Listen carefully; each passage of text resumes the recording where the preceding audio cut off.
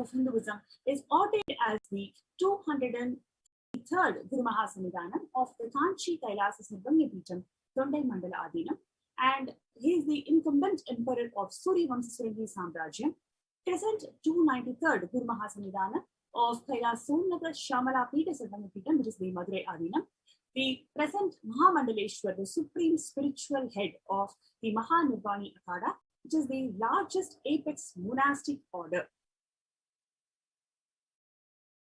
And he is the 1008th Acharya Mahamandaleshwar, the head of all the spiritual leaders of Adal Akhada, which is the ancient apex body of Hinduism. He is present to 23rd Guru Mahasanidhanam of the Dharmamukti Swargapurumadina, and he is elected as the supreme pontiff of Hinduism by the congregation of over 1,000 plus Hindu monks or Hindu leaders, pontiffs. He is revered as the teacher of Hinduism, most prolific and most viewed, read and watched. He has authored about 300 books and 10,000 articles in languages like English, Tamil, and Sanskrit, translated into 50 plus languages with over 1,000 titles. It's a huge contribution. And over 20 million copies of books and articles were sold, read, and downloaded. All of this comprises of the life solutions from Hinduism. So it's been sold, read, and downloaded for about 20 million copies. Over 10,000 plus hours of discourses, enriched over 1 billion lives digitally. He is respected as the commentator of all the sacred scriptures such as Upanishads, Bhagavad Gita, Shiva Sutras, Dharma Sutras, Yoga Sutras, Ashtavakra Gita, Jain Sutras, and so on. He is honored as the leader of Hinduism, the most awarded, internationally recognized Hindu leader. Swamiji is ancient Hindu, including the Rudra Kanyas, Rudras, Rishis, Rishikas, Bhairavas, Bhairavis, Sannyasis. He is the establisher of the largest Hindu university, Kailasa's Nityananda Hindu University, in the world with the satellite campuses in 150 countries. He is the establisher of 1,000 plus Kailasa enlightenment ecosystems. He is the founder and reviver of over 100 Sarvanya Peethas, collector of the largest Hindu library with over 1 million books, 1 million palm leaf scriptures, and digital books.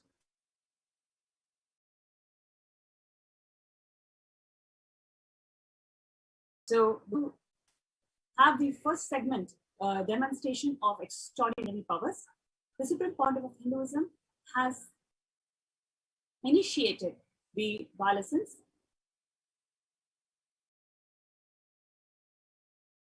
The Supreme Pontiff of Hinduism has initiated the violations of Nityananda Gurukul into extraordinary powers. These extraordinary powers are the powers of Paramashiva, and just by the initiation and the grace of the Supreme Pontiff of Hinduism, Jagat Guru Mahasanidhanam, His Divine Holiness, Bhagavan Nityananda Paramashiva, the kids are able to express extraordinary powers of Paramashiva. Today, what we are going to see is something beyond our logic or understanding, how these kids are able to demonstrate these powers, whatever we're going to see, it is just the fruit of Hinduism. These powers are all explained elaborately in Vedas and Agamas as one of the highest possibilities that the human beings can ever deliver. And Swamiji, the Supreme Pontiff of Hinduism, has enabled this beautiful science of power manifestation to the humanity. And most importantly, this science of power manifestation is enabled to the humanity effortlessly just by the darshan and diksha of the Guru, the grace of the Guru. When it falls on a disciple, they're able to express these extraordinary powers by the awakening of third eye, by awakening the Kundalini Shakti, the extraordinary superconscious energy in their third eye. They're able to express these powers. So before we get into the session, we'll just have a short break. I request the NTV operator to play the promo and let us get ready for the session of the demonstration of extraordinary powers of third eye. There are some great spiritual sciences unique to Hinduism. Subtle, otherworldly, but definitive sign manifested. The cosmic beings in Archavatara, deities in Nijavatara, living incarnations is possible. Understand? Kriya Pada of Vedas and Agamas elaborately explain the whole science of making the cosmic beings manifest in Archavatara, deities and Nijavatara, living incarnations, both. During the Bhava Samadhi Darshan, literally those cosmic beings manifest through this body.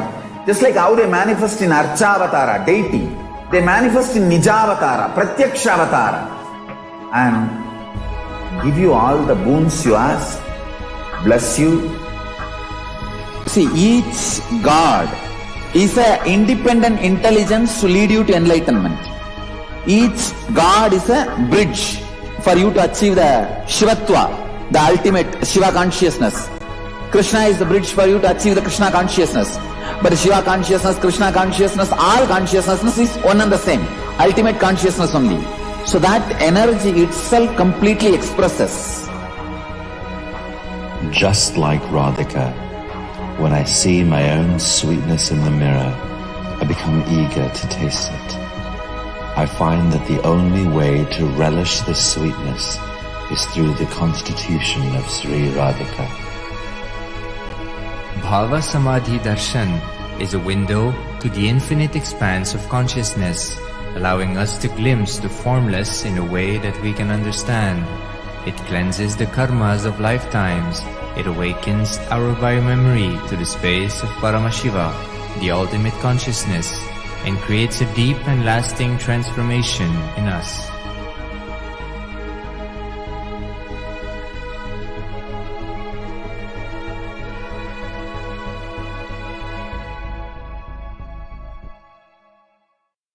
There are some great spiritual sciences unique to Hinduism. Subtle, otherworldly, but definitive sign manifested. The cosmic beings in Archavatara, deities in Nijavatara, living incarnations is possible. Understand? Kriya Pada of Vedas and Agamas elaborately explain the whole science of making the cosmic beings manifest in Archavatara, deities and Nijavatara, living incarnations, both. During the Bhava Samadhi Darshan, literally those cosmic beings manifest through this body. Just like how they manifest in Archavatara, deity, they manifest in Nijavatara, Pratyakshavatara, and give you all the boons you ask, bless you.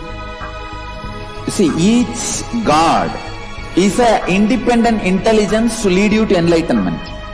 Each God is a bridge for you to achieve the Shivatva, the ultimate Shiva consciousness. Krishna is the bridge for you to achieve the Krishna consciousness.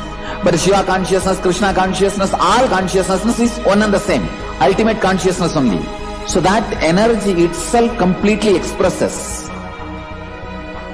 Just like Radhika, when I see my own sweetness in the mirror, I become eager to taste it. I find that the only way to relish this sweetness is through the constitution of Sri Radhika. Bhava Samadhi Darshan is a window to the infinite expanse of consciousness, allowing us to glimpse the formless in a way that we can understand. It cleanses the karmas of lifetimes. The next segment is going to be the demonstration or the manifestation of extraordinary Shaktis of Paramashiva.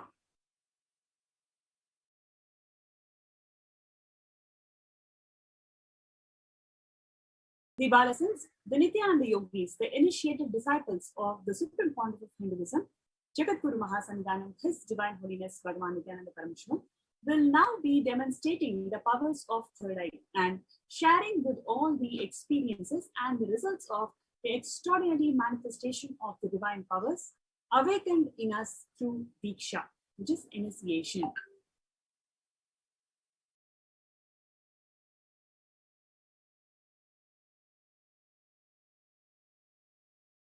In today's Bhava Samadhi Darshan, all of us will be receiving the initiation into third eye awakening and various other powers with the blessings and the grace of the Supreme Pontiff of Hinduism. We will be manifesting the following powers. Third eye, which is seen with the eyes blindfolded. Third eye is the cosmic browsing center located between the brows, which upon initiation, one can effortlessly express the powers and see through the third eye, just as you would see through two eyes. And first power is the third eye reading, seeing with the eyes blindfolded. And the second power is scanning the thought current.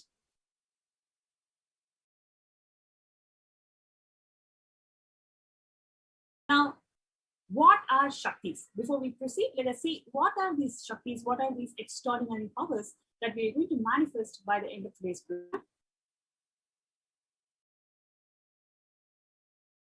Manifesting powers, or the Shaktis, as described in the Vedas and Agamas, are described as the system or the method and the science for human beings to explore the various possibilities and powers and have access to various states of consciousness. Shaktis manifest from the fundamental cognition that you are a divine and you are a man and you need to reach divine. I repeat, Shaktis manifest from the fundamental cognition that you are divine and you need to manifest divine. And it is not coming from the fundamental cognition that you are a man and you need to reach divine. Here, the foundation is that you are Paramashiva. Your unmanifest recognizes that you are Paramashiva even if you have not yet manifested it. Understand that is why what Paramashiva is revealing through this body and through the system, through this methodology, and any method is method of powerful cognition. You manifest only the Shaktis, powers, and siddhis, and not siddhis. Now let us see what are the fundamental differences between Shaktis and siddhis. Shaktis express from the space of enlightenment as a side effect of feeling connection with the divine and high integrity with the Guru. Shaktis are the source of enlightenment. Siddhis are the powers that manifest from tapas or penance for the enlightenment. Siddhis are on the path of enlightenment.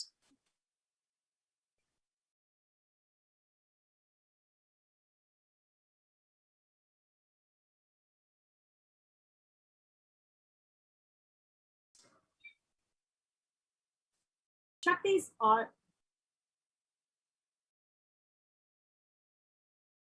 of Paramashiva manifest through ordinary human being in an extraordinary way after initiation from the avatar.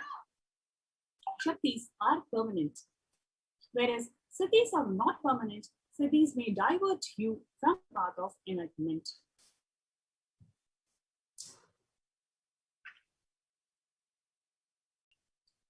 Now, who is Paramashiva, the source of Shaktis? Paramashiva is the primordial divinity in Hinduism, the ultimate reality and cause, which is self-effulgent, Swayam Prakasha, all-pervading, unchanging beyond time, space, and form of causality. As the fundamental base of Avyakta, the unmanifest, and Vyakta, the manifest existence, he performs the Panchakriya, or the 5 cosmic actions of Srishti, which is creation, Sthiti, the sovereign rulership and maintenance, Samhara, with the rejuvenation, Trobhava, pulling out of delusion, Anugraha, the liberating grace for all the living entities.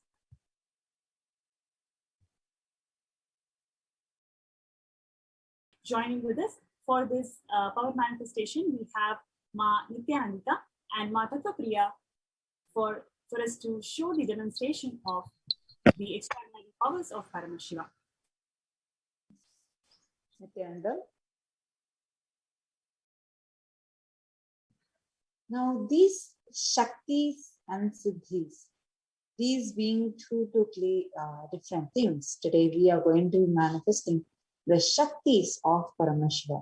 Paramashiva says just through the human body, we can manifest 463 plus Shaktis. And these Shaktis that whatever we are going to be manifesting today, are kept alive by the Guru Parampara. Now, first, before entering into that, who is the source of these Shaktis? All the Shaktis that we are manifesting, the source is Paramashiva. Paramashiva is a primordial divinity of Hinduism, who is a source, cause, self-effulgent, Swayam Prakasha. In his primordial divinity, like Ma Pranapriya was beautifully explaining, he performs the Panchakritya, the 5 cosmic acts of Srishti, creation, Sthiti, maintenance, Samhara, rejuvenation, Throbhava, pulling out of delusion, and Anugraha, liberation. To revive this science, to bring it forth to humanity, Paramashiva himself has assumed the human form, walking the planet Earth in his 1008th incarnation as the Supreme Pontiff of Hinduism, Jagatguru Mahasannidhanam, His Divine Holiness Bhagavan Sri Nityananda Paramashivam. Today, this extraordinary science of third eye and all these extraordinary Shaktis are being made available to the humanity in one of the most user-friendly and one of the most easily applicable format. Now, Paramashiva has revived the science in his human body, in his avataric body, as a Supreme Pontiff of Hinduism. But Swamiji himself, the avatar himself, was birthed after a lot of penance, rituals, and meditation from the whole Guru Parampara, the set of enlightened beings, enlightened masters, Siddhas, Yogis, Yoginis, Brahma Yoginis, Rishis, Rishikas, and various others. We all can see the pictures of Swamiji's Guru, the Guru Parampara, all those enlightened beings who are blessed to play the role of Guru in Swamiji's life. Swamiji was birthed in so many different aspects, right from the young age, be it in Vedanta, Tantra, Sri Vidya, Siddha Vidya, Yoga, Yogic Sciences, Aushadha, Mantra Shastra, Siddha Vidya, and ultimately Paramashiva Jnana and Paramashiva Vijnana. Now this science, to bring it to the humanity through the Guru Parampara, Swamiji has been extensively working, continuously reaching this out to the humanity. Now, how do we awaken these extraordinary Shaktis in us? Every ultimate truth, powerful cognition, the Jnana, which is mapped into our individual consciousness, the Prajna, manifests as powers, Prajnana. Let us now see a very short video on how this science is transmitted by an avatar into an ordinary human being.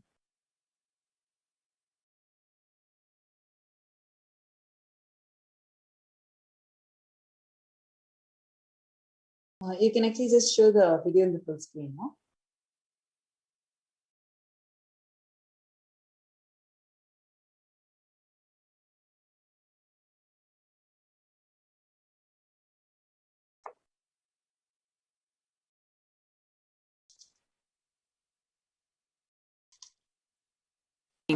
Through look, word, or touch. The traditional Vedic book Navaratneshwara states, Sarvasamapi dikshanam muktihi phalamakhanditam avirodhat bhavantyeva prasangyastu bhuktayah. The main benefit of all initiations is moksha, enlightenment.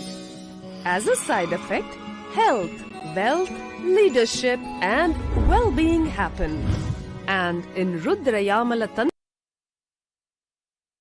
mantra, Shiva says, Devi Diksha Vihinasya Na Siddhihi Na Cha Sadgatihi Tasmat Sarva Prayatnena Guruna Dikshito Bhavet. The one who is not initiated does not attain liberation nor a better future. So by all efforts, one should get initiated by Guru. What is the science of initiation? Neuroscience has proved that the process of initiation floods the brain with energy.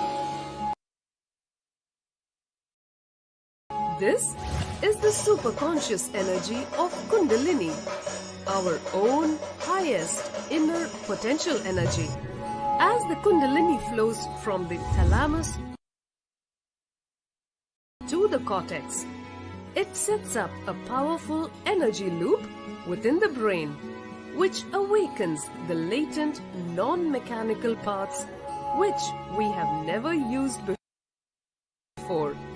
With increasing levels of coherence, the whole brain comes alive, turning into a superconductor of conscious energies that heal, empower, transform our lives, bliss and fulfillment. Initiation creates high awareness, visualization, creativity. It also slows the aging process and improves the immune system. Kundalini awakening, healing experience, levitation, teleportation, materialization. Experience the power of initiation through a range of exclusive programs conducted at the ashram. Nityananda Dhyanapitham, Nityananda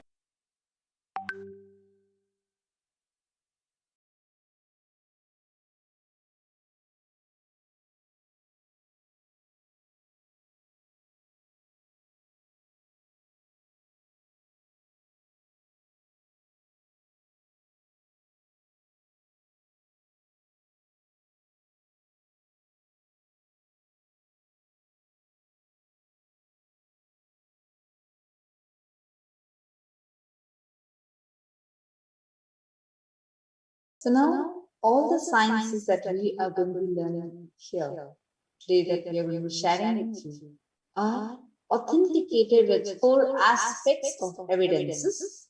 First is the Shastra Pramana, the references from the source scriptures of Hinduism. Next is the Apta Pramana, the references, evidences from the Aptas, from the lives of great rishis, yogis, enlightened beings, Vedic scientists. Third is the Atma Pramana, from the experiences of the avatar himself. So very important for Hinduism. And fourth is Pratyaksha Pramana, where we validate it with the modern day science. We establish these sciences with the help of the modern day science. Many of these experiments have been conducted directly on Swami himself. Now, all these 4 establish how it is time tested, foolproof, and applicable for the modern day, and very, very scientific.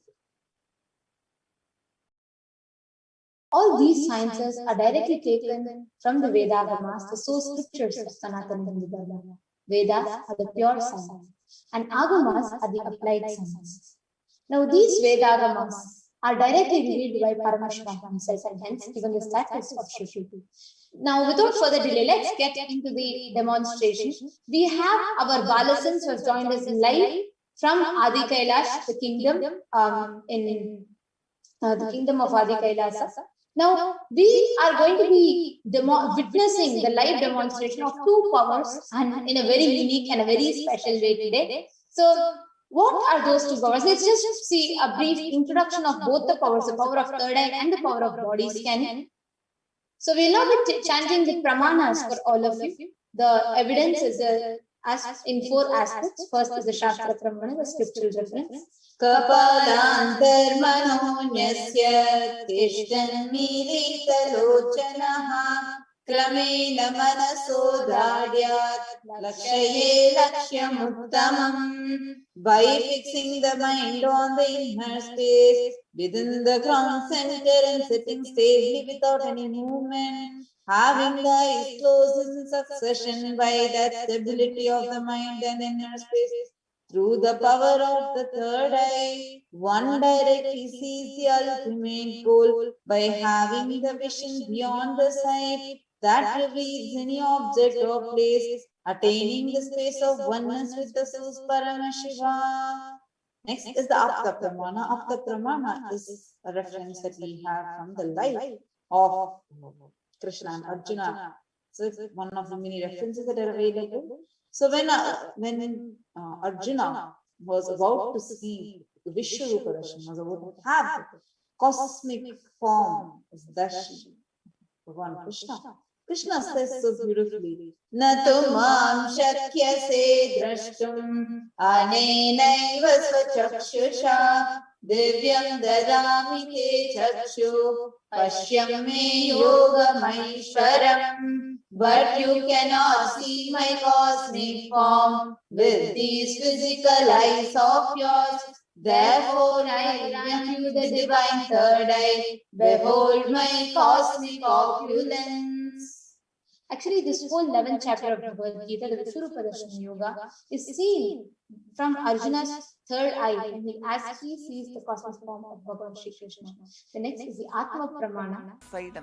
The incident from Swamiji's very own life, where at just about 11.5 years old, Swamiji was able to have Swamiji demonstrated the possibility of human beings, the potentiality of human beings, by manifesting the leela of the enlightenment experience. Swamiji saw the complete 360-degree vision, and not just seeing it, but experienced oneness, felt everything around him as one with him.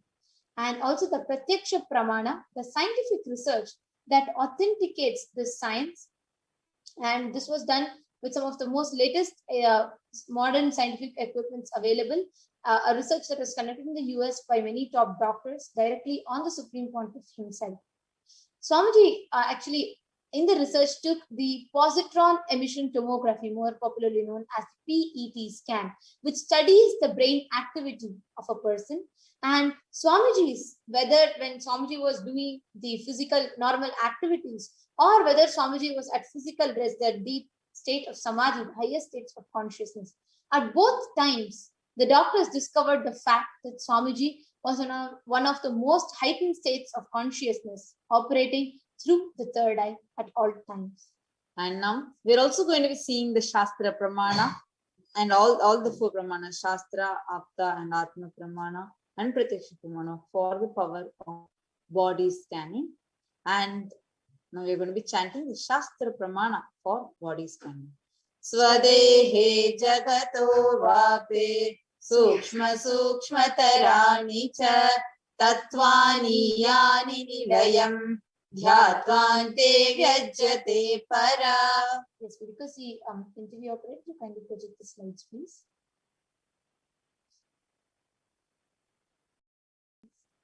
Next slide. No?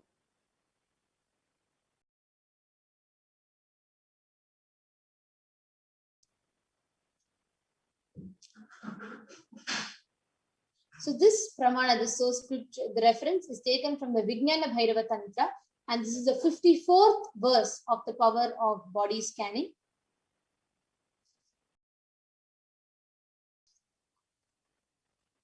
Next slide. No? Next slide. Cognize deeply that from the subtle to the subtlest constitutive principles of your whole body or of the whole universe simultaneously consist of essential reality. They are being absorbed in their source cause. By the experience of such restful awareness, one becomes complete from all thoughts, and the ultimate universal divine power, Parashakti, is revealed, and the supreme power manifestation happens. The Apta Pramana is from the story of a great Siddha. So one day a man suffering from a severe infection comes to Agastya, and Agastya does the body scanning and identifies the cause of his infection and says that there's a tere, a type of a small frog, sitting in the person's brain's grooves. Agastya immediately instructs his disciple Terayar to perform an open head surgery, and Terayar performs an open head surgery, removes the frog, and cures the person of the infection.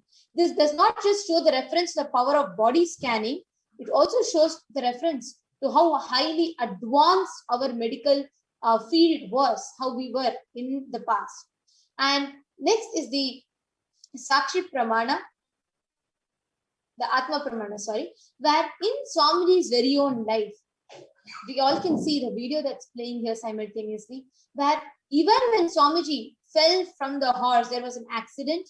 Swamiji used the power of body scanning, diagnosed what exactly the issues were, fixed it, and used the medical diagnosis only as a second opinion to verify the findings. Now, the same thing is Swamiji has initiated, given thousands of people the same experience, where people like top doctors, cardiologists, researchers, scientists, so many of them are able to use the power of body scanning to heal their own body and heal others as well. Now, without further delay, let's get into the manifestation of extraordinary Shaktis. We all can see Sakshi Pramanas where many people are manifesting it, and now we're going to see a live Sakshi Pramana, the live demonstration of these extraordinary Shaktis. Joining with us, we have the Balasins of Nityananda Gurukul. We have Manitya Yoga Pranananda, Manitya Brahma Yogananda, and Manitya Virajananda, and Manitya Kaladharananda. And they have a very unique function that they're going to be doing, where they're going to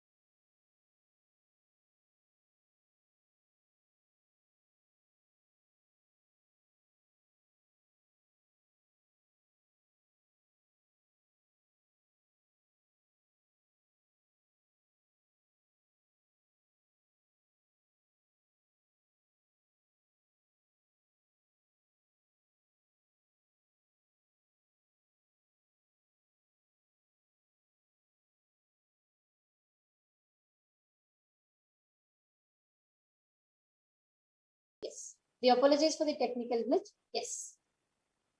Now we have the whole Balasins who have joined us, and all of them are going to be manifesting the power of third eye and body scanning simultaneously. So to everybody who wants a live body scan, we are going to be doing a body scan for all of you. And we have Manitya Virajananda, Manitya Kaladharananda, and Manitya Yoga Pranananda who have joined us, and Manitya Brahma Yogananda. Yes. Yes. So I now request Manitya Yoga Pranananda to kindly show us the IBANs and place it on the balasins that have joined us. So we are going to be having two powers simultaneously happening. So they are going to be reading out the comments, both Manitya Virajananda and Manitya Kaladharananda.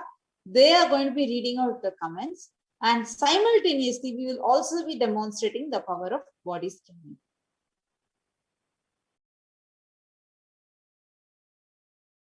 Yes, Mayoga Pranay can go ahead, show the IBAN to all viewers. Yes. So, as all of you can see, I have two IBANs with me over here. In front is an opaque sheet, and behind is a thick sponge. And this is a ophthalmologist certified IBAN. It's used for people who have insomnia, and there's no possible way of light entering. And these two IBANs will be placed on Manitya Kaladharananda and Manitya Virajananda, and they will be reading all the comments out through their third eye, and will be seeing through their third eye and manifesting this extraordinary Shakti. And they will not, there is no possible way of light entering. All of you can see that there's no gaps in the middle. It's complete sponge all around. Great, Ma. So do we have also, so since both the balasins are going to be completely blindfolded, are they having any mic or anything on their ears? Can that also be shown? Okay, so Ma Kaladhara, Ma Virja, I request you to both show your ears. So you can see there's no mic, there's no wires anywhere, anything. There's no wires, nothing. So we have nothing around them, nothing with them. Thank you so much. So now let's begin. So both of you, Ma Yoga Prana, now we request you to kindly tie both their eyes. And all the viewers, you are going to be posting the whatever, any complicated words, numbers, and any a large number, a sequence of numbers. All these you can post in the comment section of the YouTube channel, Kailas's SPH Nityananda YouTube channel. And you, Kaladhara, are you comfortable? Yes. Anybody who wants body scanning to be done for you, you can post your name saying that you want the body scanning to be done for you as a comment under the YouTube channel.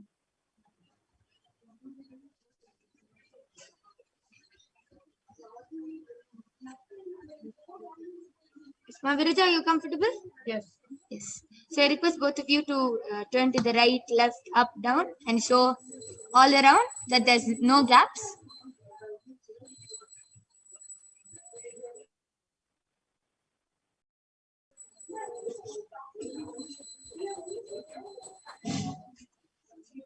Yes.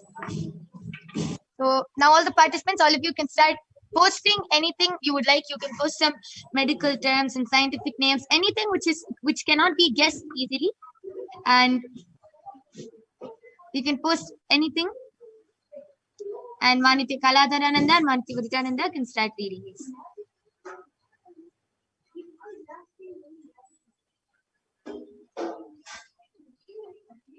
Actually, there are many people who have requested already the moment we announce. I think just so that they don't feel their names got missed out, you can read out even their names as well, and just acknowledge their comments. Then we can read even the further new comments, the latest ones.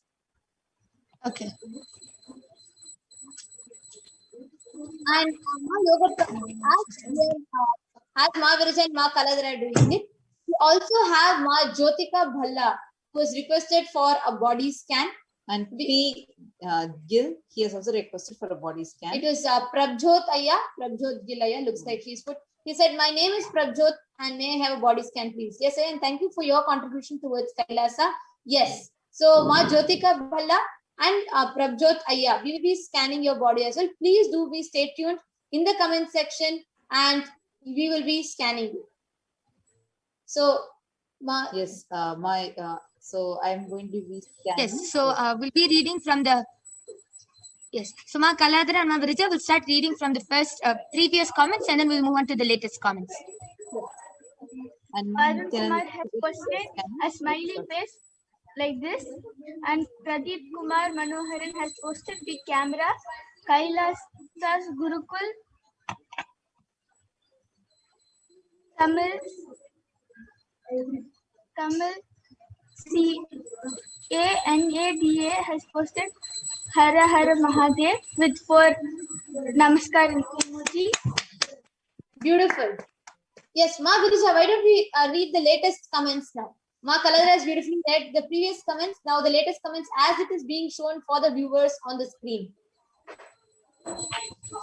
Okay. The latest comment we will see Suli for Preet has posted. My name is Chandraj Sapar said.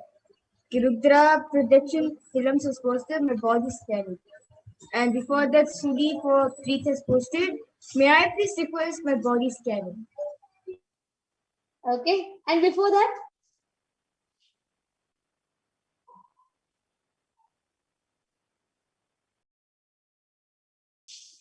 Yes. Ma Virija, before Suli for Preet's comment.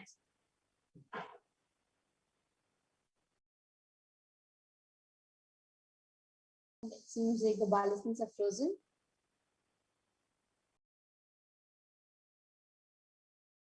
Apologies for the technical glitch. Looks like they're experiencing some internet fluctuation. Meanwhile, Ma Jyotika Bhalla, I'll be scanning you, and Ma Tattva will be scanning Prabjot Vilaya. And yes, we're having Suli for Preet, who's also requested for a body scan.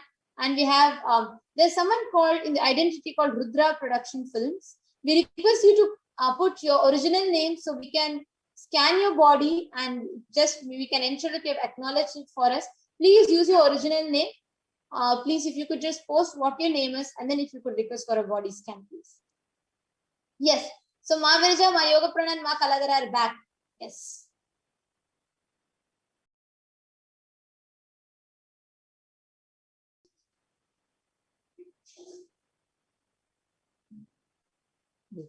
Prabjot Kilaya, meanwhile, as they are also going to be reading. I'm just going to be sharing what my third eye revealed when I scanned your body. So, Aya, first thing is that you have a lot of water retention and phlegm in your body, and you're also getting like the infection is starting. The immune system is trying its best, but the immunity has gone lower. And I'm also very clearly seeing there's so much of load coming on your liver and on your left side kidney, and the toxins level has increased in your system. You can see this because you will be actually experiencing a lot of fatigue, tiredness in your system, and you'll also be seeing there is swollen eyes, especially whenever you wake up. You will always see the eyes will have the eye bags. The eye bags will be slightly swollen because it's just a to show your body is showing to you that your kidney is actually Yes, Nityanandama. Fatal, right? It's not anything in a very chronic level, but there is so much of load that is coming on your system. And I'm also very clearly seeing because of the toxins in your system, your weight also has increased, but the nutrients that are getting absorbed into your system has decreased, which is why you are feeling a lot weaker, and you're also seeing that there's a lot of gas and digestive issues that you're having. Whether you eat or not eat, your stomach always feels more swollen, and your stomach also a lot of gastric issues are experienced.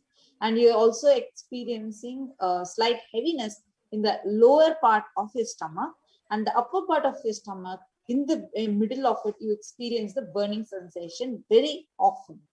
And the same thing is the reason why you feel you have dry mouth.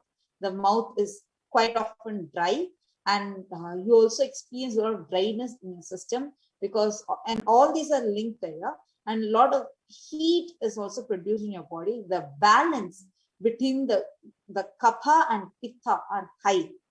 So this is what was revealed in my third eye, and you can acknowledge it in the comments. And one important thing that was revealed is for you to do Shitali Pranayama. And one other thing that came was for you to have a lot of tender coconut water and lot of cooling items in your system, and kindly drink turmeric with pepper and lemon and honey. So this is what was revealed in my third eye. And one more thing is Haritaki. So these are all the solutions that came. You can now acknowledge in the comment how much you were able to relate to. Prabjot Gilaya, this body scanning was for you, and please do get back to us on the comment section with how much of it you were able to relate to, and if you have received all the solutions. And meanwhile, we have Chandraj Prasad and Sunil Yadavaya, and we have Lakshmi Kannan. Ma Lakshmi Kannan was requested. Ma Nitya Virajananda, I request you to scan Ma Lakshmi Kannan, and Ma Nitya Yoga Pranananda, I request you to scan Chandraj Prasad Ayya, and Ma Nitya Kaladharananda, I request you to scan Sunil Yadav Ayya, the body scanning. Now we actually have Ma Virajan and Ma Kaladhara who are having their eyes closed, and they are going to be continuing to scan. So we are having. And I'll also scan Ma Lakshmi Kannan, who was requested for a body scan. Oh, sorry. We have requested for scan for someone else, but we request you to kindly make sure that that person acknowledges, they give the consent, they agree, and they are willing to get a body scan. And because this is the dharma, the integrity that we follow towards manifesting this Shakti. So, Ma Nityanandita, I request you to repeat the names, Ma. Yes. So Ma Nitya Yoga Pranananda will be scanning for Chandraj Sir Prasad Ayya. Ma Nitya Kaladharananda will be scanning for Sunil Yadav Ayya, and Ma Nitya Virajananda will be scanning for Ma Lakshmi Kannan. I request all the three, Chandraj Sir Prasad Ayya, Sunil Yadav Ayya, and Ma Lakshmi Kannan, to stay tuned in the comment section and immediately to please get back to us as soon as you receive the scanning. And Prabjot Gilaya, please do get back to us whether you were able to receive the scanning and if you heard it and if you were able to relate with it also. Now I'm going to be scanning my Jyotika Balla.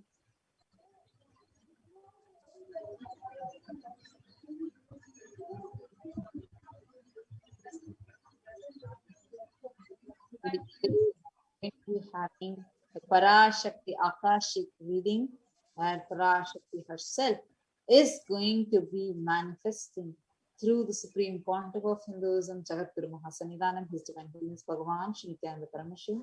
So it's really, really exciting, and we have amazing revelations. And my Jyotika Balla, actually, first when I scanned you, what I saw was mainly what exactly is happening in your body.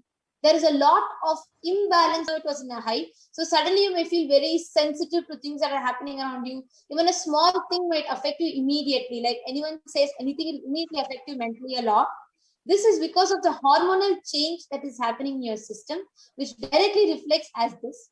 And one major thing that I saw was this hormonal change is comes as a swelling in the lower part of your belly. The lower part of your belly, that there'll be a light swelling, like an inch or two will actually increase. You will see that it will become, and it is very temporary. It is not due to your weight change, is not due to your diet. It is due to the hormonal changes in your body.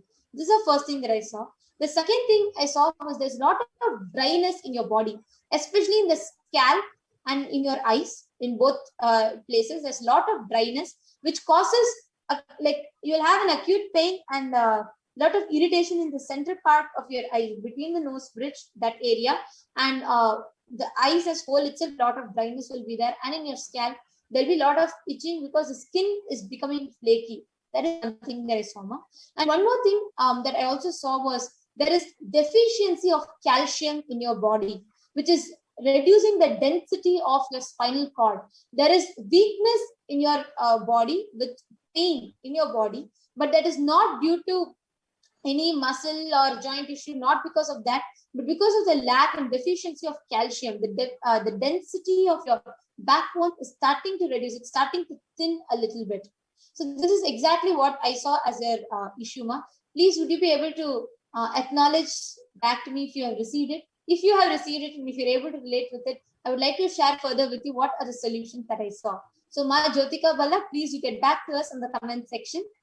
And yes. And Prabjot Gillaya, if you're still watching and if you had listened to the scanning, we really request you also to kindly comment if you were able to relate to the scan. Yes. And looks like Sunil Yadavaya and Chandraj Aya are waiting for the scan. So once the Balasins are ready, you can go ahead and share with them. Yes. So I did a scanning for Chandraj Aya, and I was able to see that first thing, you're diabetic, and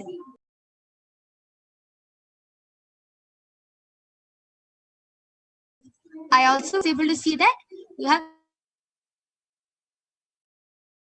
like a lot of layers of pitta have formed, and when it's like there's a lot of chemicals in that, it's not organic, and that is not that's not going along with your body, and because of that your body reacts to it by showing skin allergies or stomach pain. I just wanted to tell, I was also able to see that layers of pitta. Sorry, my yoga prana, sorry for the interruption, but just wanted to tell, we all can see live actually that on the screen we can see Prabjot Gil Aya has gotten back saying 100% I can relate, and sometimes I have a pain in my left shoulder. Do you know what that could be done? It feels like really pain. Thank you for getting back to us.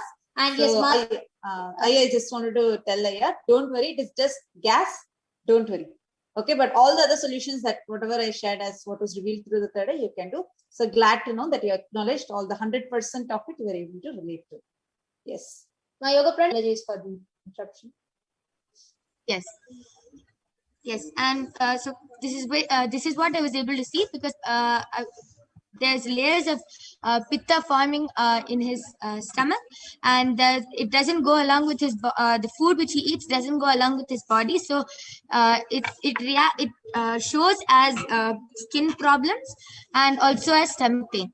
This is what I was able to see, and I'll just be repeating. I also saw that he was diabetic and yes, that he has kidney stones. Yes, and all right. So Chandraj Aya, please do get back to us on the comments if you were able to relate with what Ma Yoga Prana has scanned for you. And yes, and Mansa Kalarananda, would you like to go ahead and share now what you saw? Yes. So I had scanned for Sunil Yadav, and what I saw was he has allergy in his skin, which is due to his anger, and also he has a skin allergy due to his anger. And the second thing which Parameshwara showed is he's very restless.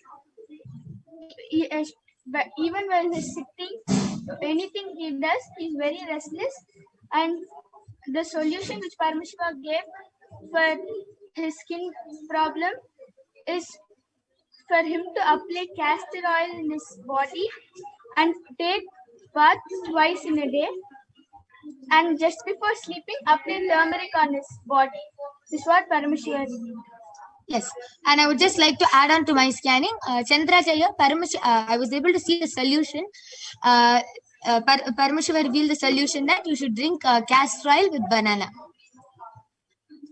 every day, and for your skin also, the more you do detoxing, automatically your skin will start healing, and also be aware of the vegetables and the fruits which you are getting, because the ones you're currently getting right now is not organic, and there's a lot of chemicals with it.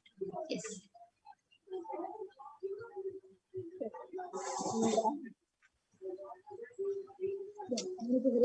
Please, would you like to go ahead and share now?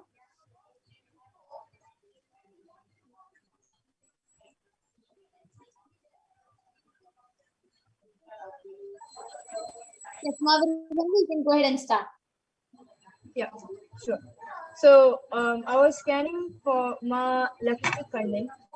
So what I was able to see what Parmish was showed that she gets irritation in both the eyes, especially towards evening time.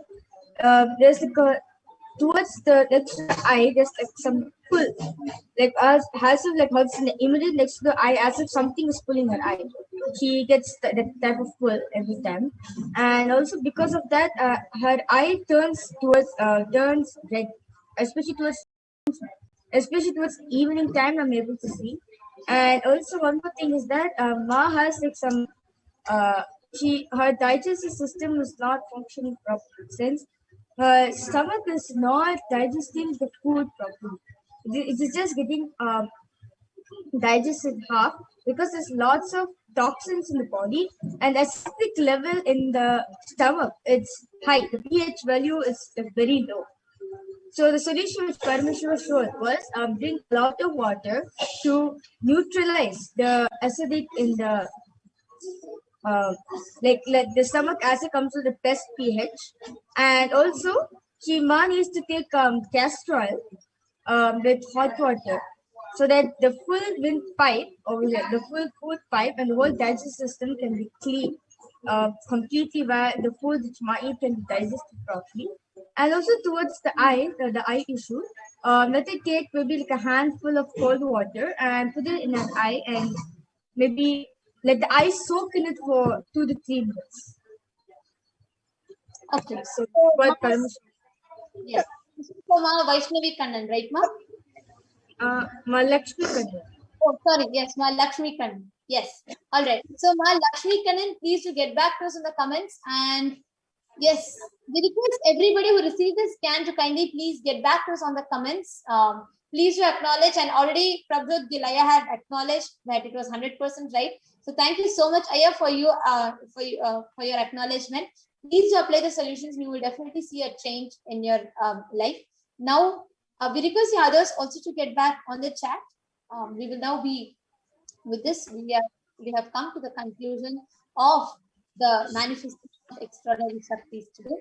We will now be moved to a lot of further exciting segments that we have today before we receive the live Akashic readings from Devi Parashakti herself. So we request everybody to stay tuned. We're now going to be entering into the next segment. So we thank the Balasins, Nityananda Yogis who joined us, and all the viewers and everybody who took part, who volunteered for this segment. And we will now be entering into the next exciting segment after a short break.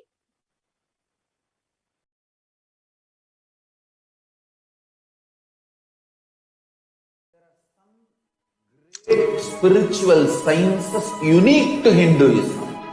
Subtle, otherworldly, but definitive sign. Manifesting the cosmic beings in Archavatara, deities in Nijavatara, living incarnations is possible. Understand?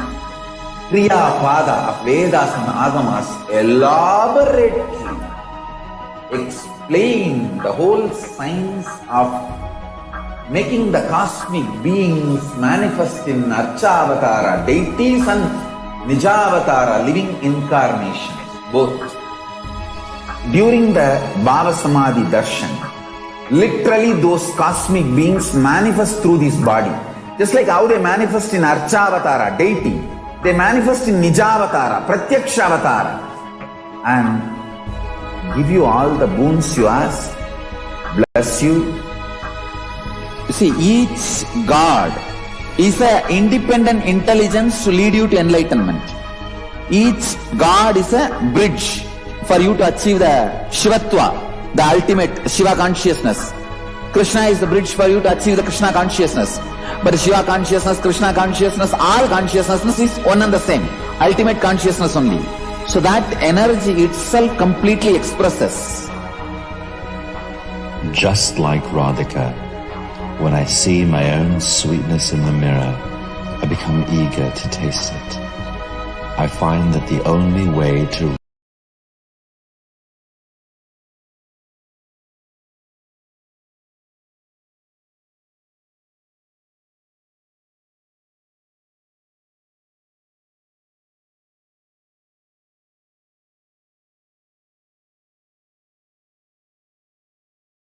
relish this sweetness is through the constitution of Sri Radhika. Lasting transformation in us.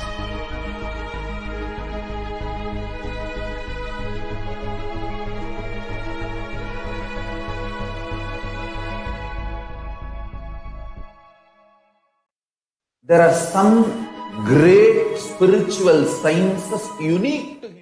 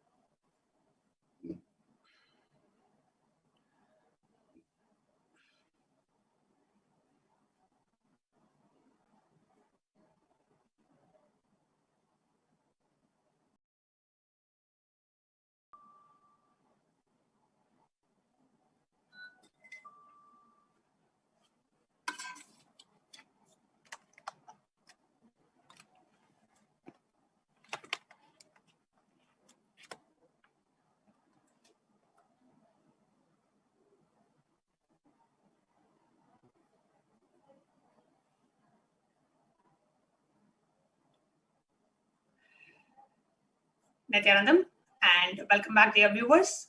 The next segment of today's program, we are going to be learning about what are Akashic records. A quick introduction to what are Akashic records and what are readings from the Akashic records.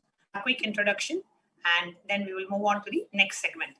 So for those of you who are joining us for the first time or who have been watching these Akashic readings, but you are not sure, okay, what really is happening? What is the Supreme Pontiff of Hinduism reading every day is what we are going to explain now. Akashic records. Now, Akashic records, as you can see in the slide that's projected, they are records created in space. Okay. Now, in the dimension of space,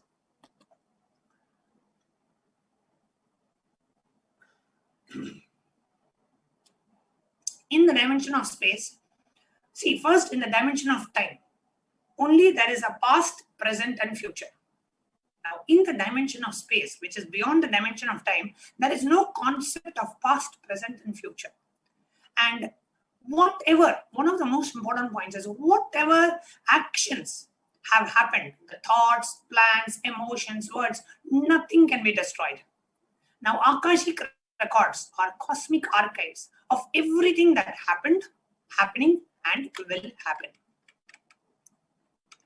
Akashic records are verbal, visual, 5-dimensional document. Whatever is happening is continuously getting recorded. All the information you collect from all of your births is in your DNA.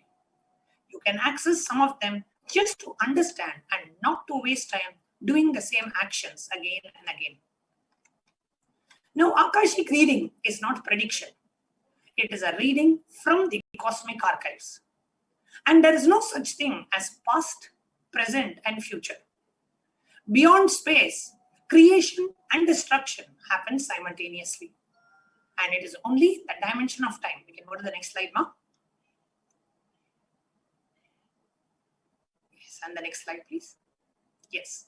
Only in the dimension of time creates the past, present, and future. That is why in the Akashic records, whatever we think has happened, happening, and yet to happen are already recorded. In Swamiji's own words, Swamiji says, nobody has the right to comment on these readings. Nobody has the right to manipulate these readings. Nobody has the right to interpret or comment these readings. That is why the Akashic readings, which are actually happening in the Moola Moli, means the original language, which is the source of both Tamil and Sanskrit, has to be shared as is.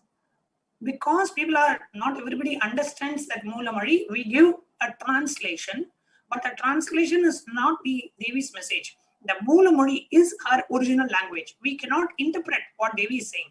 It has to be delivered in the way it has to be delivered.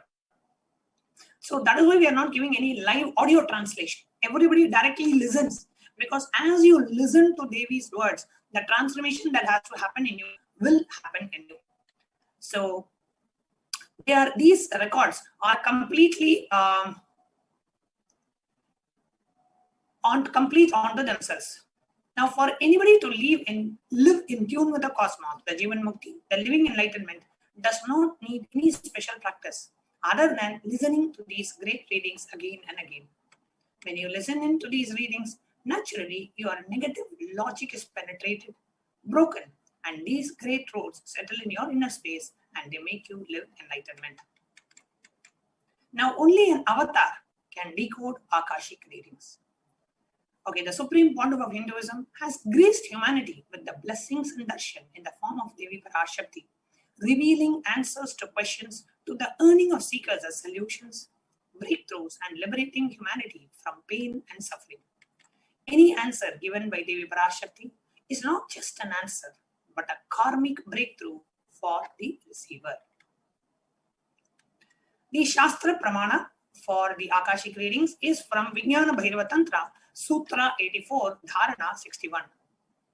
Akasham vimalam pashyan kritva drishtim nirantaram stabdhatma takshanat devi bhairavam vapurapnuyat.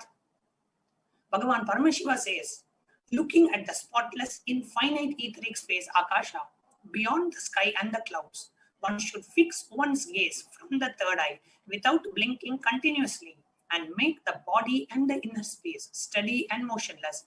In that very moment, one attains the nature and the powers of the infinite space Akasha. And there are so many disciples who have experienced the benefits of these Akashic reading, the Sakshi Pramana. The Apta Pramana, the reference from the Hindu scriptures, is from the great epic Mahabharata, where Vidura goes to sage Maitreya, who reveals the secrets of his birth and why he took birth and who is he. He was in fact an incarnation of Yamaraja. That's why he was always on the path of Dharma. He never swerved from the path of Dharma, and he did not even participate in the Mahabharata war, because his Dharma told that he should participate with the king, but his consciousness, his life knows that Krishna is the ultimate. So he doesn't want to fight Krishna. Neither he is able to join either side. So he decided to step away from the war and maintain his Dharma. Always lived on the path of Dharma. And it was told that he took this birth. His current birth was actually as a Shudra, because he was cursed due to his previous actions by one of the great rishis, Manduka Muni. And then in terms of the Atma Pramana, Swamiji's own experience of these Akashic records, reading how Swamiji reads the Akashic records. Reading Akashic records is just like opening a screen and the words appear in front of his eyes. And the original words, we can actually move to the next slide now. The original language that the Akashic readings happen in the Moola Modi, the original language, and the Supreme Pontiff during the Devi Parashakti Akashic readings reads it in that language, reads it directly in that original language. It's not Tamil. It is the source language of both Tamil and Sanskrit. And those languages, like whatever appears, just is being read out by the Supreme Pontiff. And then we give a rough translation. But it cannot be an exact translation of what was conveyed, because more than the words, more than something gets transmitted during those Akashic readings. The Supreme Pontiff says, all the information you collected in all your previous DNA is stored in your biomemory. Once we know, we don't have to waste time doing the actions again and again. And you will have a choice to consciously interfere into your life and change your default future. Akashic readings will reveal, okay, if you go in the normal course of your life, what is your future going to be? But you do have an option to consciously interfere, which can change the course of your life. So accessing the DNA code, reading the Akashic records will be useful to you to be liberated from your default future, bringing an end to binding cognitions, known and unknown suffering, leading you to experiencing enlightenment. and only an avatar can decode these Akashic records. And not just Swamiji can decode, Swamiji's blessings as Parashakti can update, edit, alter, modify, add, delete the Akashic records. Now, what you can ask in these Akashic readings, the most accurate and the unbiased answer. You can ask anything related to your personal life, your spiritual life, professional life, relationship, career breakthrough, or in your spiritual progress, or about your guru-disciple relationship. Anything you can ask. You can even ask about global issues, things that are happening in the world. Yesterday, again, Devi Parashakti reiterated about the Pfizer and the Moderna vaccines, said that you can take those vaccines. Don't take any other vaccine, but these vaccines are okay to take. So you can ask about anything, about the global issues, when the COVID pandemic will end, and so many things that you can ask that are disturbing you or you are seeking an answer for. So this is a quick introduction to Akashic readings. And next, we are going to look into an introduction to who is Devi Parashakti after a short break.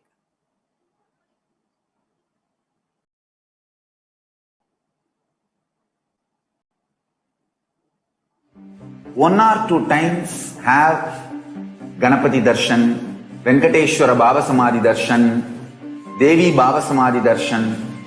By third time, fourth time, you will see every prayer you are asking those beings, Ganapati or Venkateshwara or Subramanya or Parashakti. Simply those prayers become reality, and the relationship between you and that cosmic beings built.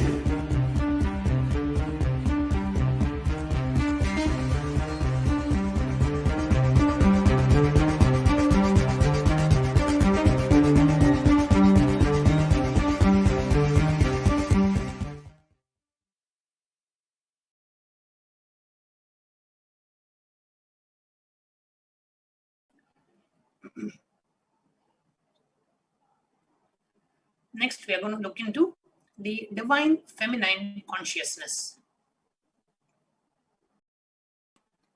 Understanding about what is divine feminine consciousness. First, we will be presenting to you about some of the Dhyana shlokas. Dhyana shloka means the shlokas in the Vedic tradition which describe the very form of Devi Parashakti, whose darshan we are all going to have today, and how to meditate on her form. Dhyana means meditation. Dhyana shloka means shloka for meditating on the form of Devi Parashakti.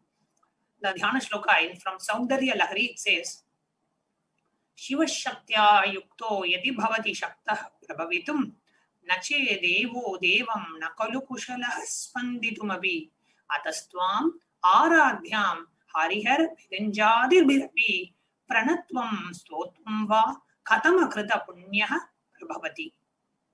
Lord Shiva only becomes able to do the creation in this world along with Shakti. Without her, even an inch he cannot move. So how can he, one who does not do good deeds or who does not sing your praise, become adequate to worship you, O Goddess, who is worshipped by the Trinity, by Brahma, Vishnu and Shiva. The next Dhyana shloka, Bhavani tvam dasi mayi vitra drishtim sakarunam iti stotum vanchan kadhyati bhavani tvam itiyaha tadaivatvam tasmai disasi nija sayujya padavim mukunda brahmendra sputa makuta nirajita padam. If anyone has wish in his mind to pray, you Bhavani, my mother, please shower on me a part of your merciful look. Even before he says, you Bhavani, you my goddess, would give to him the water falling from the crowns of Vishnu, Rudra and Brahma at your feet and grant him the eternal life in your feet. Devi is the ultimate feminine consciousness. All the great things, she is the source Shakti from which everything happens. Devi is the cosmic womb. Devi is the cosmic mother, and her cosmic womb from which billions and billions of universes comes out and goes in. The source where both the Big Bang and the black holes happen. She is the source Shakti. I like to explain the source as an example. Let's say you have a snow mountain, okay? Now, from the snow mountain, you take a handful of snow and you make the first person. From the snow mountain, you take a handful of snow and make one more person. From the snow mountain, you take another handful of snow and you take like all of us, right? Each of us are one small snow doll made out of the snow mountain. Okay. So the snow is the source. Devi, the snow mountain is the source. All of us came from the snow mountain. Means each snow toy, which is human beings, all of us came from her. And once whatever the play is over, we are going to merge back into the source, merge back into the snow mountain. So we all came from her, continuing to reside in her. Even when the snow is removed and made as a small toy, the snow remains as a snow. And it has all the qualities of a snow. And there is nothing different between Devi, the source Shakti, and us. So this is what it means. Swamiji beautifully explains with this example. So Parashakti is that source Shakti, the source power from which all of us came, in which all of us are even now, and into which all of us are going to merge. It is like a wave. Starts from the ocean, stays in the ocean, rises in the ocean, and falls back into the ocean. We all start from Parashakti, stay in Parashakti, rise in Parashakti, drop in Parashakti, and merge back in Parashakti. She is the main deity of the sacred feminine, the Shakta worship. And this divine feminine consciousness is very unique to Hinduism. One of the unique contributions of Vedic tradition is this sacred feminine worship. And even if everything from the Vedic tradition is lost, the Supreme Pontiff says, if this Shakta tradition is kept alive, everything can be revived. Because this is the seed for all other traditions. And Hinduism has at least 10,000 sampradayas. If all the sampradayas are lost, but just this one Shakta sampradaya is maintained, the whole thing can be revived, because the mother worship, it carries the blueprint of the whole Vedic tradition. In Supreme Pontiff's own words, the sacred feminine worship is the hologram of the Vedic tradition. There is no enlightened being on the planet Earth without worshipping the sacred feminine, including me. I am basically a Shakta. I myself followed Devi worship. From beginning, if you see, my biography and all the deities I carved, the darshans I had, all are mother-based, Devi-based. Sri Ramakrishna Paramahamsa says, Shiva is Brahman, but Devi has the key to reach Brahman. Unless she opens, nobody can reach. Even though the husband is the owner, the key will always be on the hip of the mother. Either you have to fall at the feet of the mother, or those small sons of the mother, they can touch and remove that key. Nobody else can touch. So either surrender to the mother or to the people who are closer to her. And now we are going to share with you how when Bhagavan Paramashiva, when he incarnated as Lord Sundareshwara, Bhagavan Sundareshwara, he did so many miracles. When Bhagavan Paramashiva came down as Sundareshwara, the most beautiful, handsome form, and Devi Parashakti manifested as Devi Meenakshi, both of them together, Lord Bhagavan Sundareshwara and Devi Meenakshi together created the enlightenment ecosystem of Shyamalapita Sarvajñapita, the Madurai ecosystem, which is the oldest Hindu papal state. And in that, as Devi Meenakshi was taking care of the kingdom and administration and as a queen, Bhagavan Sundareshwara performed various miracles. He used to, always be on the banks of the ocean, and he used to have his own Bhutaganas around him. And he used to do so many miracles. And today, we are going to share one such miracle performed by Bhagavan Sundareshwara. The story of Indra, how the god of heaven got absolved of his sin. During the Kreta Yuga, which is the fourth quarter,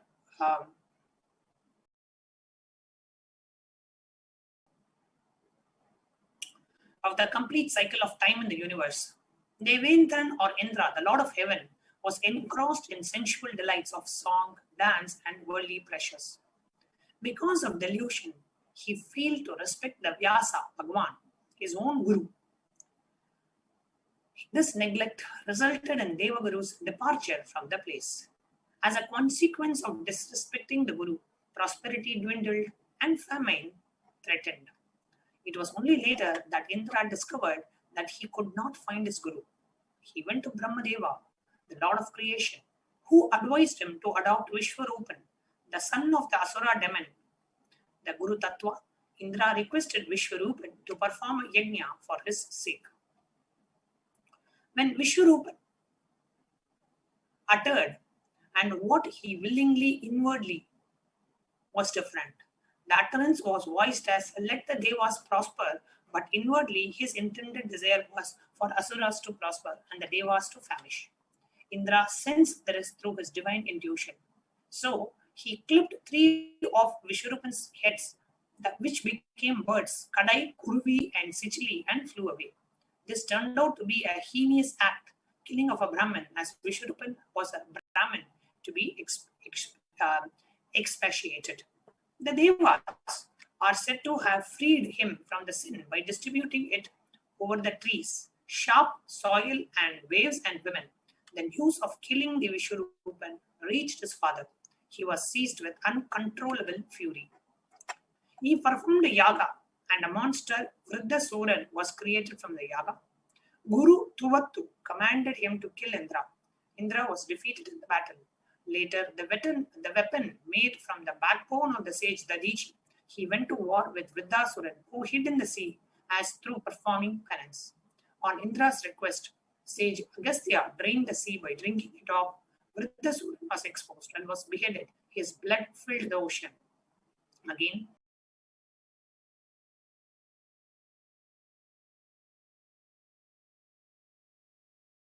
Indra was seized by the sin of Brahmahati, the sin of killing a Brahmin. Then, as advised by his guru, Vyasa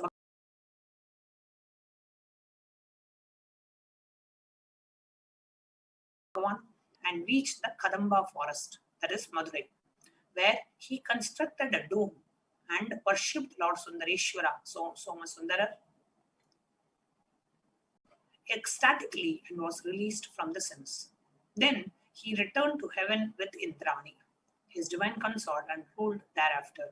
Thus, worshipping Lord Somasundara at Madurai, he was absolved of all the sins. Finally, even though he went to so many different pilgrims and all that, at the end of the day, finally, worshipping Lord Somasundara in Madurai, who is a living presence. The Shaivite saints, the 63 Shaivite devotees of Lord Paramashiva, they are called the 9 Mars. How Bhagavan Paramashiva brings out the devotion of his devotees. See, one side Paramashiva is performing Leelas as Sundareshwara in Madurai and continuing to perform Leelas. On the other side, how he brings out the integrity of somebody's devotion, the authenticity, the Shraddha in their devotion, how Paramashiva brings it out and shows it to the world. So today, we are going to see a story of Ennatti Nathar Nayanar. The life of Ennatti Nathar is described in Tamil Periya Puranam by Shekidar, which is a hagiography of the 63 Nayanmars. His name is Ennatti Natha, means the Lord of Generals. Ennatti Nathar was born in Yeyunanur in Chola Kingdom. Yeyunanur is located on the banks of the river Harisol, the southeast of Kumbakonam in the Indian state of Tamil Nadu. A brilliant swordsman and a general in Chola military himself, he was also a tutor to Chola princess in swordsmanship. He was a Shaivite, a devotee of Paramashiva. He became rich owing to his prowess and spent his wealth on serving the devotees of Paramashiva. Atisuran, a rival fighter and tutor, became jealous of Ennatti Nathar's popularity. While Atisuran boasted of his superior military skills, his skills were inferior to that of Ennatti Nathar's talent. Atisuran came with his best students and kingsmen and challenged Ennatti Nathar. The winner would continue to run his training school. Ennatti Nathar accepted and charged towards the opponents with his relatives. With Ennatti Nathar's leadership, his side won the contest, slaying many of Atisuran's comrades. Defeated by Ennatti Nathar, the cowardly Atisuran himself escaped death by fleeing from the battlegrounds. The Periya Puranam repeatedly refers to Ennatti Nathar as a lion and his opponent Atisuran as the fox. Following this, He understood he could not defeat Ennathinatham by fair means, and the cowardly and the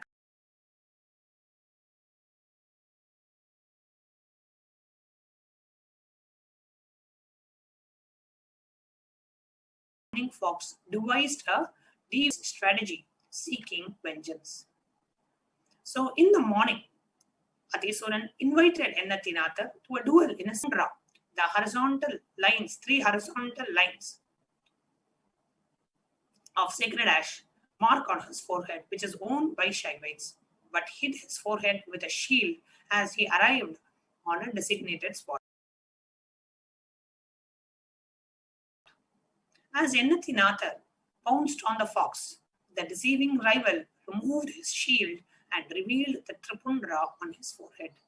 The stunned, instead of slaying a Shaivite, Atisuran, the Ennathinathar decided to die himself. However, he did not lay down his weapons, as he did not want Atisuran, the Shaivite, to incur the sin of killing an unarmed man. Ennathinathar stand still in a pose as though he was combating, but did make his attempt to fight as he awaited the fatal blow from Atisuran. As Ennathinathar fell on the ground, Paramashiva, pleased with this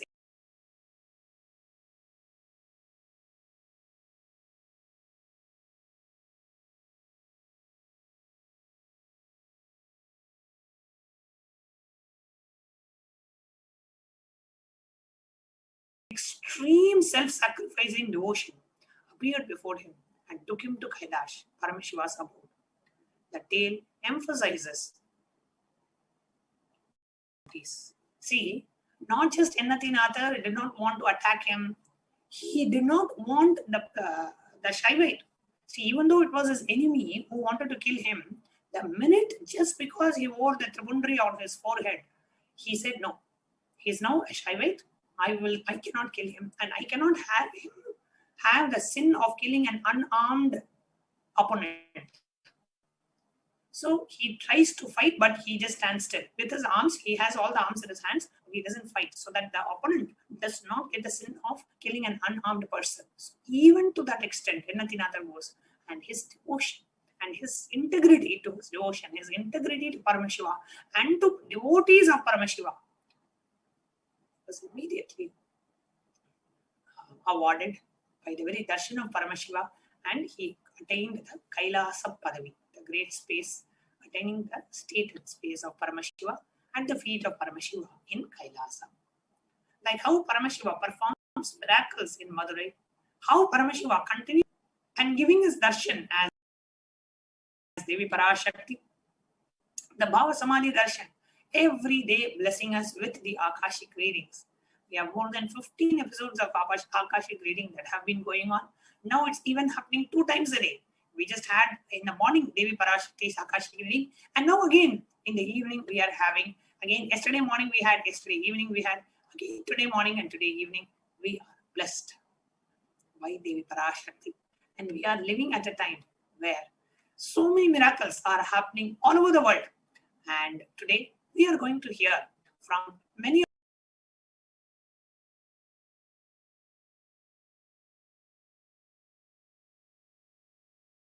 of the devotees, disciples, followers of the Supreme Pontiff who have been blessed by Devi Parashakti with the divine Akashic readings, and what miracles they experienced in their life. After a short break.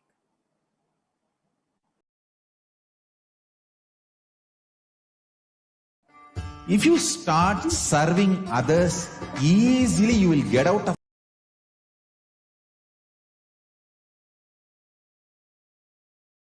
many obsessive compulsive reactionary patterns and suffocations, because obsessive compulsory reactionary patterns are always centered on selfishness, arrogance, violence. If you start serving others, everything will become all right. All over the world, I want the Rathotsava to happen. From Guru Purnima to Navaratri. I want all Annalayas to be open to people. Give free food with the free library. Food for stomach and food for consciousness. Both.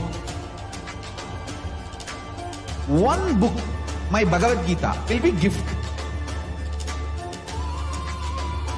Go from house to house, door to door. Collect whatever people can.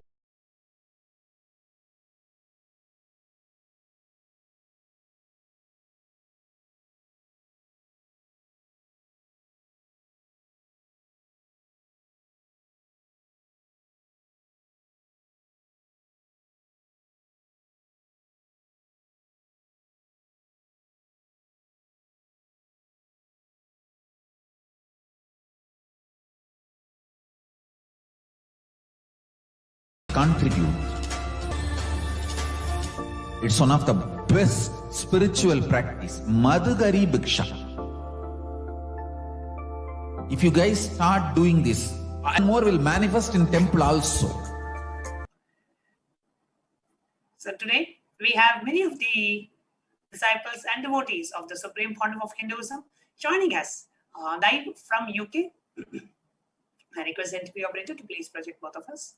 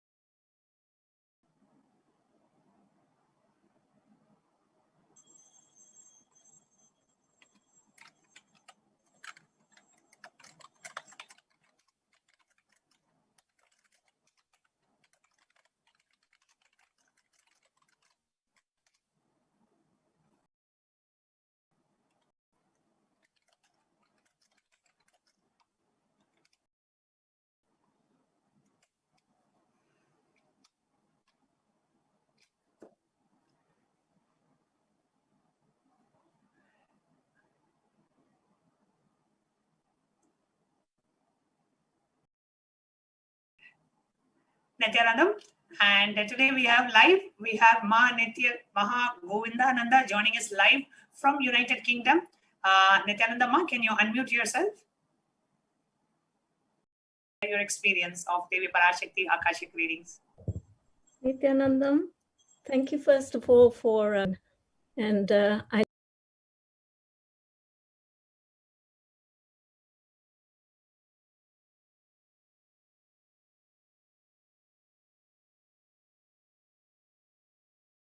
live in London. It gives me great pleasure to be speaking about the Devi Akashic readings. And before we get into it, I just wanted to warn you that there may be a doorbell that rings when I'm sending a parcel to Swamiji. So please forgive me if that happens. So where do I start? The Devi Akashic readings, I have to say, are probably going to go down in history as the most incredible happening on planet Earth, especially at this time when we are seeing so much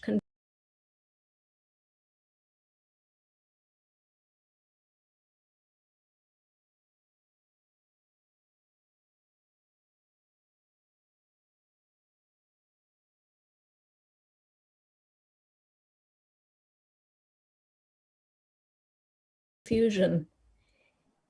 As Magyanatma said, the cosmic mother who gives birth to the universes, the mother who gives birth to black holes, has landed on planet Earth, on His Divine Holiness's body to come and address all our concerns directly, in a very compassionate way, in a very precise way.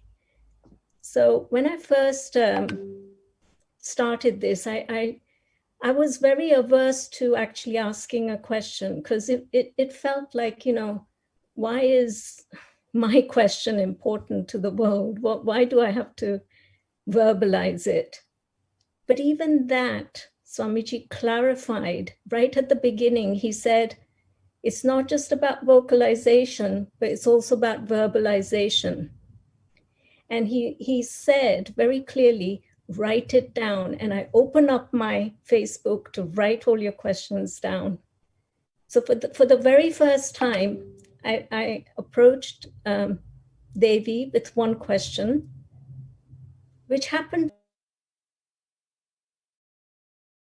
Yanathma knows that we've been working on a project and bringing entities together. And, I was thinking of, well, if you're setting up a bank, what would that look like?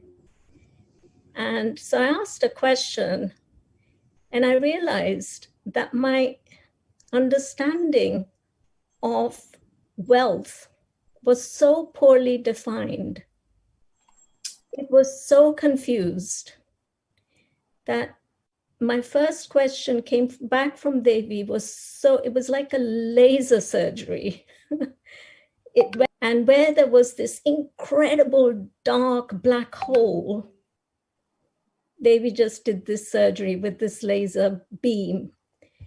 And when the message came back, I was kind of reeling, I was saying, what does it mean? What does it mean?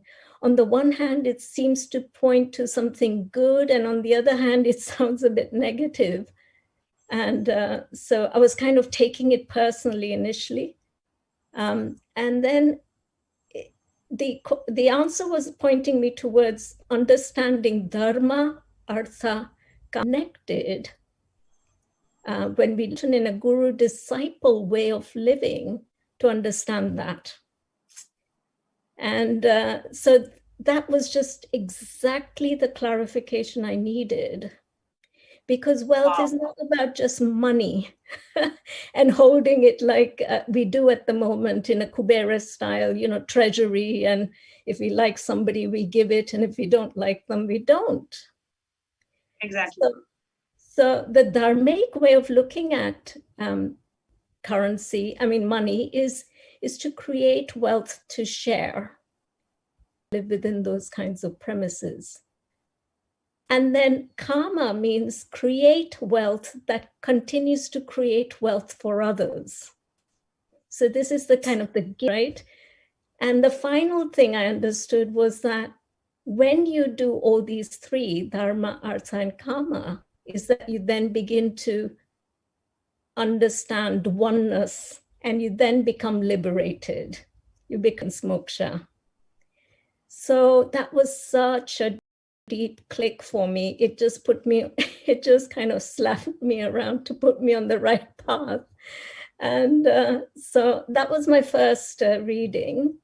The second reading was I just wanted to just share with our viewers. See, the path of dharma, artha, kama, and moksha, the four arthas, purusharthas of our life, which is dharma, artha, kama, and moksha. Our life was based on an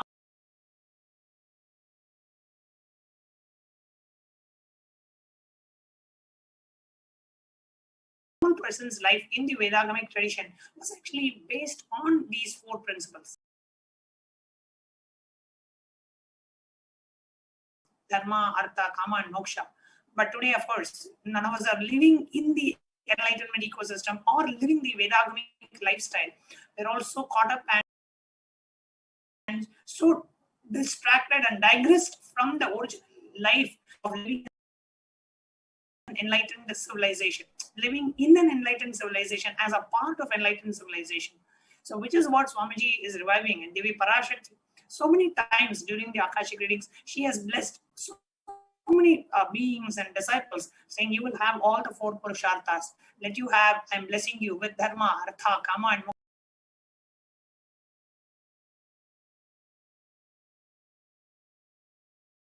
moksha.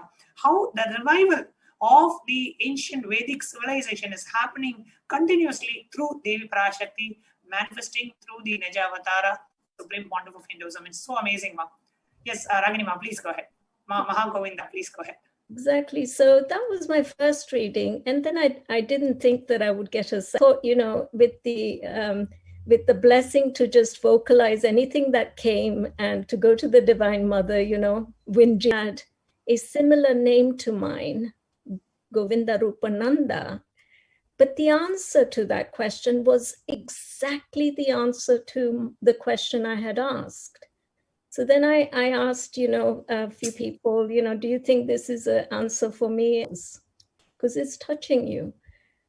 But what was very interesting, Ma, was that I had consciously left out my brother from that question, because there is still incompletion there. And Devi put my brother in the answer. So he said, I will help your mother and your brother. And I felt so kind of touched. But even though you didn't put brother in the question. No, but the answer was absolutely. Oh my God. So again, that made me think, wow, this is going so deep, pointing so deeply at stuff, at the incompletions and all the dark matter that we have residing, deep within us. And she's just putting light right.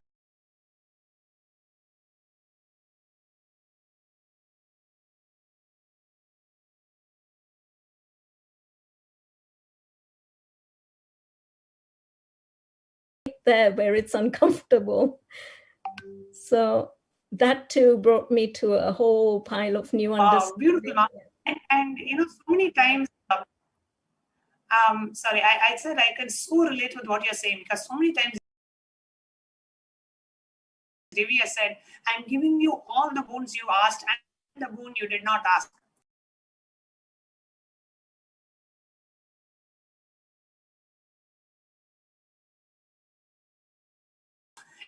Many times we think something and we don't ask, or we want something to happen, but something stops us from asking. Like you said, you wanted to add a brother, but you consciously didn't put it because of some incompletion that was there.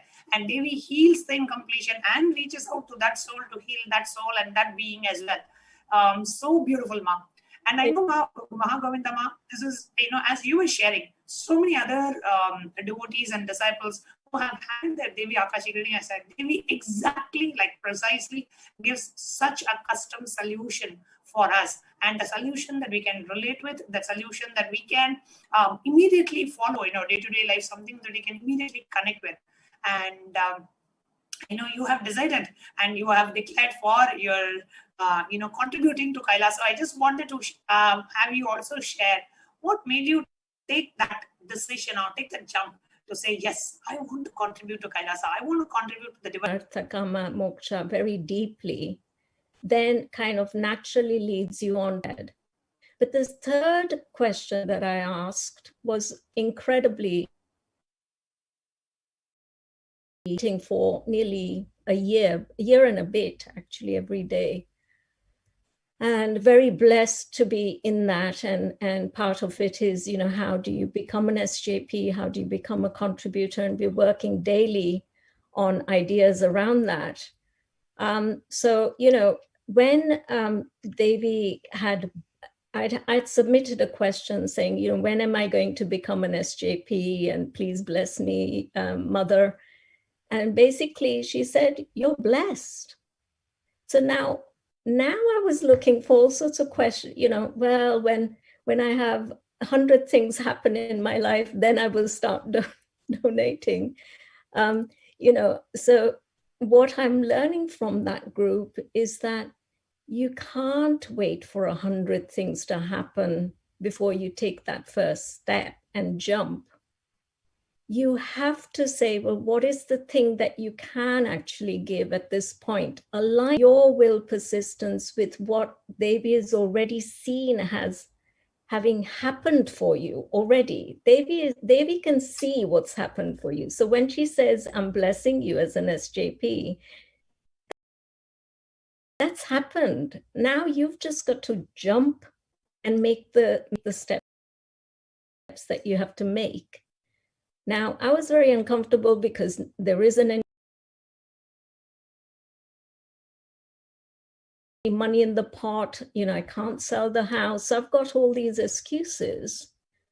And then I thought, well, what's the very precious thing that I can give? And the only thing that came to my mind is that over 10 years, I've been buying gold and silver and copper deities, building up my temple in such a way, my altar, that I've got all these wonderful, all the deities of the Hindu tradition that one can buy are there. And every morning I do my puja depending on what day it is, what star it is, what, you know. So I thought, well, I just said, right, I'm donating that to Swamiji. And what came back was Swamiji said, I'll gladly receive it and I will use it in my own prayers. And that happened on my birthday. And so I was just so elated, so sort of, you know, and when, and that's the parcel that's about to be taken after, I'm sure it's the DHL person's going to come and take it just as this finished. So everything is happening in time. And everything is happening magically in some ways. Beautiful. Beautiful. Thank you so much for coming and sharing your experience, Ma Mahagovindananda, and hope you have a great journey along with your Guru and along with all of us in Kailasa. Thank you so much for coming and sharing live. And thank you so much. Let your parcel of your beautiful gift and your contribution to Kailasa, let it become a part of Kailasa. Thank you so much for your contribution and your support. Thank you for inviting me, Ma. Thank you so much. Nityananda. Nityananda. And before we move on to the next devotee who's here to share, let's take a short break.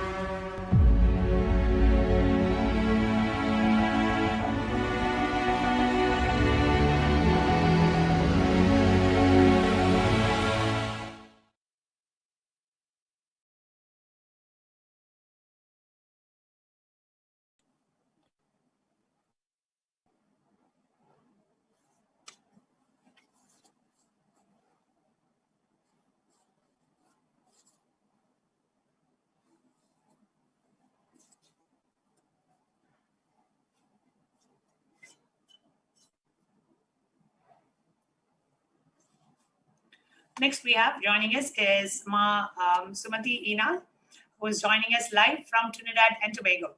Nityananda, Ma Sumati, if you can please go ahead and introduce yourself. Nityanandam. Nityananda Ma.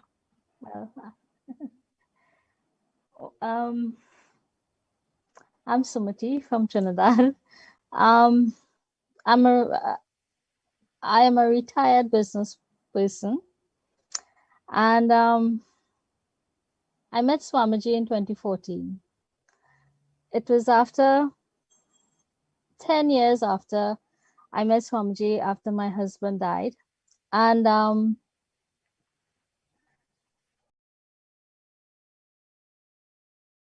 meeting Swamiji was like the best thing I could have ever had.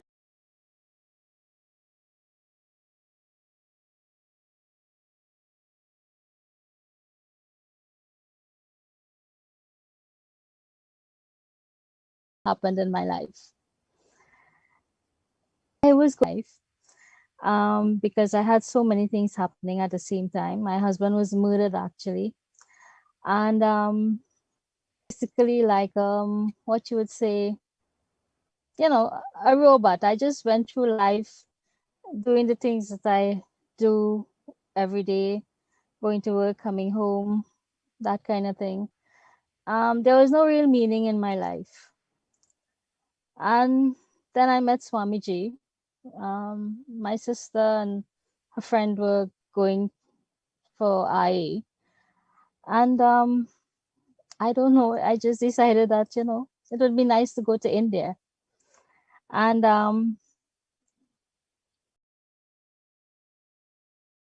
that's when, I met Swamiji, and it's like everything that I went through, all the pain, all the suffering, I mean, all the small things that was bothering me, the big things, I mean, it just went away. It's like a dream. I mean, even yesterday, actually, I was talking about it with my sister and my mom. And that part of my life is like somebody else lived that part of my life. I don't remember what it is like to feel that pain, or, sometimes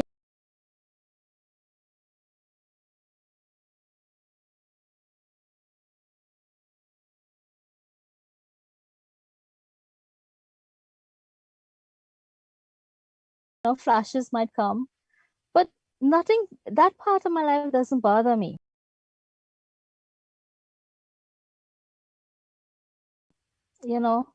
It's like, as who is living, each day that person is dying, because every day we get up, I'm a new person.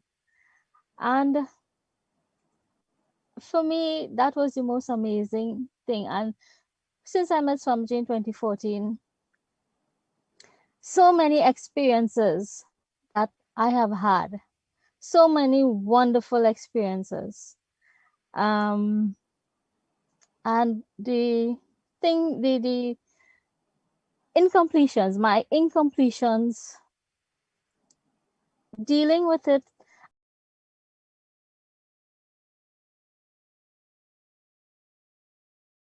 At first, I resisted. I guess many people resist at first with the incompletions, and you going through that period where you have so much resistance, then you resist Swamiji, you resist everything, and then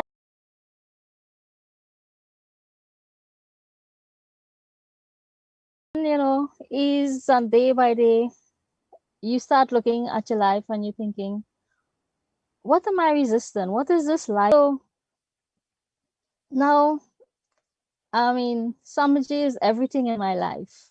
Every single thing, he's to me,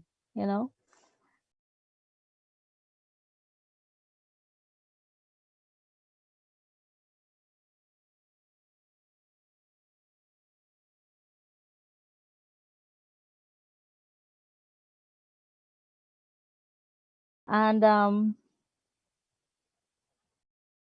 basically, and the first thing I would do is look at Swamiji's photo and thank him for this day.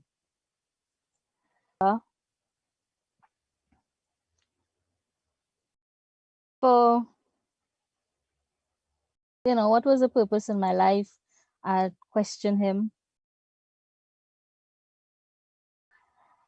The first eye that I went to, and the only answer I got was, let it happen, let it happen, let it happen. And that confused me. I just didn't know what was it that was letting it happen.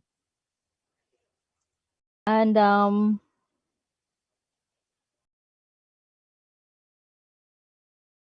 in this Akashic reading that happened, I just sent in the question to find out what it meant from Devi.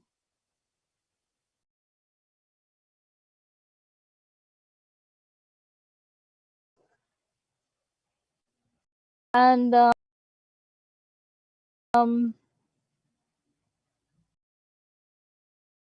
heard my name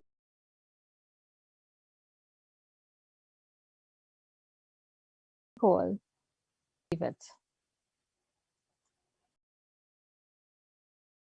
I sat there with my hands folded, not understanding what she was saying, but hearing all the muktis,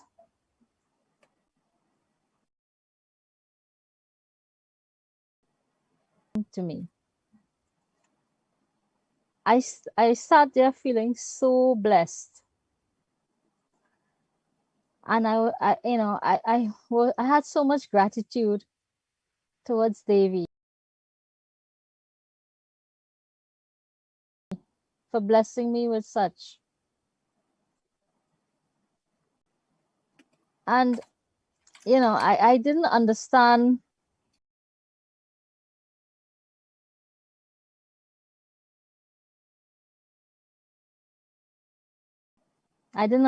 Ma.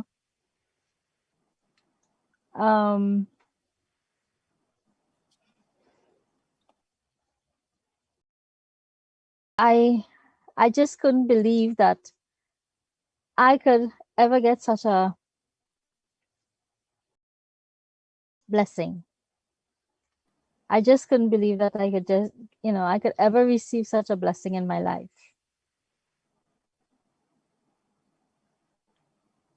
At that point, I felt such an overflowing of love and gratitude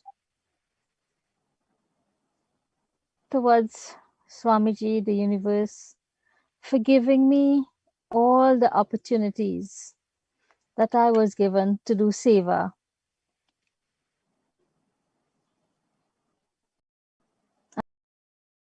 I mean, doing seva is the greatest thing that you can ever do in your life.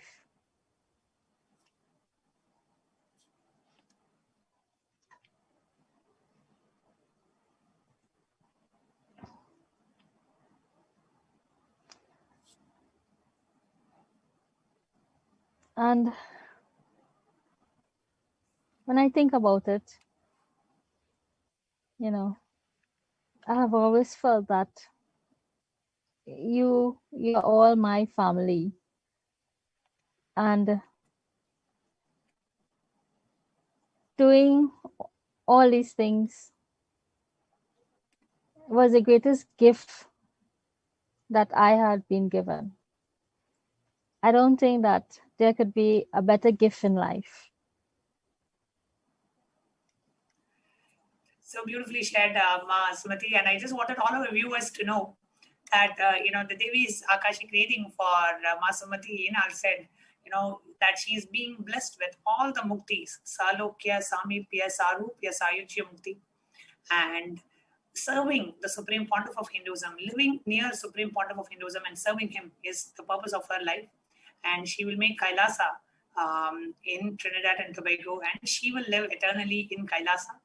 And Devi Parashakti also told her, I will give you all the prosperity, my daughter, and you will never have less of anything or any suffering. You have served me and my people with such great seva. And the sevas that you are giving, you give place for me. I will give permanent place for you in Kailasa. Whatever is mine is yours, and you will live with me. And imagine you are getting this kind of a reading from Devi Parashakti herself.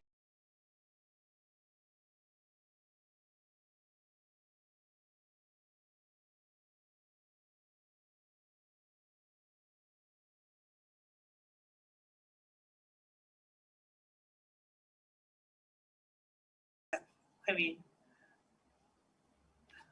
when you heard that, Sundari, what really happened to you? What did you feel inside you? Honestly, it was like a surreal thing for me, because to get such a blessing is like nothing I could ever imagine in my life, And Devi herself is telling me, whatever is hers is mine. I mean, that is like, truly the mother, your mother is saying, you just feel that, yeah, whatever is your mother is yours, right? You feel that connection, you feel that, yes, this is truly my mother, my mom, and there was so much bliss happening in me, so much gratitude. I think I was overflowing with gratitude. Inside of me, I was thinking, honestly, thinking that I didn't do so much in my life to get such a blessing. What it is that I did, what was the huge things that I did that gave me this blessing. It was just like, I don't know, it was just unreal for me. It took some time. My country, that has been my dream since I met Swamiji. Is like, I want to have a huge sangha, I want to have a huge temple. I mean, so many things, and even at one time I was even thinking of at one time I was telling the members in my sangha I wanted to sell my house to at least buy a piece of property and start building, things like that, because for me, when I met Swamiji, I wish I could have personally taken him up like a deity and go and share him for everyone, because what I felt, what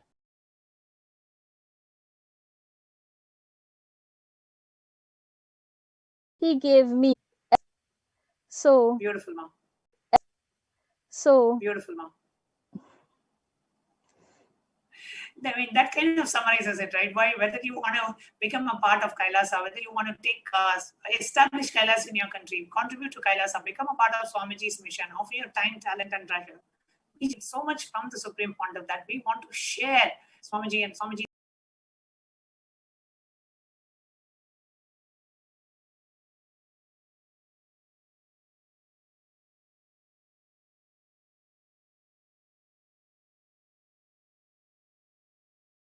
Teachings to the whole world. And thank you so much, Masamati, for coming and joining.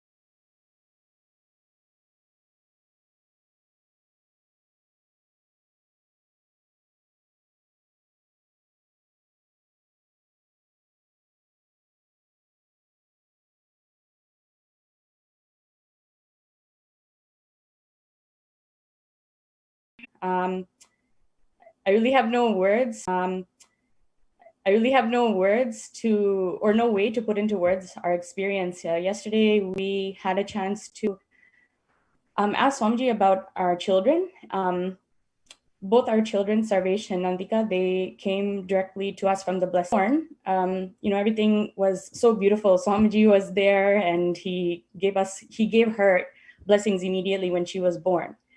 And just before I left the hospital, they were, checking her to make sure everything's okay and that it would be, safe to discharge me.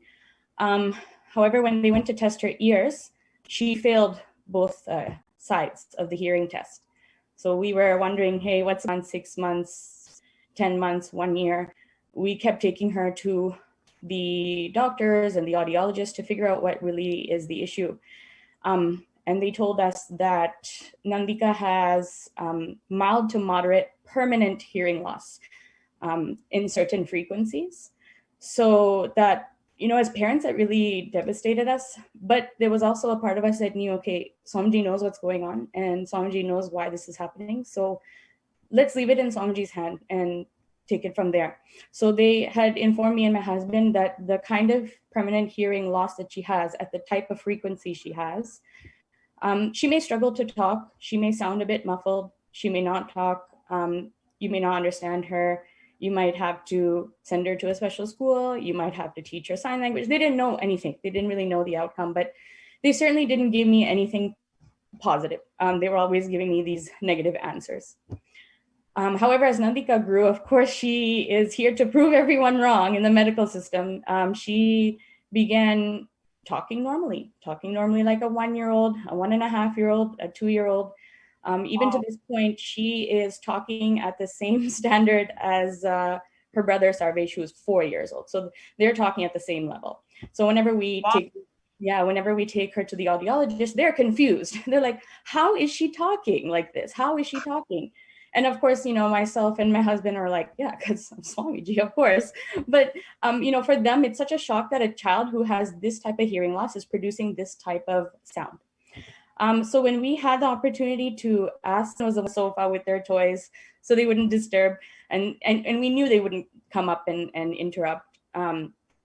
So my husband asked, Swamiji, your daughter Nandika is facing this challenge in the Western medical system, and they're saying this, but we know that she's hearing through her third eye. Can you give us some guidance?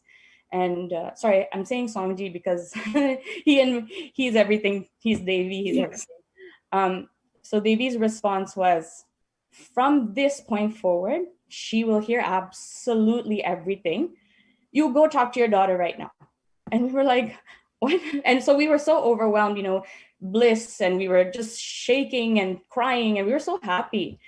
And Devi asked us, she said, don't worry about it. She can hear. She'll hear everything. You go talk to her and she will understand every word you say. And then he asked, what else we wanted. So we actually were talking to Devi for some time. And after about maybe 5 minutes, Devi herself went back to the topic of Nandika. We didn't bring it up again. She went back and she was even more ferocious in her space and said, your daughter will hear. Bring her to me right now. And I want to talk to her. And so if you remember, like, we were upstairs in our bedroom and our kids were downstairs. When Devi said, bring her to me, I will talk in her ears. When we turned around, she was already in our bedroom. She had got up off the sofa without us knowing, climbed up the stairs and followed Devi's command and sat right in front of my husband so that Devi and Nandika can see each other. And he basically initiated her into all the Dikshas. He actually initiated both the children into all the Dikshas and spoke to her and said, you will hear everything now. I'm giving you my blessing. I'm living inside of you. So go live happily. And, as a mother, you do everything you can to give everything you can to your kids. And when things happen like this, you don't know what to do. You feel almost helpless as a mom. But then when the ultimate mother takes care, as this mother, I'm relaxed, I'm happy. And it never really bothered me what the audiologists and doctors were saying, because I can hear my daughter speak very clearly. Everyone can hear her speak and communicate. But this experience with the fact that my daughter from downstairs where she was, heard the command of Devi and came upstairs by herself, a 2.5-year-old, that shows that frequency has opened up. So we're forever grateful to Devi, to Swamiji, to the whole cosmos, to the whole of existence for this experience that shows my husband and I who Devi is, who Swamiji is and what it means to receive their blessing. Even if it's just a blessing of Tatastu. Tatastu means let it be, let it happen. Blessed to take him to Adi Kailasha, and Swamiji directly blessed him. Swamiji put his hand on my son. And when Nandika was born, I always thought, when will she meet Swamiji? When will she meet Swamiji? And it just so happens she met Devi. She's the Devi in our house, and she connected with the Devi of the cosmos. And now the Devi of the cosmos is living inside my daughter. So it's such a beautiful experience. And reason we wanted to share this was for people to understand what the Vak means. Vak means let it happen. So when you receive the blessing from Devi, let it settle in you. If she gives you instructions, do the instructions. It's just a mother telling you, like as a mom would say, clean up your mess, you clean up your mess, right? So Devi, if she gives you instructions, you take her instructions and you do it for the best life. If she doesn't give you instructions and says, I will take care of it, then you relax in that blessing because there's nothing else that needs to be done. If she's responsible and taking care of everything, then why do we worry and have fears? There's no need. So I really want to thank Swamiji for always giving me such a grand experience. And now giving me this experience with Devi has been out of this world. So thank you, Swamiji. I'm so happy. So beautifully shared.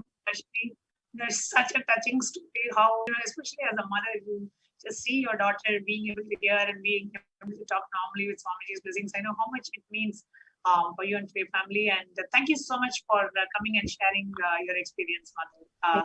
Ma Shiva Jnana Yogananda, right? Shiva Jnana Swarupananda. Shiva Jnana Swarupananda.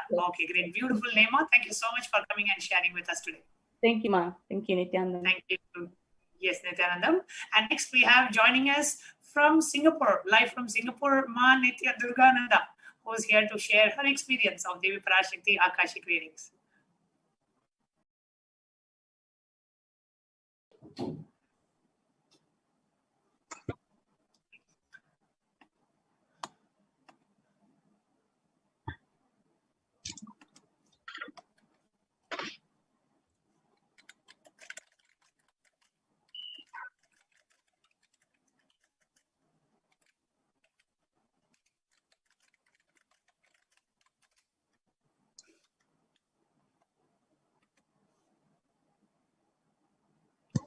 Yes, I request NTV operator to please go ahead and yes, Nityananda Ma.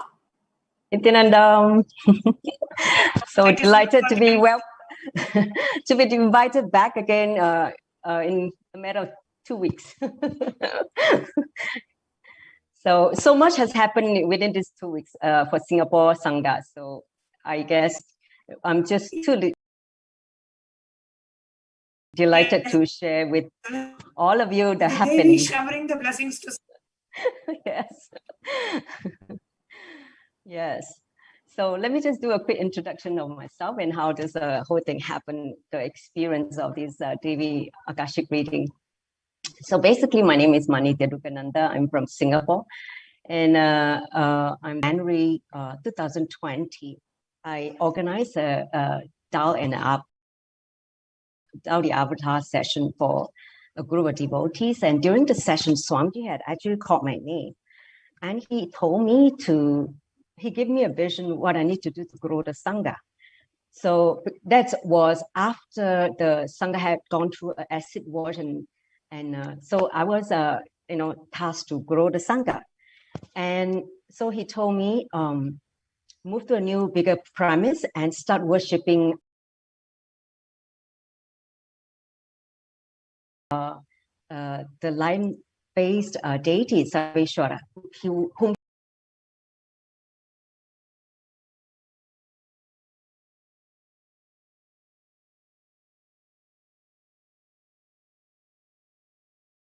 he's going to send. So that was in January last year. And then subsequently, the COVID-19 happened, the lockdown happened. So we were literally so in the end, what brought us another blessing is Swamiji made us focus on basically stabilizing the Sangha. That was what I focused last year. Stabilize the Sangha, grow the Sangha, bring more authenticity, integrity to the Guru and all that. and also start training new people who have joined, and they becoming part of the Sangha and feeling connected to the Guru. And that was what I did for the whole of last year. And then we got invited into this massive project, the Paramashiva Ganas project. So that went on for like almost 4 months. And so many things happened, a lot of transformation, the stamina increase, everything just, sort of, we've gone through a training during this whole COVID-19 pandemic, where the world was in lockdown and, in state of fear. But for us, we were like, like sharpening polishing ourselves and sharpening when the time comes, we're ready. So that was what happened. And then this year, just actually last month, after Swamiji completed the Pachipatari Bhatram on the Tamil New Year, we were told that there's this Akashic reading by Devi Parashakti. So I just filled the form and submitted my question. Basically, it was I was requesting to get her blessing to grow Singapore Sangha, to include Analaya, Nyanalaya. So all those new things that Swamiji talked about that we always wanted to do but didn't have the bandwidth to do in the past. So little did I know, it was like an avalanche of showering the moment I make a request to understand what I should do to help to grow the Sangha. So basically, according to what she blessed, this is what she said. So she said in Singapore, start worshipping Sarveshwara, basically Paramashiva with a lion face, and Kailasa in Singapore will blossom. And he said 100 crores of well will manifest, and she will shower all the blessing to all the devotees. So we will have the 3 lion face deities.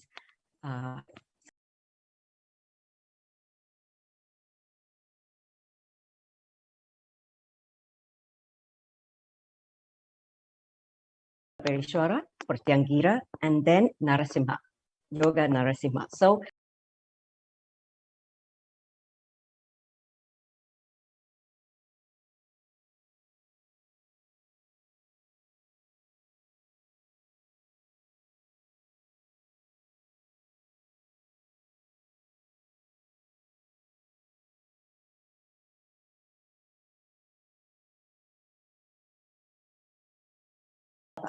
so that was Sarveshwara deity.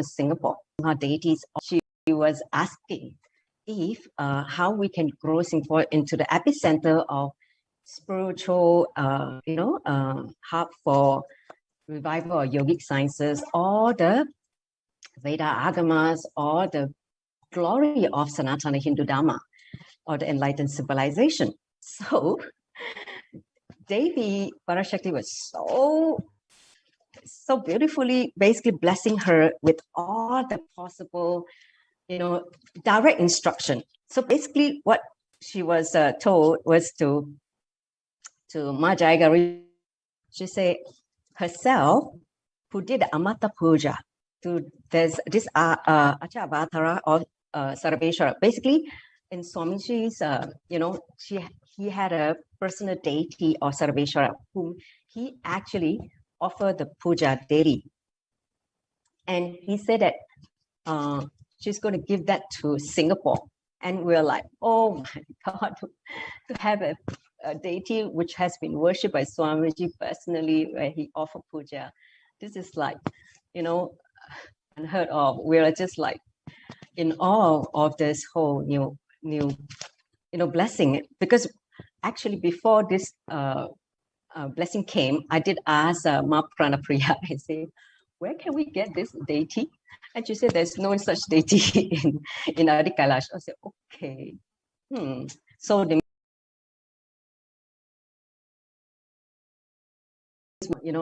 that we're going to get, Swamiji's personal deity, Sarveshwara, and it's going to be, sent to us, and graciousness,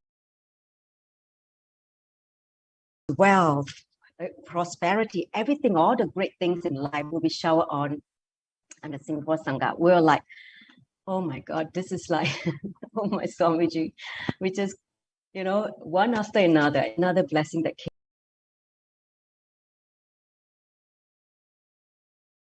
from Devi Parashakti. Then another devotee, Ma Kim, asked about how to make this temple happen. We all know that this is going to come. And she was actually almost ready to, raise the fund by selling 2 of her properties. And then came the answer. She said, don't need to sell. I will shower you with the wealth and money and you'll make Kailasa Singapore happen. So we have like all the components. First, she gave the vision. Then next, she said, I'm going to send the deity. And then the third, I'm blessing with all the wealth and money and all the things that is going to make this grand happening for Singapore.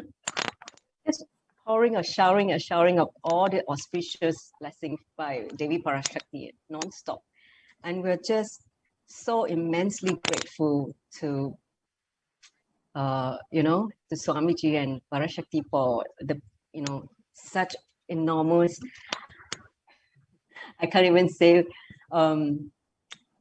all the good fortune and all the blessings that we have received so far. So right now, the whole Sangha is all charged up and inspired to really, really manifest. And we are starting to work on, it's almost like when the vision was given, the whole Sangha suddenly become alive and become, they're working together.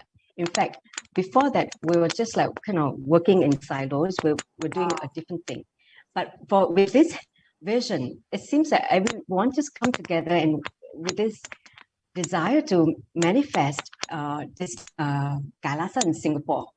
So everything just kind of fall in place. I can tell one thing for sure. During this whole time, Swamiji was with us all the time, even through the ups and downs. He was just guiding the whole Sangha, protecting the people whose Guru Bhakti should not be destroyed by the abuser, and guiding the people who are supposed to.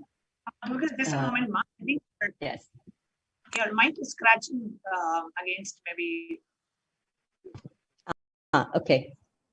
Yes. Go ahead. Is it better now? Yes, much better. Please go ahead. Yeah. Okay. So basically, I can say that throughout the whole time, we can literally feel Swamiji's invisible hand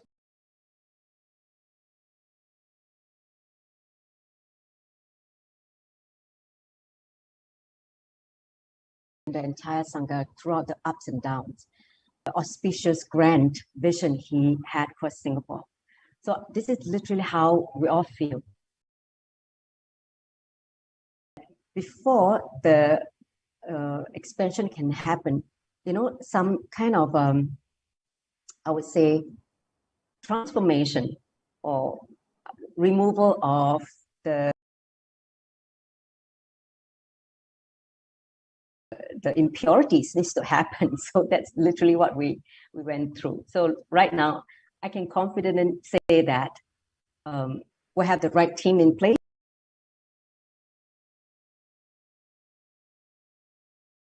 And the team is ready for welcoming Sarabeshwara deity in Singapore, and we're ready to do whatever we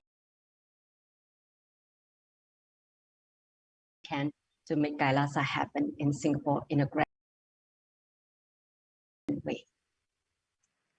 And I also remember Devi Parashakti blessed you. You make Kailasa, Ma Durgananda, you make Kailasa happen in Singapore and you will reach my feet. And you and your son are going to be living eternally at the feet of Kailasa, at the feet of Paramashiva in Kailasa. So I was so happy to hear that. Thank you so much, Ma Durgananda, for coming and sharing your experience. And we are all awaiting to see a huge temple of Sarveshwara in the Kailasa in Singapore. We are all super excited. Yes, thank you, I'm too excited. Thank you, Nityananda.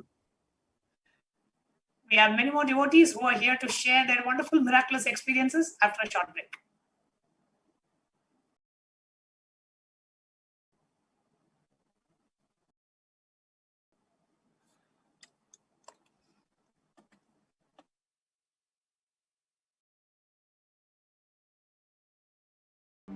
1 or 2 times have Ganapati Darshan, Venkateshwara Baba Samadhi Darshan, Devi Baba Samadhi Darshan. By 3rd time, 4th time, you will see every prayer you are asking those beings, Ganapati or Venkateshwara or Subramanya or Parashakti, simply those prayers become reality, and the relationship between you and that cosmic beings built.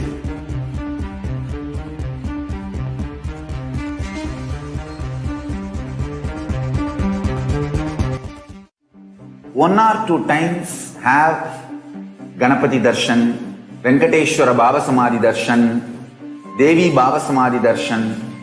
By 3rd time, 4th time, you will see every prayer you are asking those beings, Ganapati or Venkateshwara or Subramanya or Parashakti, simply those prayers become reality, and the relationship between you and that cosmic beings built.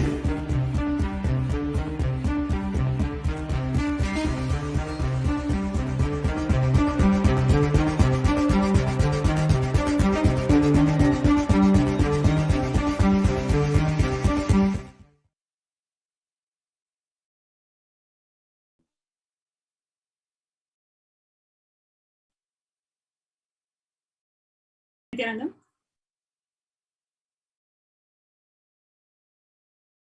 Nityananda?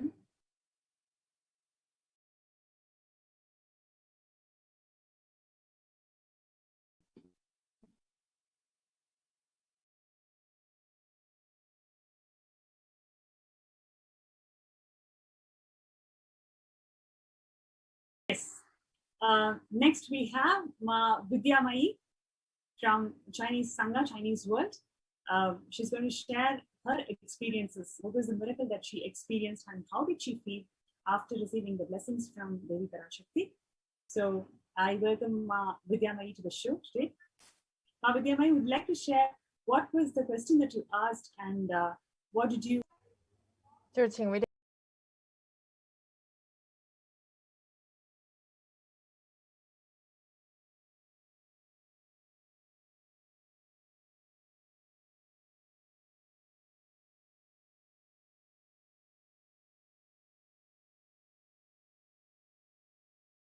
马姨跟大家讲你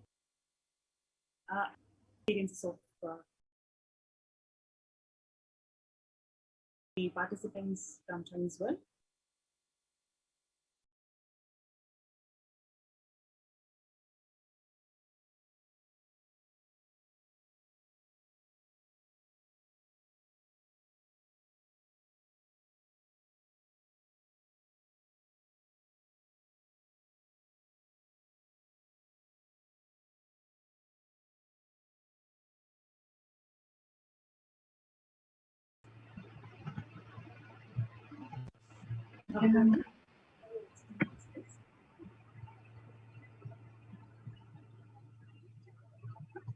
有声音可以讲了。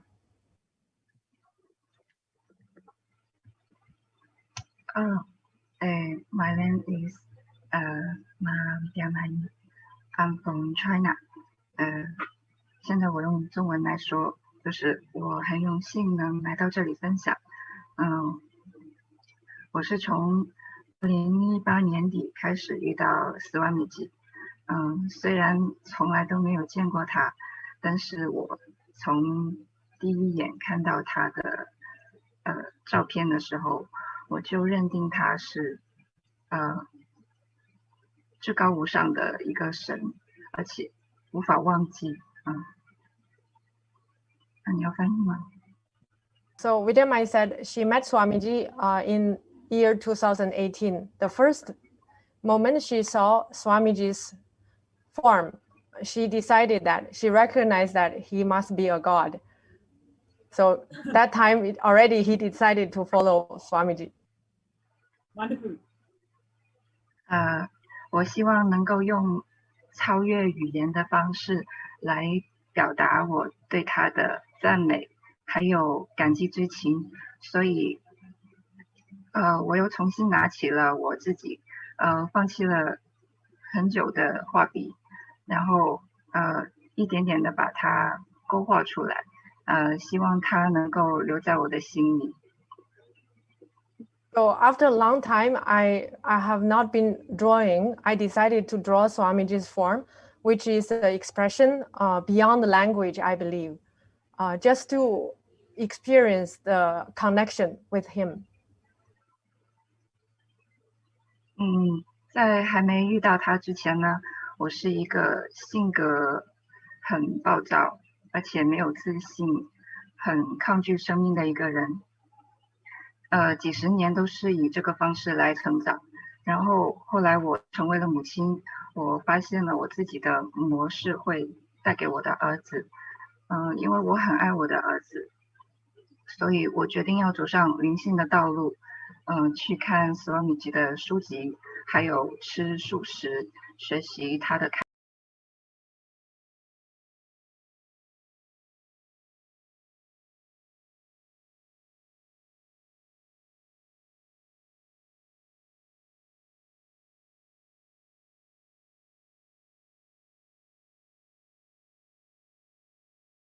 是，斯瓦米吉告诉我要多画他，他会出现在我的画里。然后后来我就发现自己每画一幅画，我都会突破了自己的很多的不可能性。他的每一个眼神，每一个姿态，都停留在我的脑海里。这也是我跟他情感连接的一个秘密。So before I met Swamiji, I was very moody. Self-confidence, and after that I met Swamiji, I understood that was my pattern. And for the growth of my son, I decided to drop those patterns because I believe whatever I have will affect his growth. So Swamiji told me to draw him as much as I can, and every time I draw Swamiji, I feel something is growing inside of me, and some pattern is dropping, something auspicious is growing, and that is actually a secret I carry. I never told people. Every time I finish drawing a form of Swamiji, I always feel something is more inside of my being.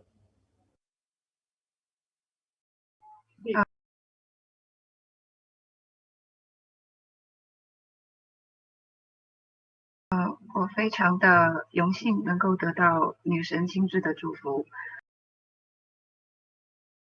虽然我自己没有说很多的话，是她能够知道我需要的所有的东西。女神是直接在跟我的灵魂对话，她祝福我拥有画她的权利。非常感谢她的慈悲，给了我很大的勇气，非常强大的支持。For the blessing from Devi Parashakti, I didn't tell her so much about myself, and I didn't say so much in the prayer, but she knew what I wanted and she granted everything. So here I just want to express my deep gratitude to Devi. 非常的感谢我的俘虏，让我在这辈子能够遇上他，我真的非常的幸运，拥有他的爱。他让我看到真正的自己，他把我从幻象中走出来。然后我希望在中国很快能够有寺庙可以建立。Deep gratitude to Swamiji to grant me the chance to be with him, and to give me the chance to come out from the delusion and live a real life. And I wish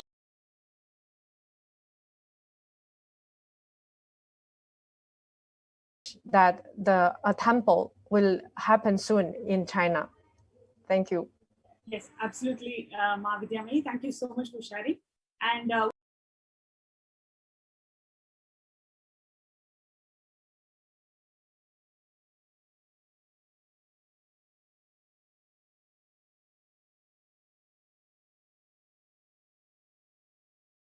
like to also share that you've started your journey to become a 7-repeat Yajaman.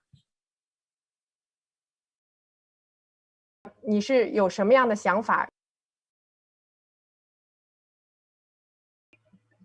希望可以尽我的所能。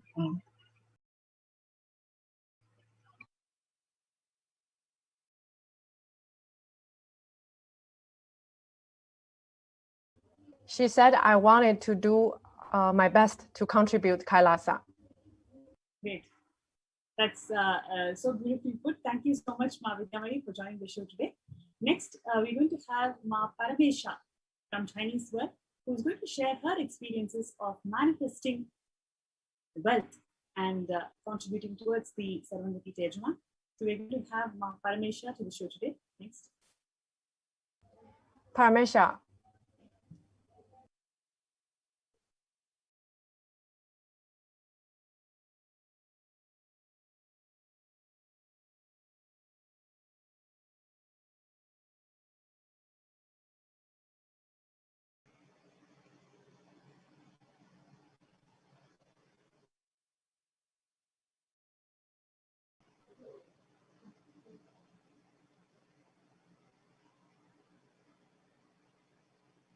Nityananda，大家好，我是来自台湾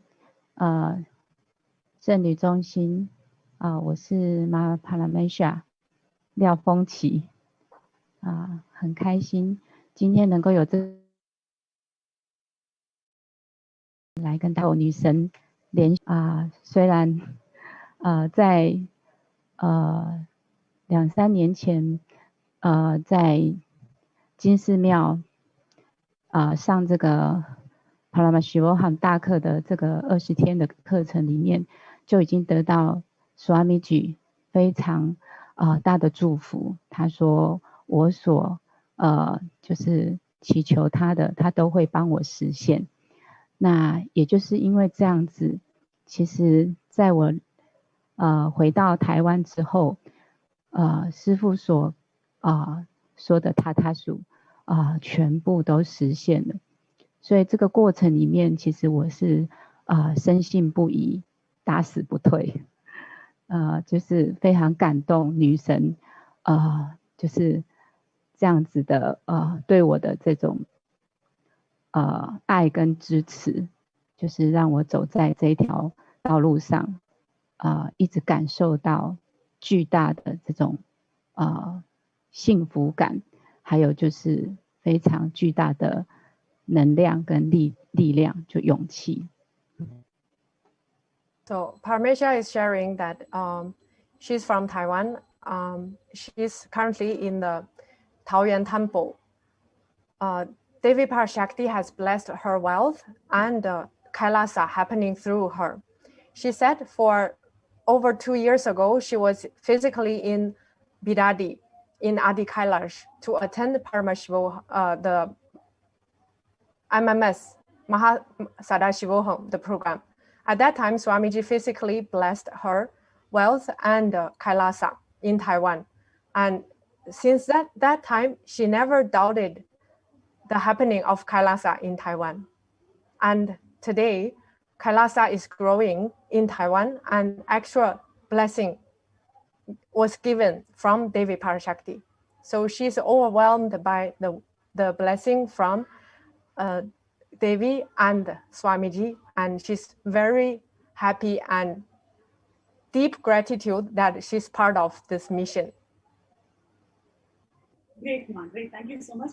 And we'd like to share why should somebody not miss this opportunity being part of Kailasa, building Kailasa, and the mission that Swamiji is reviving the last 26 years. Why should somebody not miss this opportunity? What does it really signify by being part of this mission? 就是Paramesha 你可以分享一下你为什么认为所有的人都应该加入到开拉萨的建设事业当中呢？在整个就是跟着师父的过程当中，其实在我个人的这个部分，我就已经感受到师父呢，他是真的神。然后在这个过程里面，我从师父出生到现在的世界，那带给所有人类真正能够生活在这个开悟的圆满的道路上。我觉得这是我们能够给人类最大的祝福跟支持，所以我觉得每一个人都应该来完成这件事情，然后成为真正的管道。然后同时我们会透过这个过程，我们会圆满自己，丰富他人，然后真正受益者其实是我们每一个人。这是。Yes, Parmesha said, whoever that really learns Swamiji's teaching would definitely not doubt that he's God himself. He's Paramashiva. So everyone in the Kailasa will be benefited in one way or another. From the moment Swamiji happened on planet Earth until today, he has used all his time and energy, everything, for building the Kailasa nation, to revive the Hinduism. The only purpose is to give humanity enlightenment, to give us a better world, a better home. So because of his devotion to his guru, Parmesha said she felt all of us can contribute with whatever we can, even if we feel that it's too small. Even that is meaningful for the whole humanity. That is contribution to this great mission. So she felt everyone should be the channel for Kailasa to happen on planet Earth. And she said, ultimately, each person who contributes to Kailasa will be benefited. The ultimate is our own enlightenment. So she encouraged all of us to be part of Kailasa and contribute to the building of Kailasa. Thank you. Thank you so much for joining the show today. And next we have Ma Jagaranika from the Chinese world, who will be sharing her experiences of receiving the blessings from Devi Parashakti. So before we have her in the show today, let's have a short break.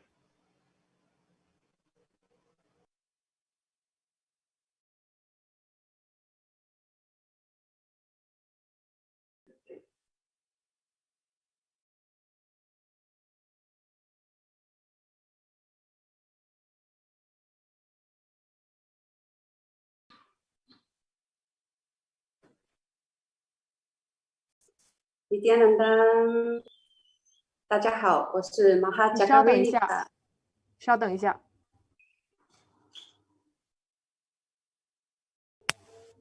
Yes.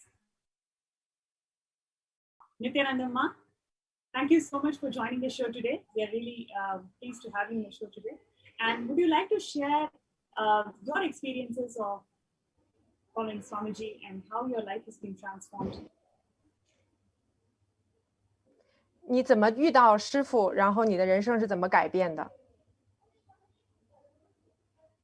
好的，我在2020年其实很幸运，我大师的相遇也才1年多。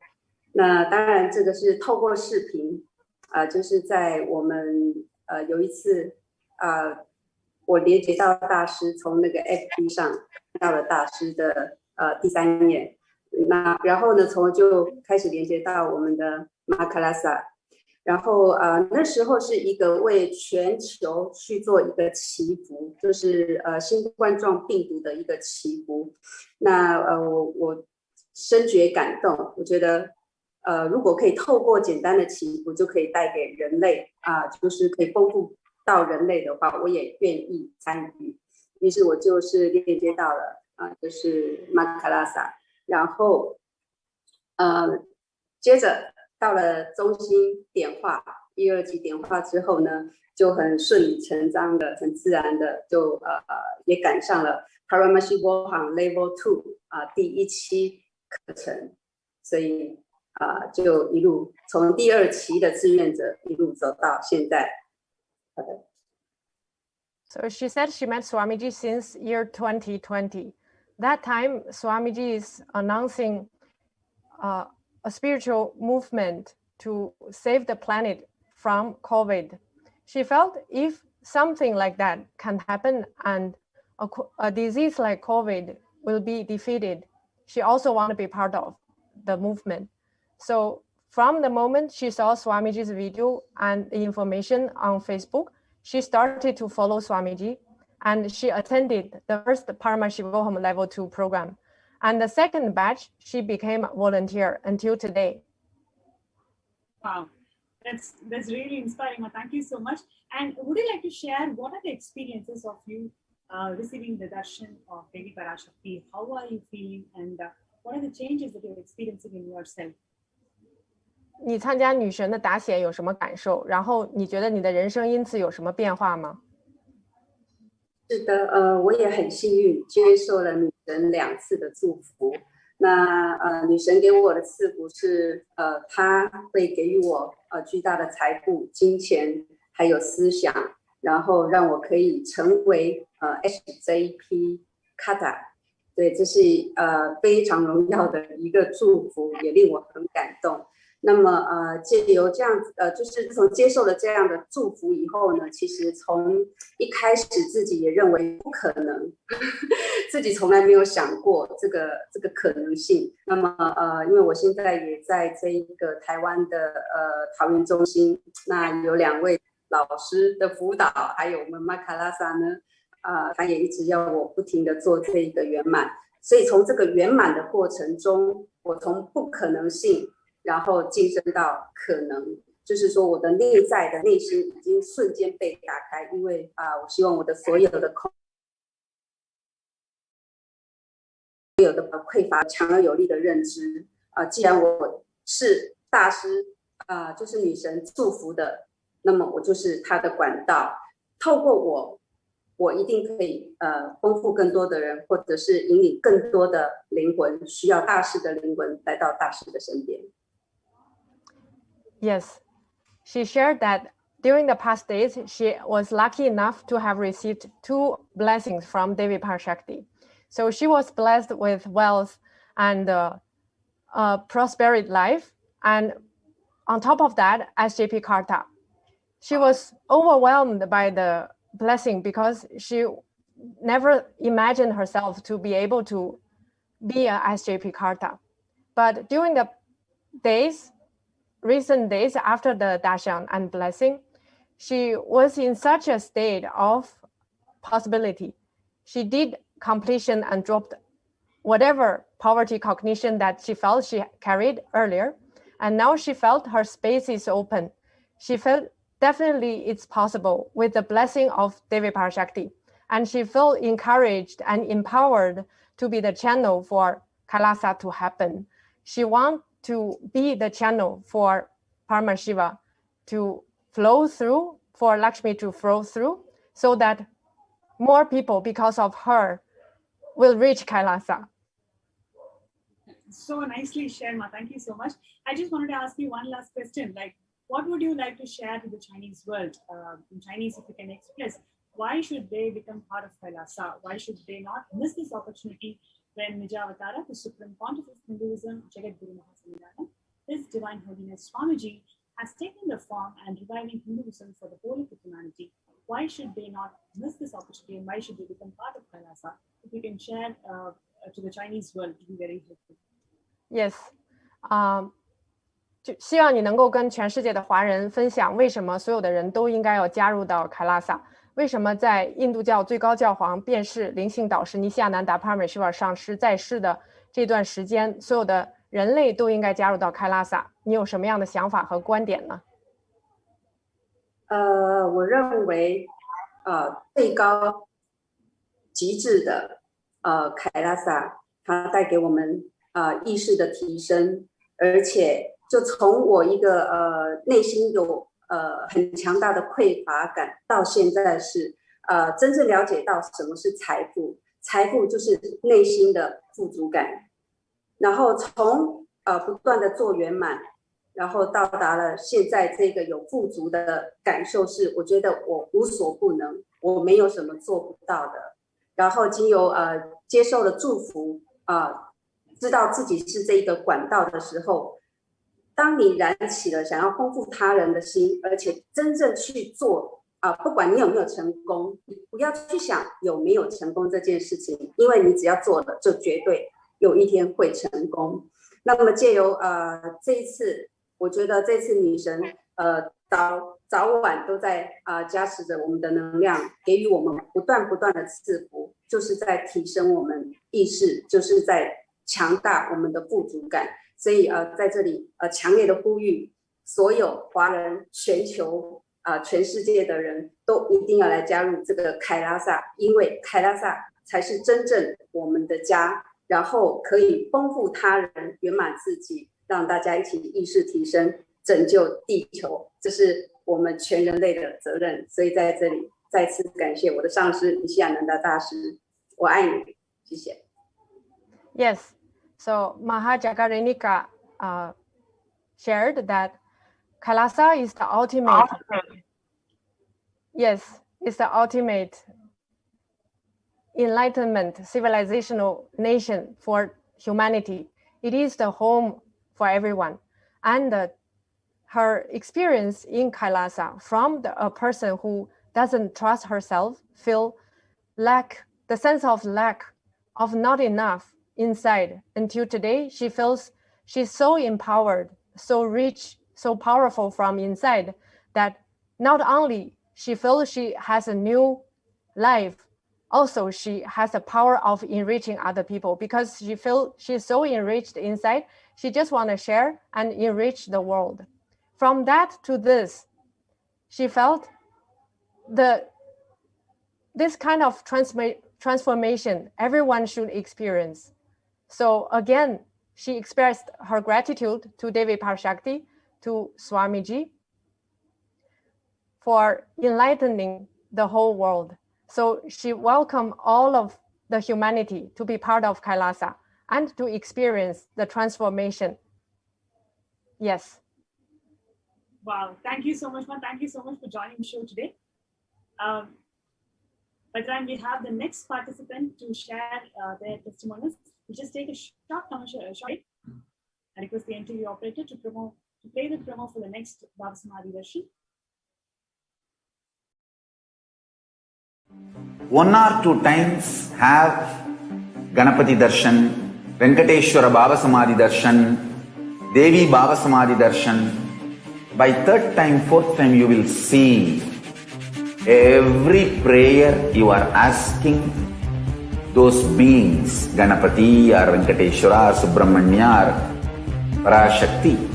Simply those prayers become reality, and the relationship between you and that cosmic beings built.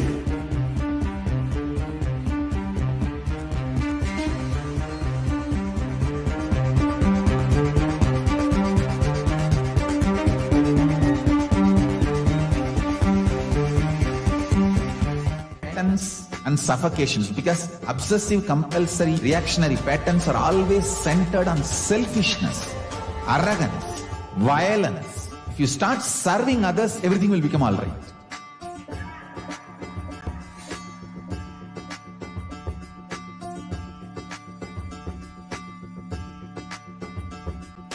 All over the world, they want the Rathotsava to happen. From Guru Purnima to Navaratri. I want all Annalayas to be open to people. Give free food with the free library. Food for stomach and food for consciousness, both.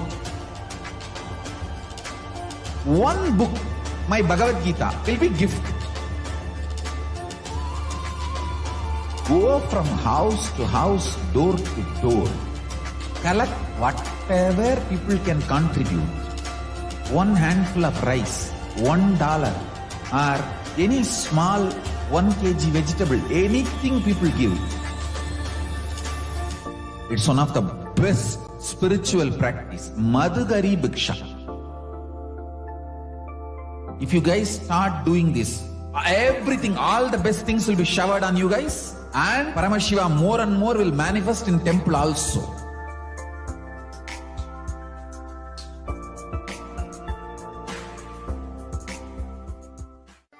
If you start serving others, easily you will get out of many obsessive compulsive reactionary patterns and suffocations, because obsessive compulsory reactionary patterns are always centered on selfishness, arrogance, violence. If you start serving others, everything will become all right.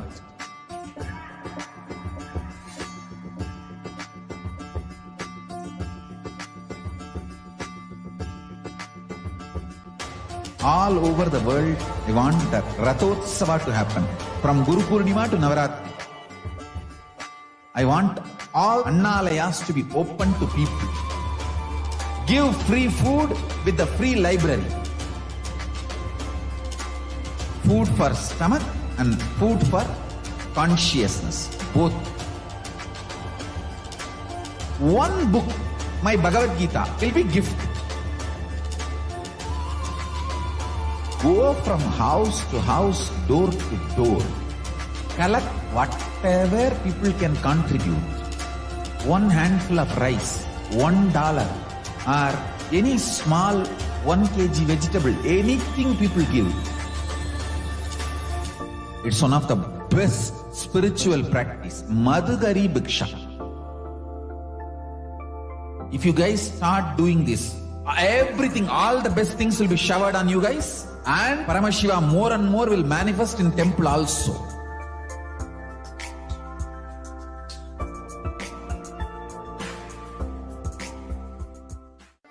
If you start serving others, easily you will get out. This short segment that you all had, interacting with people, meeting people, listening to their experiences, stories, people from different walks of life, some from UK, some from Chinese world, some from Singapore, some from Canada, some from US. But each of them from their walk of life have experienced Parashakti in a dimension that is too mystical, yet too powerful and practical, beneficiary in their everyday life. Actually, let us now see what are the ways through which you can connect, express your gratitude to the Cosmic Mother. And before we move further, actually we just wanted to announce due to intense Samadhi, the Supreme Pontiff of Hinduism will be gracing for live Akashic reading at a date announced later. And today we are going to be having the Nityananda Satsang that will be continuing after this. So we'll be having the Nityananda Satsang re-telecasted. Nityananda Satsang will be re-telecasted for all of us in a short period of time. And before we enter into that, as all of us had listened to these beautiful sharings from so many different people, let us now enter into the next segment where we understand what are the ways through which we can connect with the Divine Mother, to the Cosmic Mother. I request the slides to be projected. Now, for all of us to understand, there was Ma Darshini, who was from Canada, and who had shared how her children experiencing the miracles that happened with her daughter, and how Swamiji's healing, Devi Parashakti's blessing, had caused a miracle.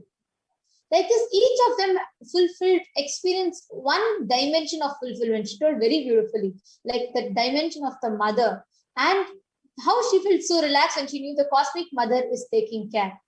Or be it Ma Ragini and Ma Govindananda, Maha Govindananda. Each of them experienced fulfillment in one aspect, perspective, as they connected to the Cosmic Mother. Similarly, Ma Nitya Durgananda or Manitya, Parameshananda, Ma Vidyamayi, each of them. In whatever aspect they connected, they needed the fulfillment. They had experienced that fulfillment. What they needed the most, like precisely, they had just overflowed and fulfilled that. Now, each of you that are listening to this, you might connect in a particular aspect. You might connect in a certain aspect to Devi Parashakti. You might be looking for fulfillment in that aspect. It can be in terms of your wealth. It can be in terms of how you want to experience a connection with the cosmic mother. In each and every aspect of those, Devi, you can experience fulfillment with Devi. We will now see certain aspects. Whichever aspect you connect to, you can offer and you can connect to Devi Parashakti through these certain. To kindly project the slides where we have the various sevas listed, so through which everyone can connect to Devi Parashakti. So just one thing I wanted to share with all of you before we enter into this. Understand, anything you offer, you just open up ready to receive from Parashakti.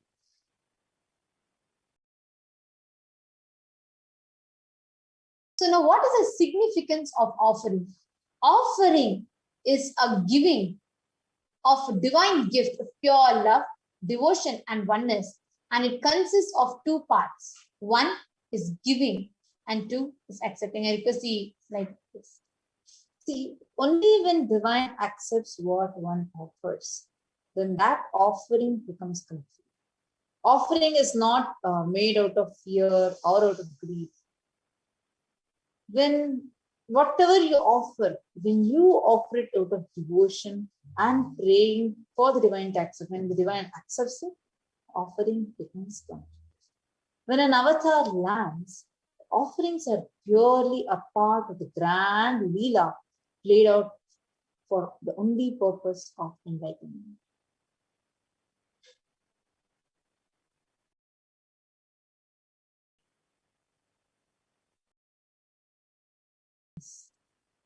Now we will actually be chanting the Dhyana Shloka for Devi and then we'll be entering into the same. Indhuni bhaveta karava ninayanam syat pankajavara bhaya japakshara sayuktham angahima bhushana vichitra vasanam syat Tungamakutajvala manonmani swarupam. Moonlight face holding Veda books on one hand, fire in the eyes with lotus flower gracing and blessing hands, and one hand with a japamala, beautifully decorated with jeweled ornaments, in wonderful clothes and shining big, and with a shining big crown. Her name is Devi Manonmani. There's another beautiful Dhyana Shloka. Dhyaye Devim Trinetram Shashini Bhavadanam Vedahastam Dhayanam Sadhye Padmam Varadamapare Chabhayam Chakshamalam.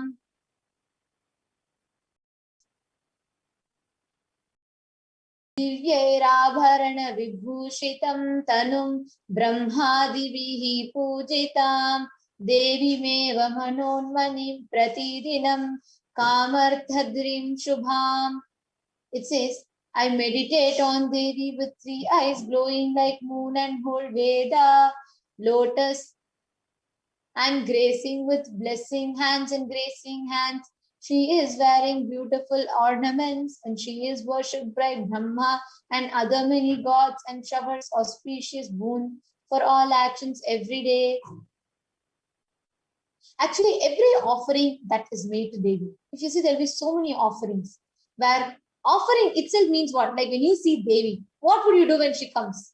You would want to run to her, and when you see, like if you see your cosmic, the cosmic mother coming to you, you would want to do everything out of love. You want to feed her, you want to wash her feet, you want to comb her hair, you want to offer earrings to her, decorate her in all the best way possible.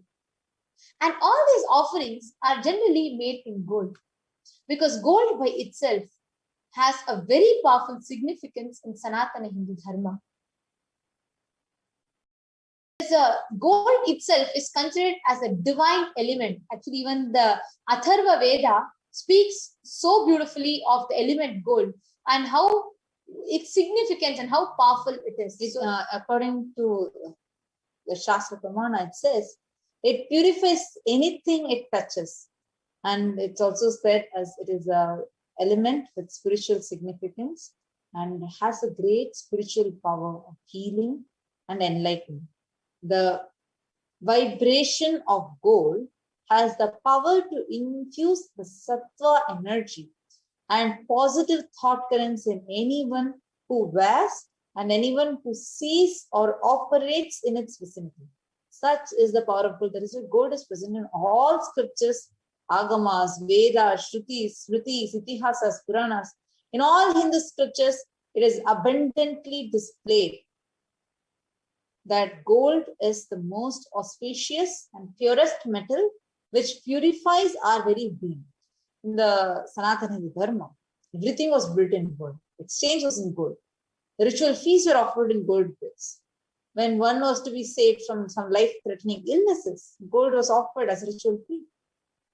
Gold was in abundance and used for weighing equivalent amounts of commodities, including cows. Kingdoms are built with huge doors of gold. The streets would have huge columns of gold and huge archways made of gold.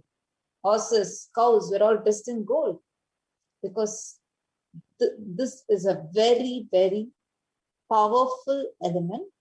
So today we are having many of the offerings that we are doing are going to be made of this metal gold. So the first one is the e-hundi.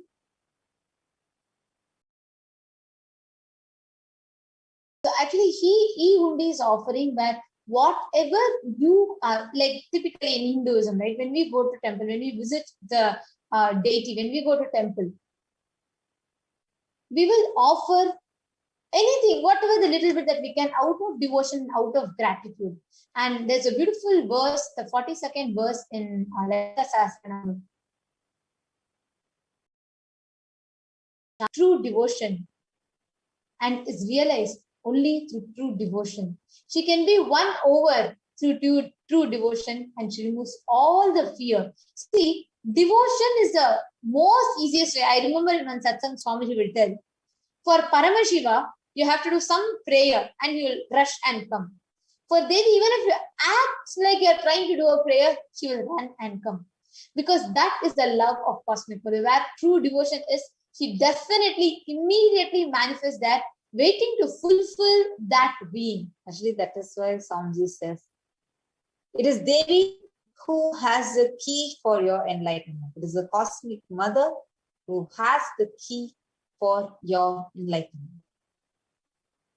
See, now we have this e-hundi offering, just like how when you go to the temple and you offer whatever you have, when you offer to God, you offer it in the hundi, and this is the first seva. You can offer any amount you want. It's called as the e-hundi offering. And all these offerings are present in tiny.cc/Devi-offerings. You can also offer the e-hundi through the YouTube super chat. And the next is the Sankalpa chanting, where your name is chanted. And whatever offering, when the conscious resolution is taken, it is taken for you also. The Sankalpa chanting costs $1 and you can offer it again through tiny.cc/Devi-offerings. So next is the Sahasranama Swarna Kasa. Nama Parayana Prita. So beautifully she's described. The one who likes, enjoys extolling her own various different dimensions. So which is chanted as in the form of different of her names in the Lalita Sahasranamam, which is having thousands of 1008 names of Devi Parashakti. And in this offering is very special and unique Archana offered to the Mahameru of Devi Parashakti. So offer a gold coin inscribed with each of the 1008 names and receive the blessings to have the Ananta Kalyanavnas, all the divine qualities of Devi Parashakti. The next offering is a beautiful offering of finger ring with a pearl to Devi Parashakti. It's called the Mukta Anghuti. There's a beautiful verse of Devi Meenakshi in the Meenakshi Pancharatna. So this Mukta Anghuti is basically the finger ring that you offer to Devi Meenakshi with a pearl. This verse beautifully goes. Muktahara lasat kirita ruchiram purnendu vakta prabham shinjannu pura kinkini manidharam padma prabhavasuram sarvabhistapala pradham girisutam vanirama sevitam meenakshim pranatosmi santatamaham karunyavaram nidhim. It beautifully says, I bow to the goddess Meenakshi, whose crown has garlands of pearls and the face shining like a full moon, who wears anklets that are studded with gemstones, belts, who is shining with splendor of lotus, who grants all the wishes, the daughter of mountain, who is worshipped by goddesses Vani and Rama. I remain ever bowing to the goddess Meenakshi, the ocean of compassion. See, when you offer the pearl finger ring, you receive blessings, you'll be showered by her compassion and pure love in all your business endeavors, especially for having breakthrough in your business endeavors. You can just offer the pearl ring to Devi Parashakti. And the next is the Swarna Padma Pushpam. And all of you can also interact with us. The Swarna Padma Pushpam is out of your gratitude to Devi Parashakti. The lotus can be in any size that you wish. But it's a very auspicious flower. That is, so you will see all the deities are seated on the lotus. And just like how the Sahasrara Chakra is described as Sahasradala Padma Pushpam, same way you can offer, remembering that and offering out of your gratitude, you can offer the Swarna Padma Pushpam, the golden lotus.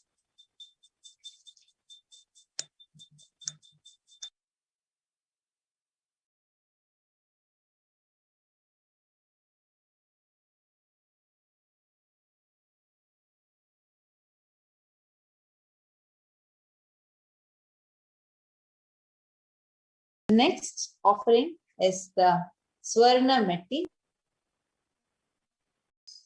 Nakaditi sanchanna namajanna tamoguna padadvaya prabhajala parakrita saruyuha. You whose brightness from the throne destroys the darkness of ignorance from the minds of your devotees who prostrate at your feet. You who brightens from your 2 feet overpowers that of the lotus flower. So this is a beautiful Shastra Pramana that we have out.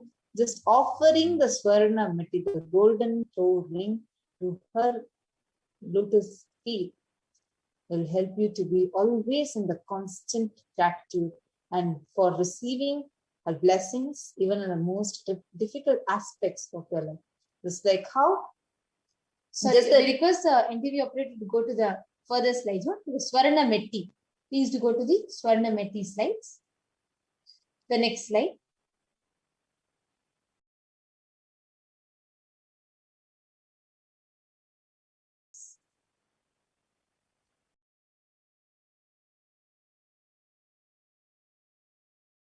So you can offer this. And next is the Swarna Mangtika. The Swarna Mangtika is a golden hairline jewelry that you offer to Devi Parashakti. And it is a very beautiful verse which says Sudha Surabhi Varshini. It means the one who makes nectar flow in all our nerves from Sahasrara, and the one who gives, she who gives very pleasant experience of the ultimate.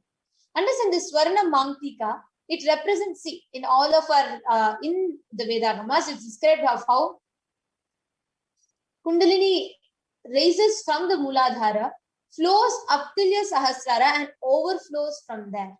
So the Sudhasurabhi Varshini means it shows how that gratitude that overflows. She just bestows us with that overflowing joy.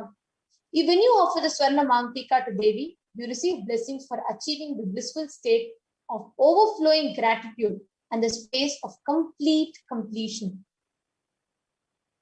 The next offering is the Pratyaksha Pada Puja to Paramashiva and Parashakti in the Nija Avatara as the Supreme Pontiff of Hinduism himself.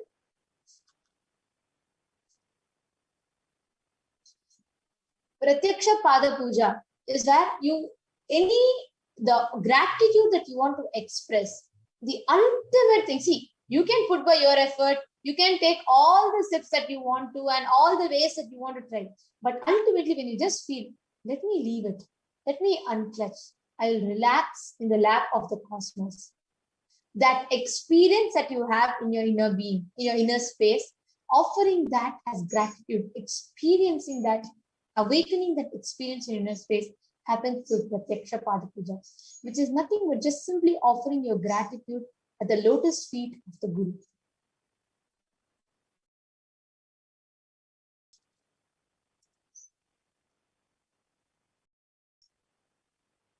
Here we all can see the Pratyaksha Pada Puja is available at $1,008 and this beautifully describes how you just offering the Pratyaksha Pada Puja, the Swamiji will grant you with all the boons, showers you with all the blessings that you want.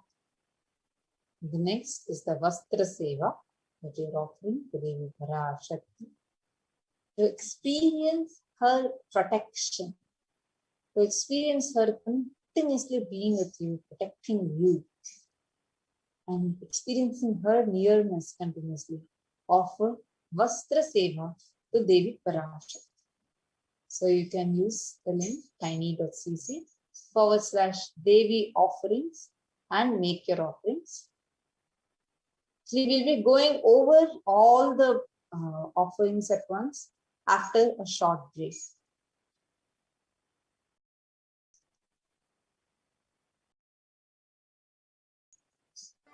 If you start serving others, easily you will get out of many obsessive, compulsive, reactionary patterns and suffocations, because obsessive, compulsory, reactionary patterns are always centered on selfishness, arrogance, violence. If you start serving others, everything will become all right.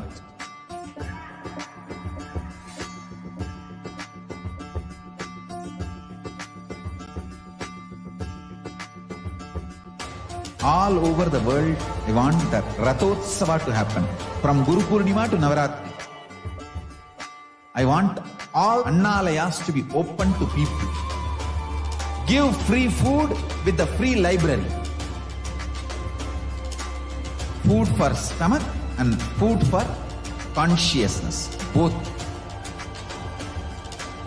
One book, my Bhagavad Gita, will be gift. Go from house to house, door to door. Collect whatever people can contribute.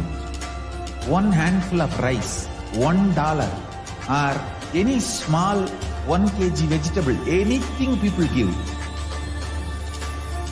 It's one of the best spiritual practice. Madhugari Bhiksha.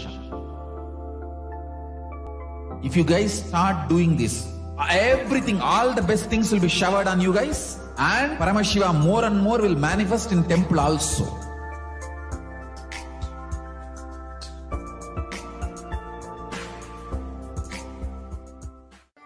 If you start serving others, easily you will get out of many obsessive, compulsive, reactionary patterns and suffocations, because obsessive, compulsory, reactionary patterns are always centered on selfishness, arrogance, violence. If you start serving others, everything will become all right.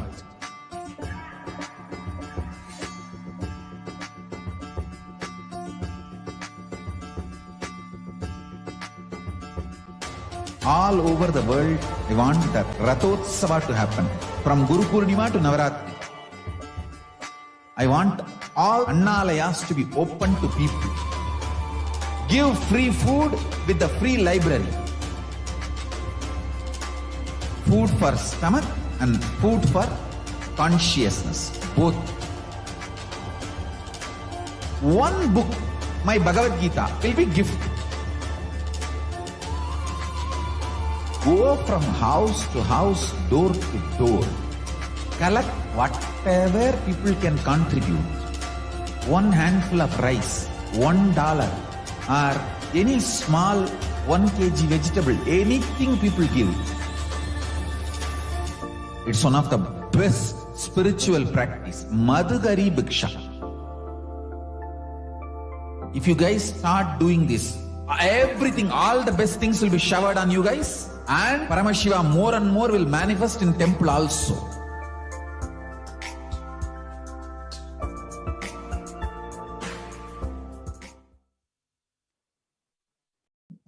Now, if any of you that are watching us, any viewer that is watching us, if you have any questions, any doubts, or you want to ask, you want to express your clicks, your experiences, please feel free to go ahead and post in the comments. We can see many of you are commenting.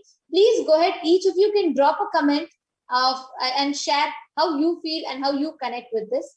And now, for the ease of all the participants, we are going to be doing a live walkthrough of how you can offer, you can make an offering. So any offering that you want to make Devi Parashakti, we will be now doing a live walkthrough of how you can make the offerings. Before that, we'll just be reading out the links and steps to you all. We all can see the slides, slide that is projected. So now, first we are actually going to be going over all the offerings together. So we have the E-Hundi offering. You can pay any amount for this. Sorry, just a minute. I request the NTV operator to project the previous slide, please, where people can see the summary of all the offerings. Yes. Then next is the Sankalpa chanting, which is the offering of conscious resolution. And the next is Devi Sahasranama Kasu. It's a pure gold coin, each with one sacred name of Devi Parashakti from the 1008 names. Next is the Mukta Anguti pearl finger ring. Next is the Swarna Padma Pushpam, which is the offering of the gold lotus flower. The next one is Swarna Metti, the gold toe ring for lotus feet of Devi. The next offering is Swarna Mantika, which is the gold hairline jewelry. Next is the Pratyaksha Pada Puja, which is offering of Pada Puja to directly the embodiment of Parashakti and Paramashiva as the 1008 incarnation, Davatar, Supreme Pontiff of Hinduism, Jagat Mahasanidana, His Divine Holiness Bhagavan Shmityananda Paramashiva. The next is Vastra Seva, offering of clothes to Devi Parashakti. So you all can do one or many of these offerings. Now, if any of you resonate with me, each of you can post what offering do you connect with? Which do you want to offer? Whether you want to experience fulfillment, love, you want to experience the joy, the feeling connection with Devi. So feel free to go ahead and post that in the comments. Now, for the ease of all the participants who are going to offer the seva, we are going to be taking you all through the live walkthrough. So how are you going to register for this? So there are two options that are available, which let's say you want to offer it today, right now, and you're ready for it. For that, we will do the walkthrough.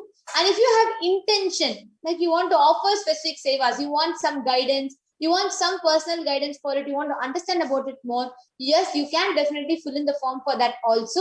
the intention form can be filled, and we will be reaching out to you to guide you. So for the registration form, there are 3 things that you can offer. So which, if you're interested in offering, you need help in manifesting and need more details about it, please go to tiny.cc/Bhava Samadhi. If any of you are having the intention to offer, so whether you are ready to offer today or you want your intention, you have the intention you want to offer, but you need some guidance and you need help in manifesting, you need more details, go to tiny.cc/Bhava Samadhi. Then second one is the online payment, where you're ready to offer seva just by online payment right now. So you have it, you know it, you're all set, you can offer. You can go to tiny.cc/Devi-offerings. These are case sensitive. So please make sure you type the right font, the right letters. So tiny.cc/Devi-offerings. After the payment, once you have finished, you will be filling up a form for filling in your details for the offering to be done. The sankalpa, meaning your name, the family's names, and like whatever, like the nakshatra that you know, etc. So you'll be filling in this, so the sankalpa chanting can be done. For that, the link is tiny.cc/sankalpa 2020. And all the 3 links are projected in front of you on the screen. So now let's go ahead and let's have a live walkthrough of how we are going to be doing this. So now we will be projecting the first form, the tiny.cc/Bhava Samadhi Darshan. So we have our NTV operator who is projecting it. Yes. So here we can go to, if you click the link, then this dialog box, this page opens up. Then you can click next, that option, the next button that you're seeing. And yes, you can agree to the consent form. I agree. And then you can fill your first name, the last name, the email address, your phone number, your city, state, country, and then you can select the Bhava Samadhi Darshan that you want to offer for. And this will take you further to the next step, and where you can fill in your intention. This is for the Bhava Samadhi Darshan. So just for test, let's say I put 123@gmail.com.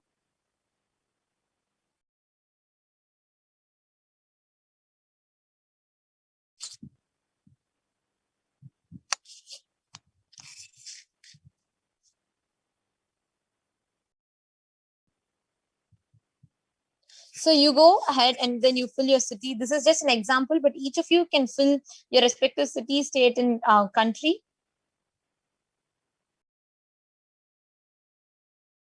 And then you go ahead and you choose the Bhava Samadhi Darshan and you click next. Then it opens up to which seva you want to offer. So you, let's say for now, I'm just taking the example of e-hundi.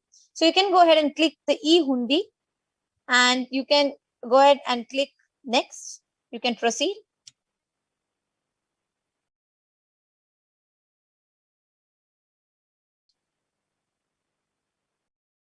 So here the next dialog box opens up and you can see the various offerings and the list.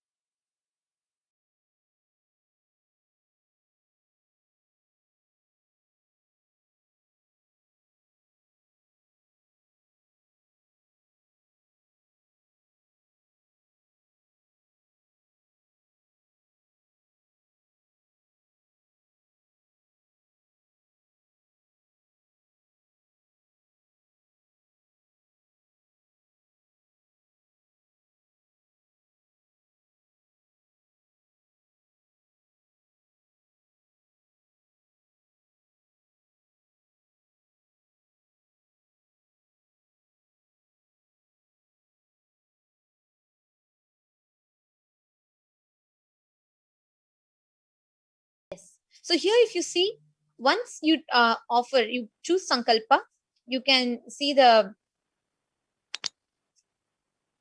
yes. So there are the examples given, how you can fill your name, how you can enter the name. And you can scroll down, you can see the examples, read the example, understand, and then you can go down. Yes.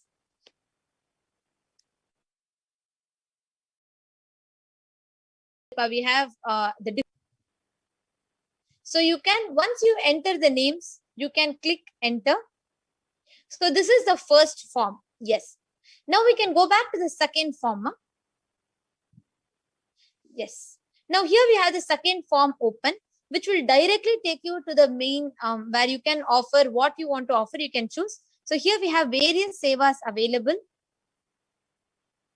Yes. So first you can choose, and you can choose a seva.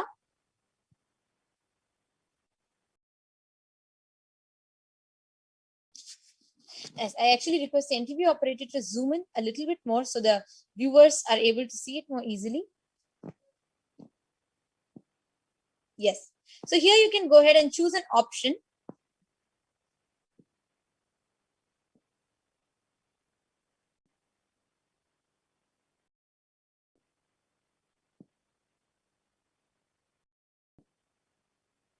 Yes. So there is, so we have chosen the Devi Sastra. Actually, the dialog box will appear, and then you can choose any seva that you want to offer.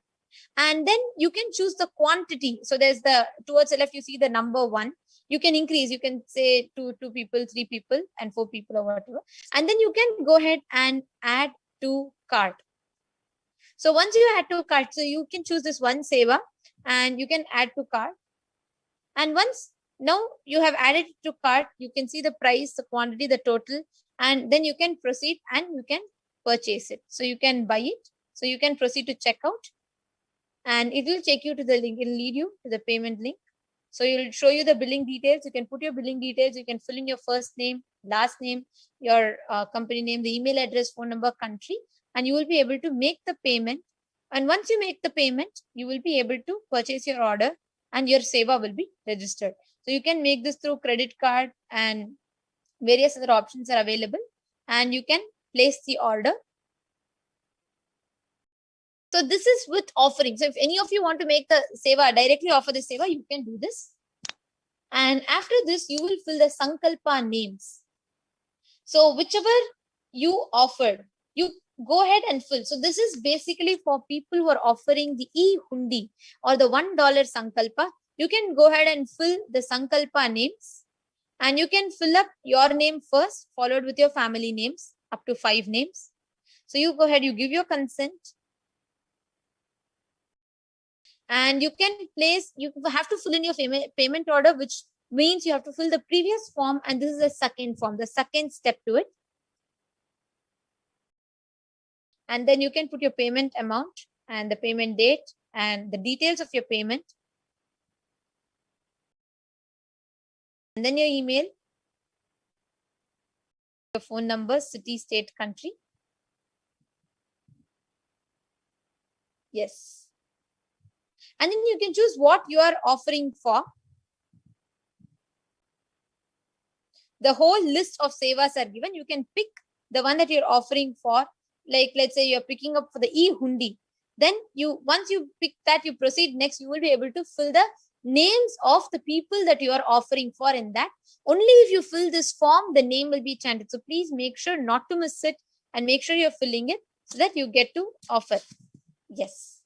This is for regarding to the sevas. Now, to everybody who is watching us on YouTube, to all the viewers who are watching us on YouTube, each of you that are watching, you can offer your gratitude, your offering to Kailasa through YouTube Super Chat and Super Sticker, or by joining as a member.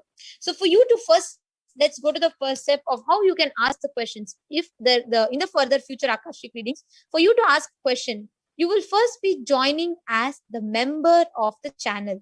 So you can go ahead and you can just click the dollar symbol in the comment section. You will see the dollar symbol. You can just click the dollar symbol. Yes. So towards the left of the comment, and you have three options. You have a join option, you have a super chat option, and then you have a super sticker option. So first you can go ahead to join this channel.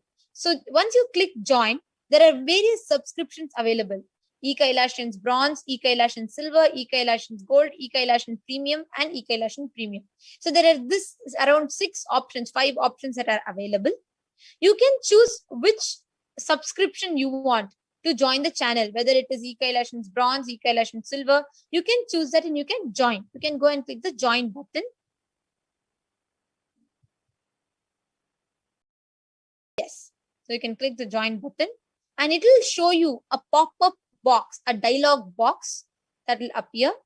And here you can pay, use your Google Pay, or you can use your credit card. You can enter the credit card. You can enter the billing address. You can put the name and you can click buy. It will automatically make you a part of the member of this channel, after which any exclusive offerings, programs that are open to the members, you will be notified and you will be made a part of it. So this is with regards to being a part of a channel. Now the next offering is that super chat. Yes. Super chat is where now you all can see there are many of you are already offering. Now here you can go ahead and you can choose any amount that you are willing to contribute towards Kailasa. It will show you in your local currency. So let's say you want to offer 600 Indian currency and you click that option. The amount that you want to offer, you can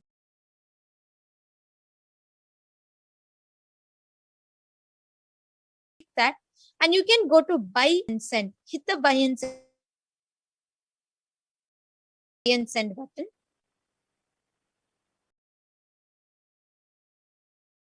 The moment you click buy and send, it again takes you to that dialog box, the pop-up box. The pop-up window will show you the options. So you can add your credit card or you can use your bank account details to buy it. So you fill that, you can choose any option, credit card, then the billing address you can fill in and you can put your credit card number and you can click buy. And it will proceed, it will let you to buy and you are becoming, you can contribute. It's just a very, very easy and one of the most convenient ways for you to offer your gratitude. So it's just a 2-step and you can just fill in your card number, the billing address, and you can go ahead and buy. The next is the super sticker. For any of you want to do it a little differently, you want to make it a little different and more interesting, there's another exciting option available as well, the super sticker. So you can buy these interesting stickers that are available. We can see cool, we can see different ones, a thumbs up, a heart, and these cute stickers that are there. Whichever you are wanting to offer, you can go ahead and offer. Let's say we choose keep it up. So for example, if you want to buy the keep it up, you can choose actually any sticker. Each of the sticker actually have a particular price. So for the amount that you want to offer, you can choose a sticker. Yes, you can just go ahead and click any sticker, ma.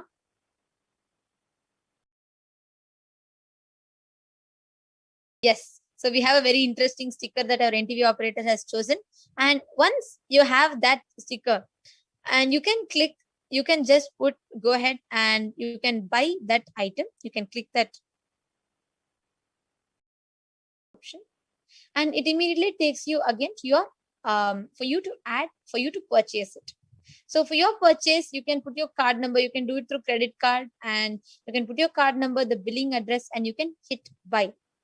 It will take you in, it is just 2 easy steps for you to offer, contribute, and express your gratitude. So this is with regards to super chat, super sticker, and we have also had, excuse me, we have also had a detailed step-by-step walkthrough of how you can offer the sevas as well. Yes.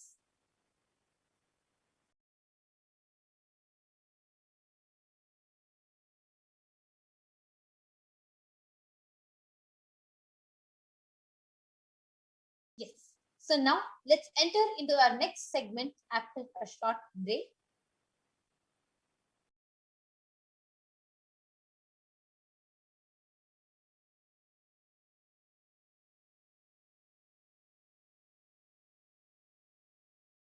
There are some great spiritual sciences unique to Hinduism. Subtle, otherworldly, but definitive sign manifesting the cosmic beings in Archavatara, deities in Nijavatara, living incarnations is possible. Understand? Kriya Pada of Vedas and Agamas elaborately explain the whole science of making the cosmic beings manifest in Archavatara, deities and Nijavatara, living incarnations, both. During the Bhava Samadhi Darshan, literally those cosmic beings manifest through this body. Just like how they manifest in Archavatara, deity, they manifest in Nijavatara, Pratyakshavatara, and give you all the boons you ask, bless you.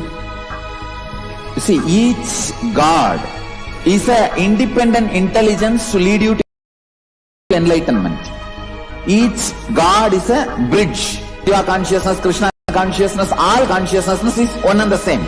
Ultimate consciousness only. So that energy itself completely expresses. Just like Radhika, when I see my own sweetness in the mirror, I become eager to taste it. I find that the only way to relish this sweetness is through the constitution of Sri Radhika. Bhava Samadhi Darshan is a window to the infinite expanse of consciousness, allowing us to glimpse the formless in a way that we can understand. It cleanses the karmas of lifetimes. It awakens our biomemory to the space of Paramashiva, the ultimate consciousness, and creates a deep and lasting transformation in us.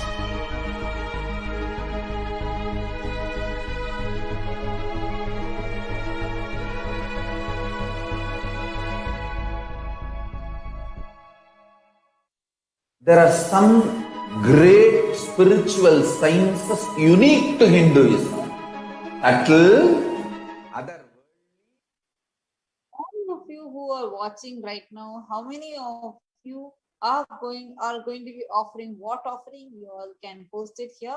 And I'm also seeing many of you are posting your offerings, the e-Hundi offering continuously to the YouTube super chat. That's wonderful. And we have just had Subramaniam Tyagarajan Ayya who's made the last offering. So thank you, Ayya, for your contribution to Kailasa. And actually, we have so many viewers that are watching us right now live.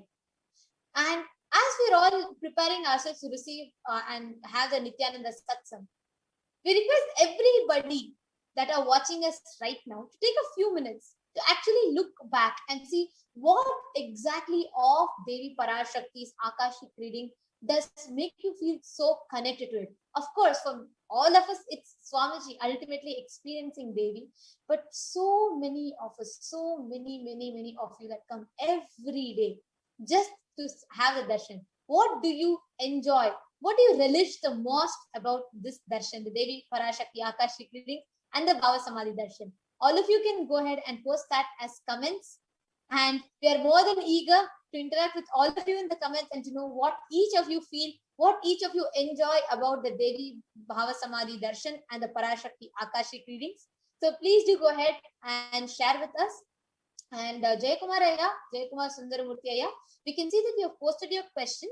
And just to keep the viewers updated, due to intense Samadhi, the Supreme Pontiff of Hinduism will be gracing for live Akashic reading at a date announced later. And today we will be having the retelecasted Nityananda Satsang. So just to keep you all informed, today we are not having the live Parashakti Akashic readings. So we will be having the date announced shortly. So all of you can go ahead and share with us, what do you enjoy the most? What do you relish the most? What do you enjoy the most about Devi Parashakti's Akashic readings? Actually, you can go ahead. Right now, when so much of suffering is happening, Parashakti coming down, she's not able to, though yes, it's a pralaya happening, It's still her children, just for us, just for us. She herself is coming down. She herself is showering us with so much of love. If you are here watching us right now, and if you feel showered by her love, her cosmic love, her motherliness, that ultimate compassion of her, how do you feel about it? Please type and post it in the chat. You can keep interacting with us by posting it on the YouTube live chat. How do you feel about this? And Ma Yogeshwari Rajagopal, Nityanandam, yes, you can also share with us how you feel. Okay, Jeffrey Kennan has put blessings and gratitude. Okay. Each of you can go ahead and post what is the most that you enjoy about the Devi Parashakti's Akashic reading. Like we heard so many people share. We had people from Chinese world, UK, we had people from US, Canada, people from India, people from different cultures, different kind of backgrounds, traditions, different upbringings, and a totally different ambience altogether. But what everybody, one thing that is common over everybody is their gratitude, their connection to Devi as cosmic mother. We have Devi Karanima who has posted her comment. Akashic readings by Parashakti. It's too important. During her darshan, the energy within and around is so intense. It continues throughout the day. Silence is felt, peace too. Thanks, Amma. Of course, Ma, she's so beautiful.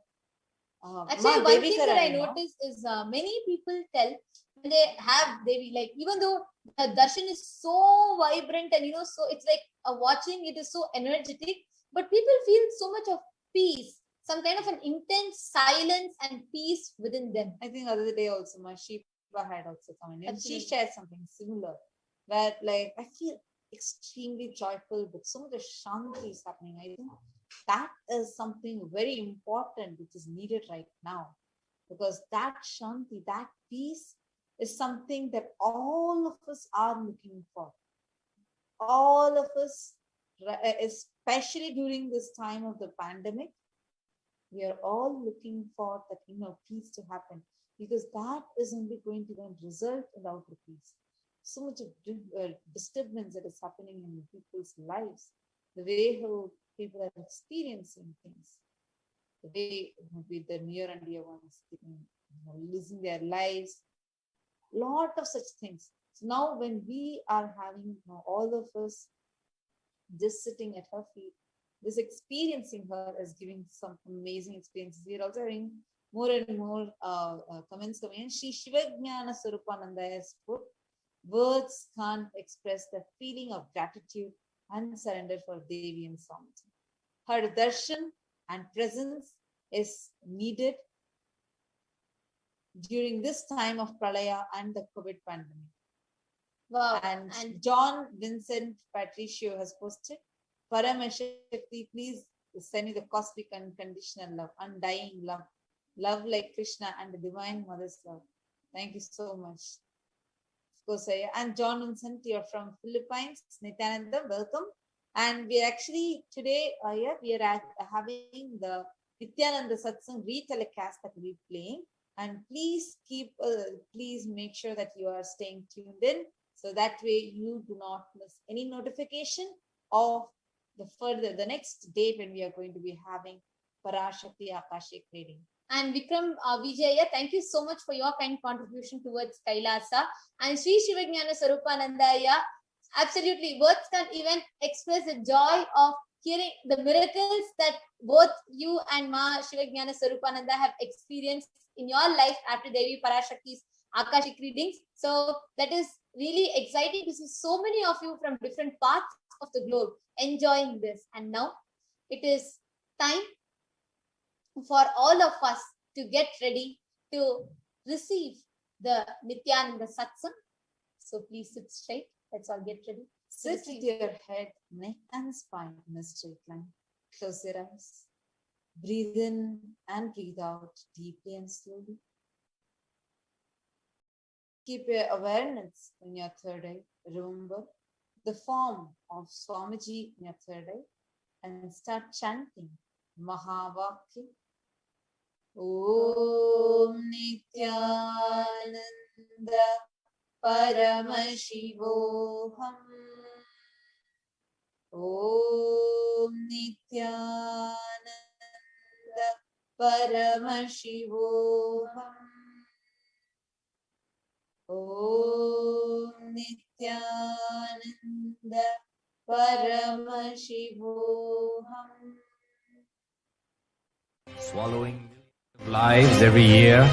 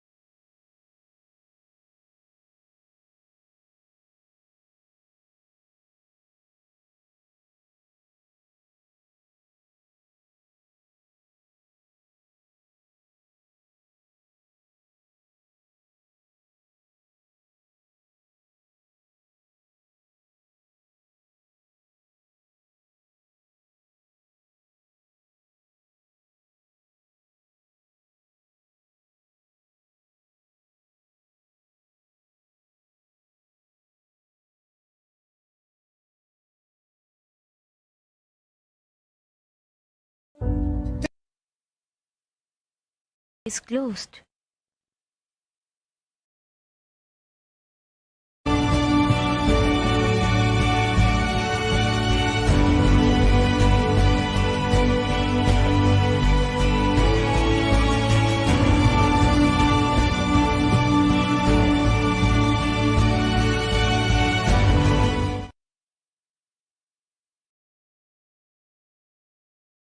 Connecting with the divine with your eyes closed is meditation.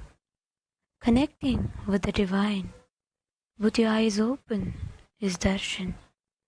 Come, let us all now move from meditation to darshan. Slowly, very slowly, please open your eyes.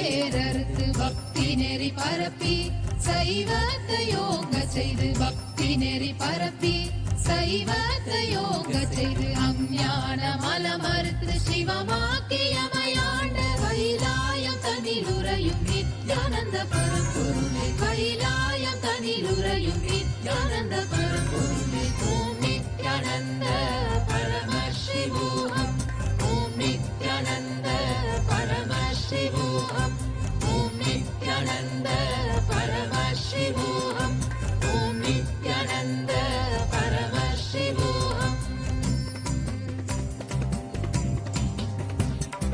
நெறியில்லா வாழ்வுதனி குரலும் இம்மக்களுக்கு நெறியில்லா வாழ்வுதனி குரலும் இம்மக்களுக்கு நெறியுடைய வேதத்தின் உட்பொருளை அறிவித்து நெறியுடைய வேதத்தின் உட்பொருளை அறிவித்து வீடு வேறு நாங்கள் அழைய விந்தைகள் செய்த கைலாயம் தனிலுறையும் நித்யானந்த பரம்பொருளே கைலாயம் தனிலுறையும் நித்யானந்த பரம்பொருளே ஓம் நித்யானந்த பரமசிவோகம் ஓம் நித்யானந்த பரமசிவோகம் ஓம் நித்யானந்த பரமசிவோகம் ஓம் நித்யானந்த பரமசிவோகம்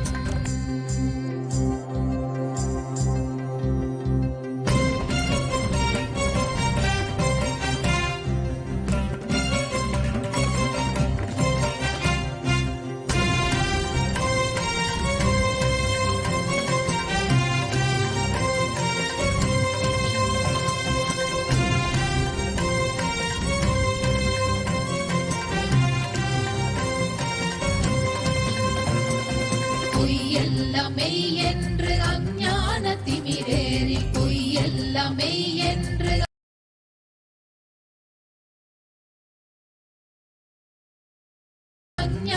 திமிரேறி பாவங்கள் பல செய்து கர்மங்களை மூட்டை கட்டி பாவங்கள் பல செய்து கர்மங்களை மூட்டை கட்டி பொருளே கைலாயம் தனிலுறையும் நித்யானந்த பரம்பொருளே ஓம் நித்யானந்த பரமசிவோகம் ஓம் நித்யானந்த பரமசிவோகம் ஓம் நித்யானந்த பரமசிவோகம் ஓம் நித்யானந்த பரமசிவோகம்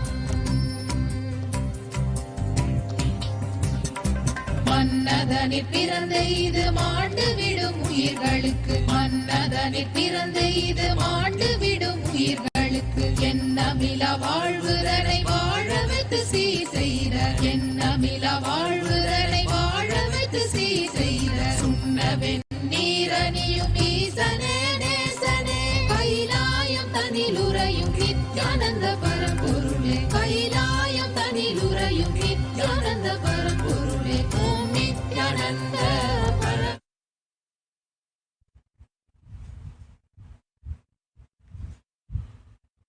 ॐ नित्यानन्देश्वर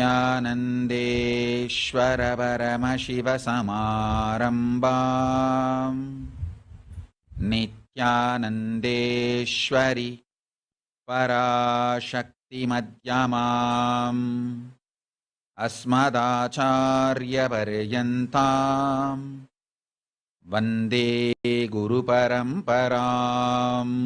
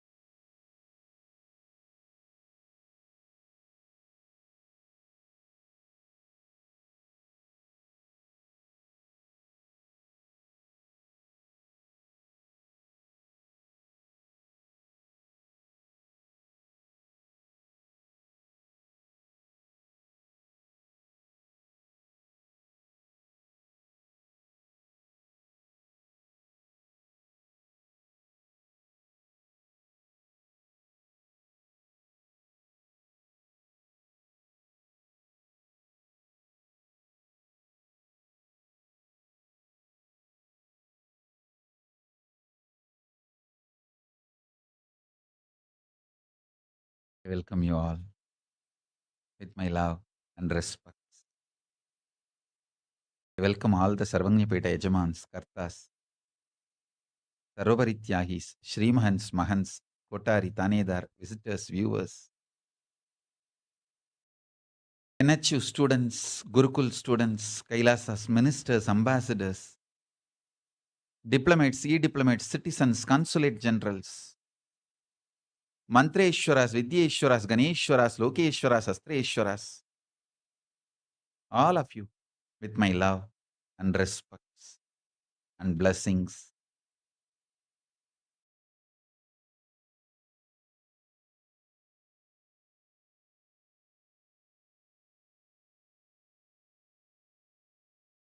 Paramashiva's message directly from Kailasa. Super determinism. Truth, reality about the super determinism is the message from Paramashiva, from Kailasa. Now, this is Anupaya, means you are all now getting initiated into this great realization. So understand,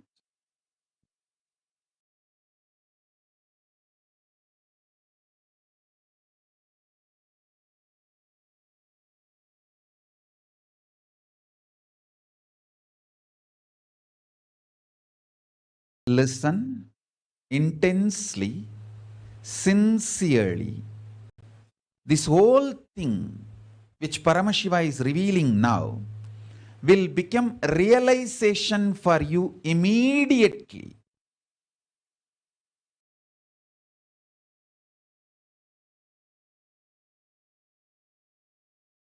Cosmic cognition,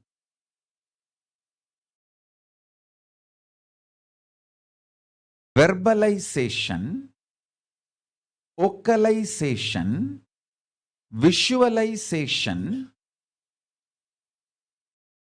mathematical calculation, rational analysis, analyzing rationally,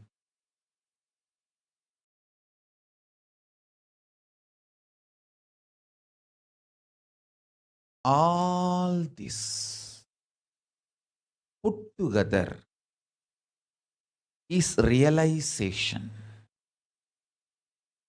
I'm repeating. Cosmic cognitions, powerful truths, cognizing inside you, and verbalization, vocalization, visualization,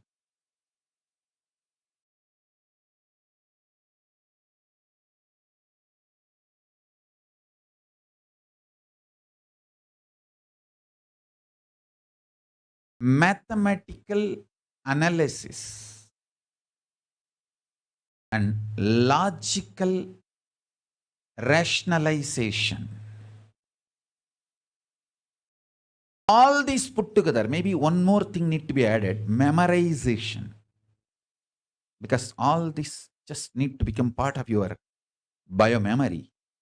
All these put together is realization. Now, I am going to do all this inside you. This great sacred secret truth about the super determinism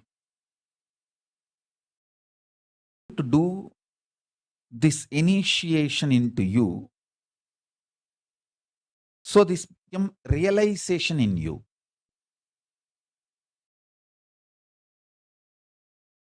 See, the initiation, how just initiation can lead to realization is the science now I am telling you.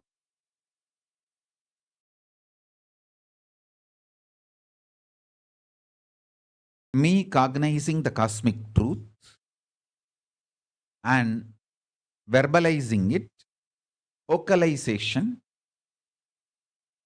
There's a difference between verbalization and vocalization.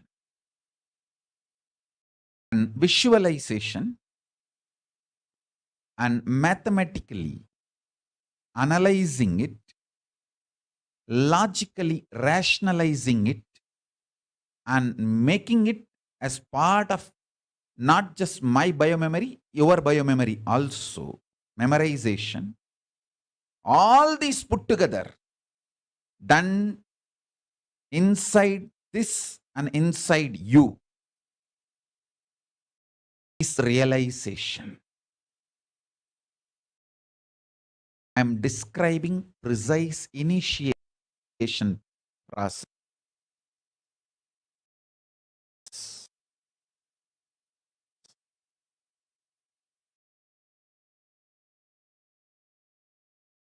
Now,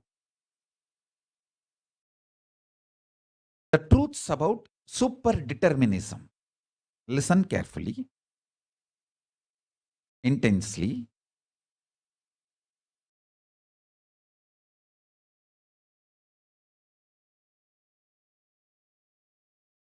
Science of your individual self,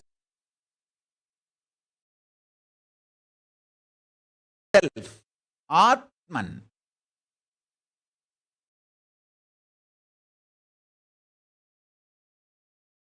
Self.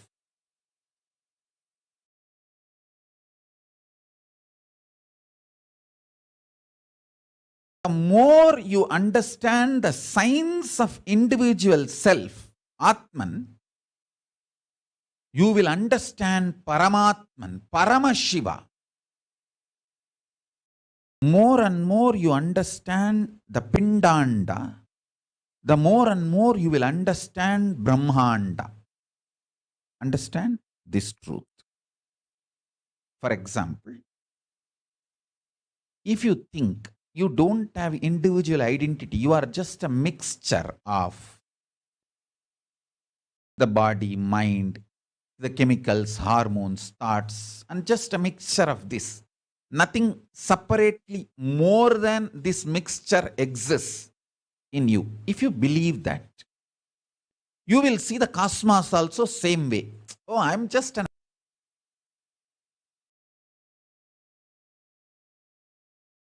impermanent things, mind, body, some hormones, chemicals, reactions, thoughts, ideas.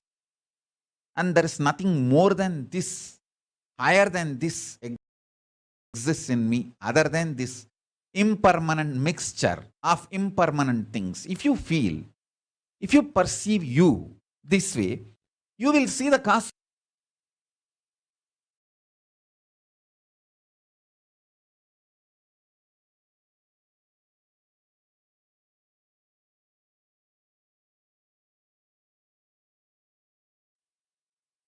If you understand, at some point of time in your life, no, even when all these hormones, chemicals, body, mind, these ups, downs, all these impermanent things are not functioning, I am existing, I exist. So there is something more than this impermanent existence is in me. If you get the glimpse of, if you cognize that, if that hits your existence,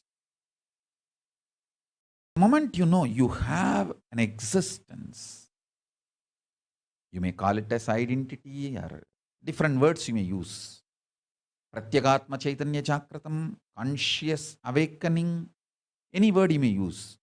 If you start understanding you exist more than these impermanent components, impermanent permutation combination, body mind.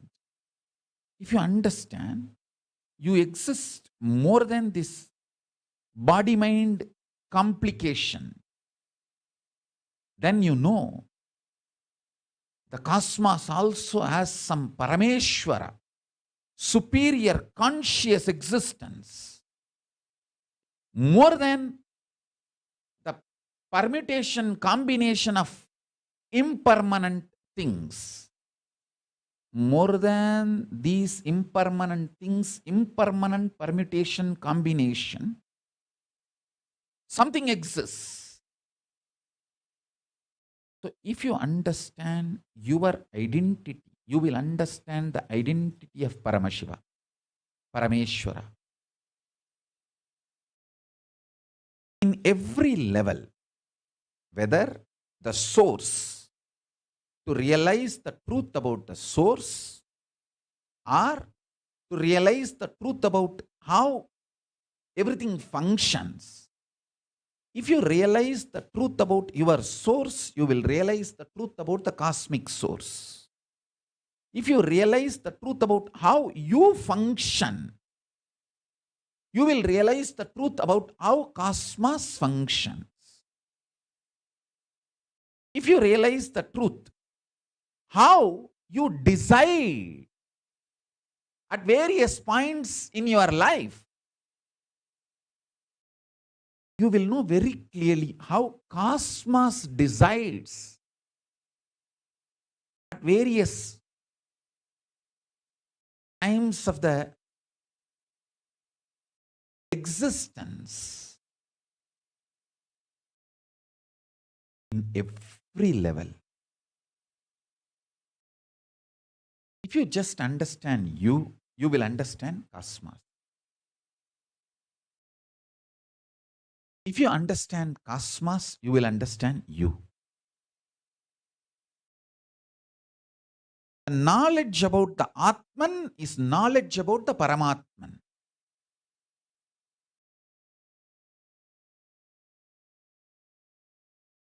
Experience about Atman is experience about Paramatman.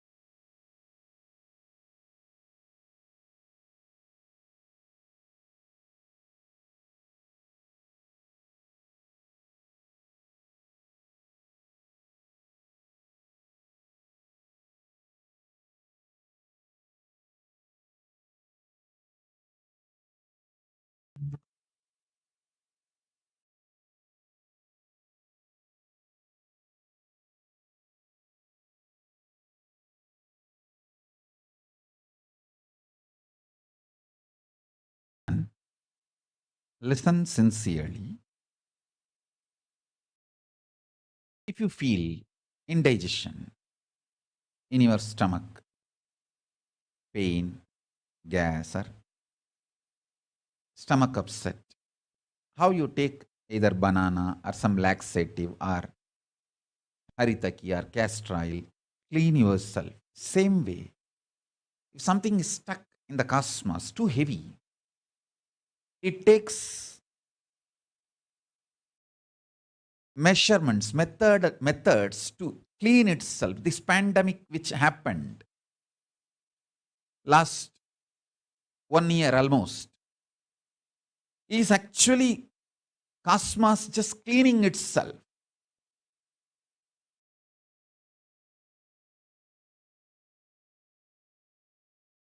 So understand, if you understand whatever is happening in you, you will understand what is happening in cosmos. If you understand what is happening in the cosmos, you will understand what is happening in you.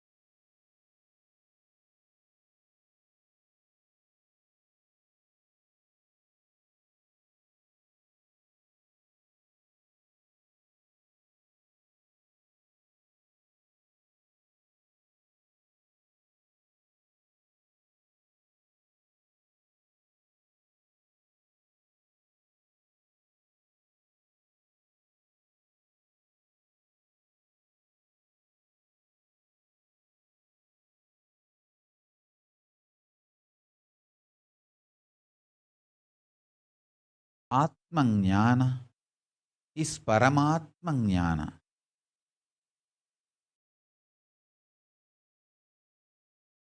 If you avoid knowledge about yourself,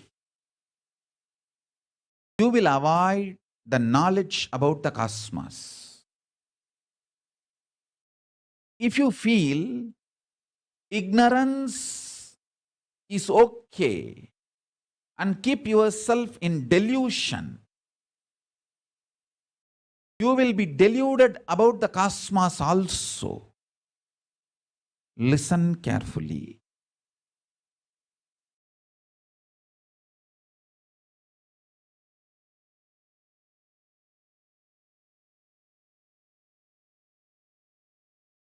More and more clarity and understanding about your individual existence will help you to have cosmic existence. And one more thing, you need to know very clearly.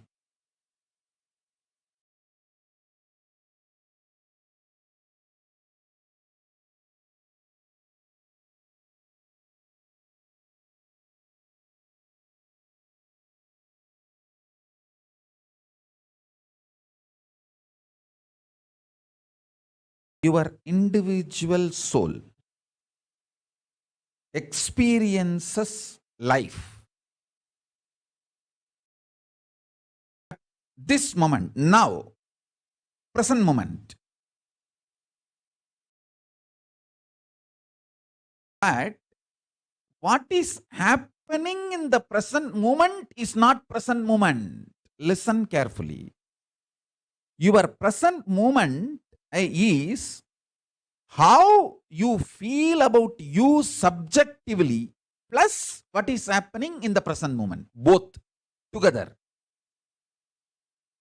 Your present moment is not just what is happening to you.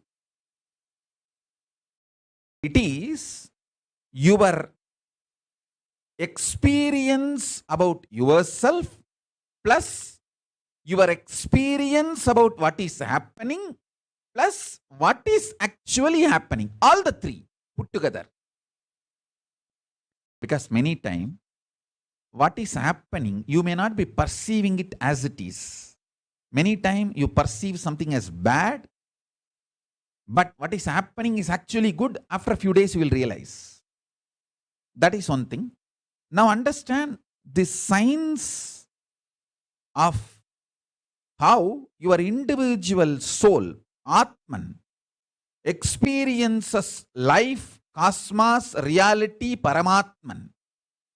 Listen carefully. This is very important truth. Now I am revealing. Present moment has three components.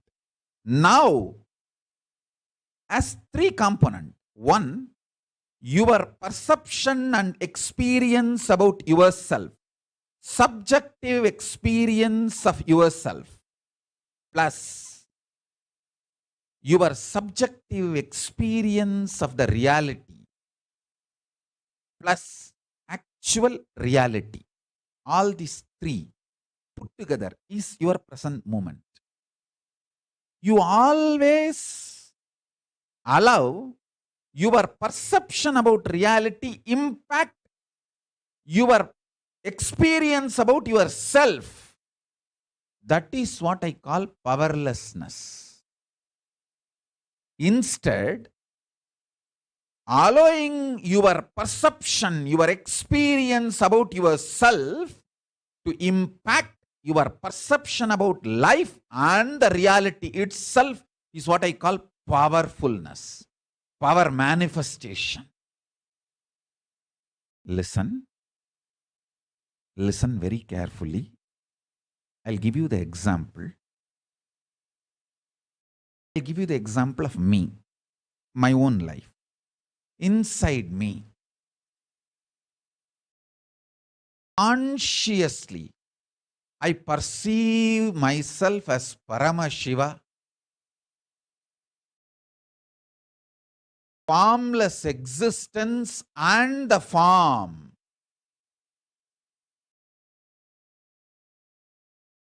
Exploding in bliss.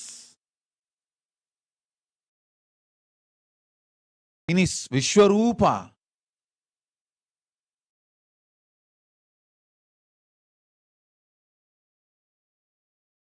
this subjective experience of me is impacting my subjective experience of this world, universe, and universe itself, reality itself.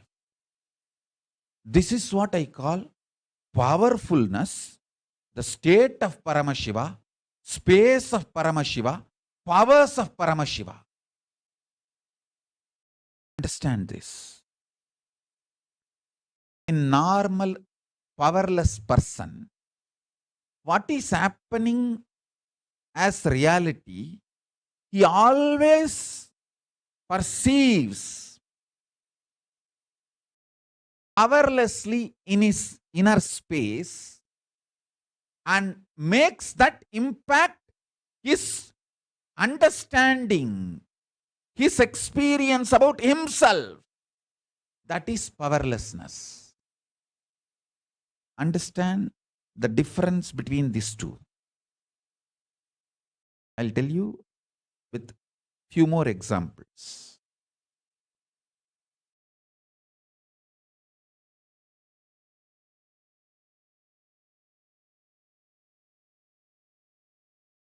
I gave you this one example.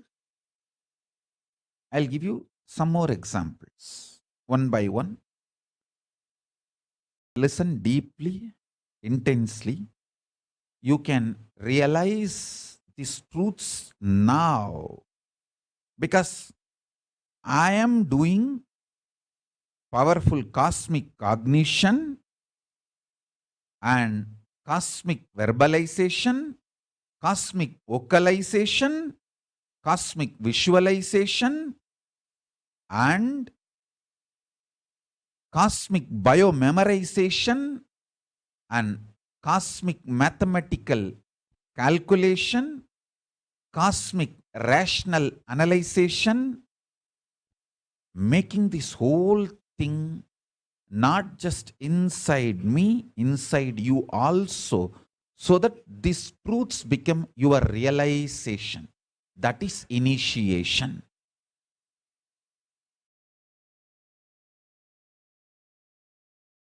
Listen intensely.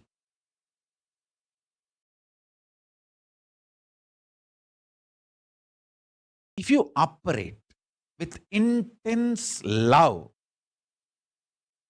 powerful cognitions like a love, compassion, joy, bliss, giving, Ananta Kalyana Gunas of Paramashiva, you will expand so much. Your perception about you will expand. Your perception about life, reality will expand. Reality itself will expand. Understand? This is what I call life positive decisions.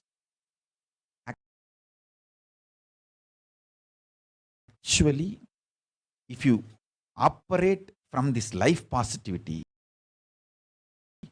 even the chemicals and hormones, multiple tons of researchers nowadays. If you just Google, you will find tons of proofs for what I am saying.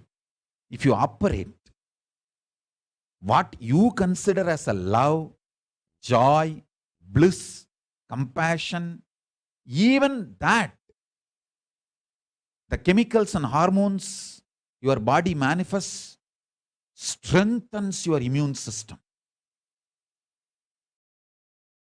And if you operate from the cosmic cognition of you are Paramashiva, the kind of the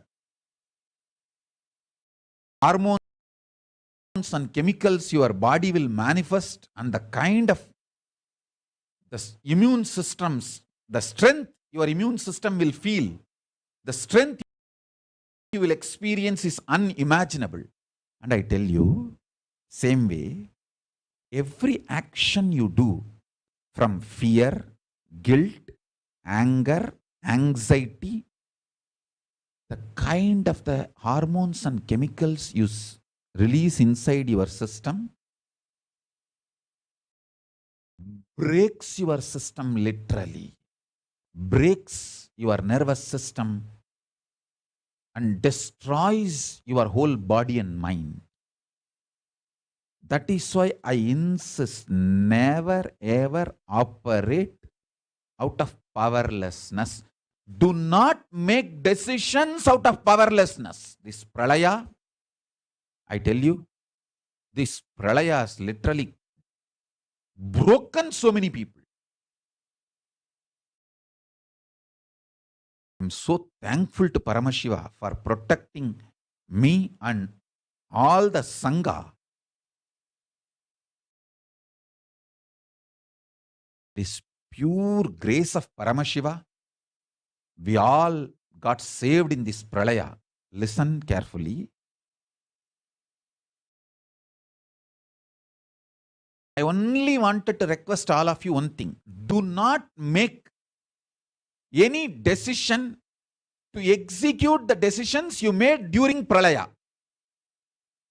During pralaya, all the decisions you made, don't execute. Because all those decisions are out of powerlessness. When you were shaken, when you did not have trust on yourself, now the healing is happening, recovery is happening. Rebuild the trust, rebuild love, joy, bliss, powerfulness. Out of that new conscious being you are building, absolute life positivity, take decisions.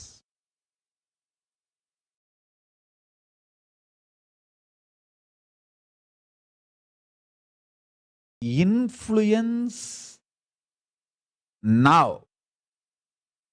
Influence the present moment. Be powerful over the present moment. Understand? Live in the present moment is not a complete truth. Have power over the present moment is the complete truth. The power of now is having power over now. Listen. Understand how you feel about you now and how you feel about the world now. Make that too powerful. If you understand and make yourself powerful, that you are Paramashiva, you will understand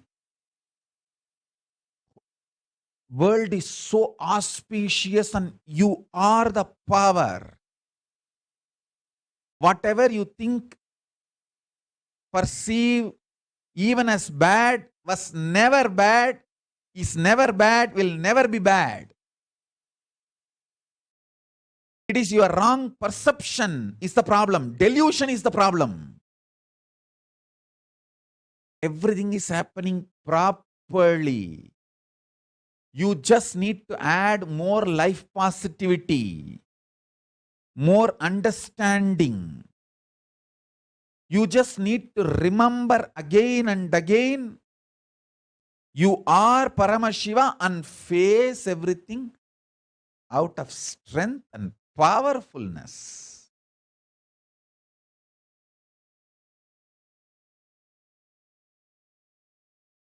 Now, the next truth. Listen.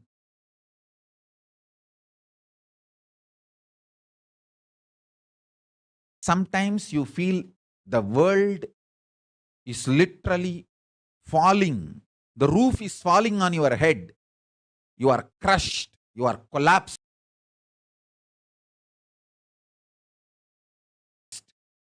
The world is just, sky is falling over your head. That is what is reality, and you perceive that as a reaction about the reality. Collapses your perception about yourself and you collapse. That is what you call everything is determined, fate, nothing can be done.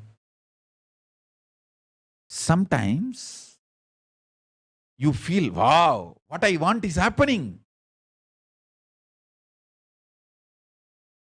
So your perception about the world is what I want is happening. And the reality, what I want is happening. Oh, then everything is free will. We have full freedom. Listen, both are of understanding. Determination or free will, both are of understanding. Sometimes when things happen as you want, you feel, oh, life is free will. Sometimes when you feel things are not happening as you want and the roof is collapsing, crashing on your head, and you feel everything is predetermined. Now understand this truth. I'll give you one more example. If you are standing with both the legs, that's the way you experience reality. You raise one leg, that is your freedom. After that, you cannot raise the other leg also. That is determination. So understand, the choices you already made are binding your future freedom possibilities. The choices you already made are binding your future possibilities. This is when you feel whether life is free will or predetermined.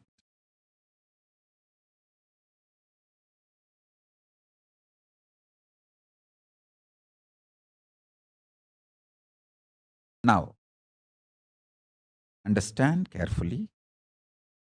This whole satsang, I request you to watch at least 2-3 times, because every statement I made, every truth I revealed from the beginning of the satsang, I am putting the whole thing together and giving you the conclusion now.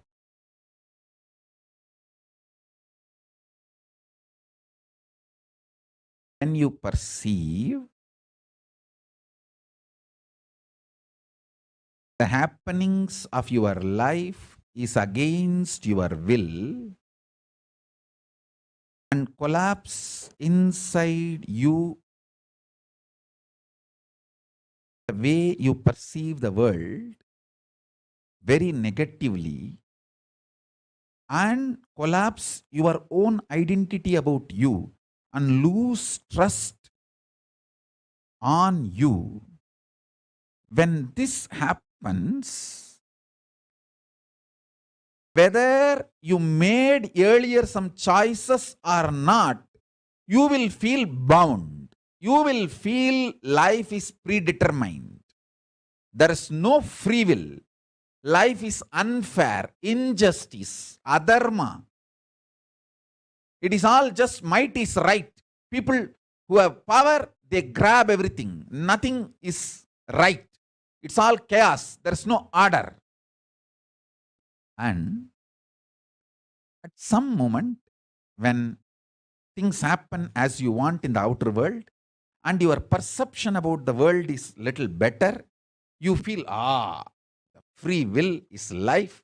There is a possibility. I can recreate, rebuild. Life has some hope. But please understand, both are of truth. Why even the idea of free will is of truth? Because you feel relieved, hope, because of outer world happening. But the real truth is, if you decide to cognize the truth, you are Paramashiva, Paramatma, ultimate powerfulness, subjectively about you. From that subjective truth, if you understand your perception about the world and impact the world, That is called super determinism. Listen. I'm answering one of the biggest problem of the world. Vidya, Madhya. Predetermined or free will?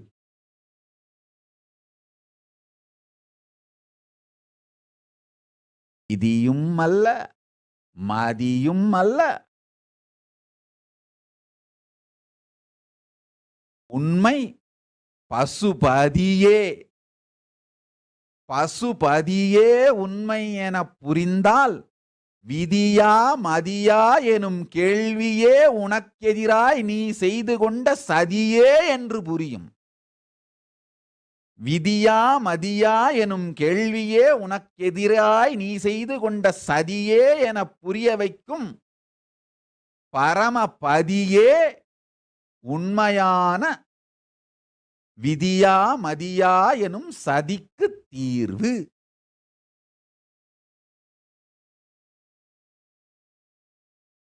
Understand? Whether life is predetermined or free will, the super determinism is the truth. Answer for the question whether life is free will or predetermined is life is super determinism. Neither predetermined nor free will. It is super determinism. Understand? Empowering yourself with the truth, reality. You are Paramashiva. You are the ultimate Paramatma. And from that truth, reality, making your perception about life, and with that strength of your subjective truth about yourself and your subjective experience about the world, impacting the world.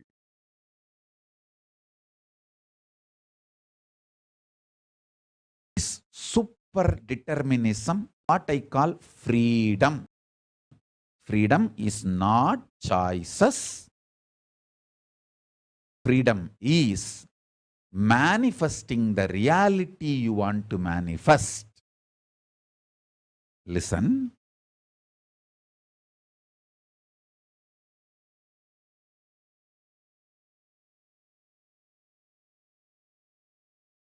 When you subjectively decide to cognize the truth, you are Paramashiva, you will see that super power of coincidence place in your life,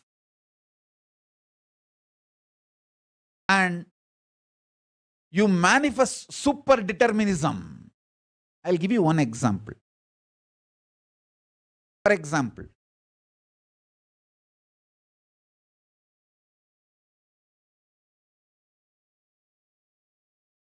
Jnanatma has some mood swing. She goes and creeps to Prematma. It's not that if Prematma does not tell me, I will not know.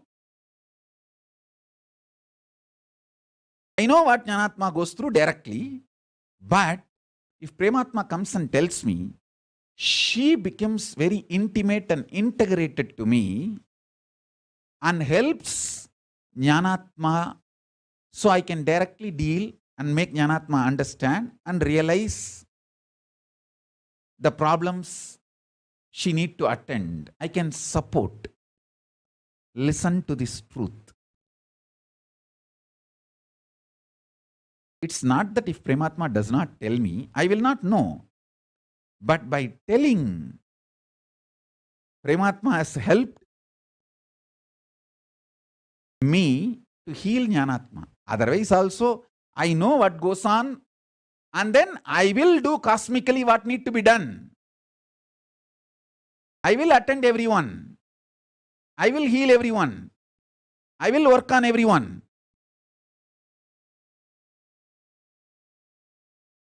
I tell you,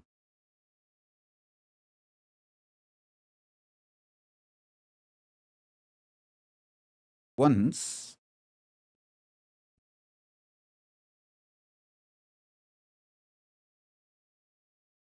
I read a book, Vivekananda's book, where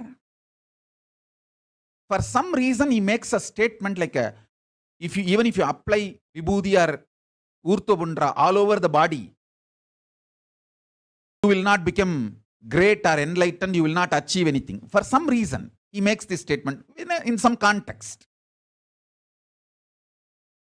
From the young age, I was brought up in a very traditional Shaivite way.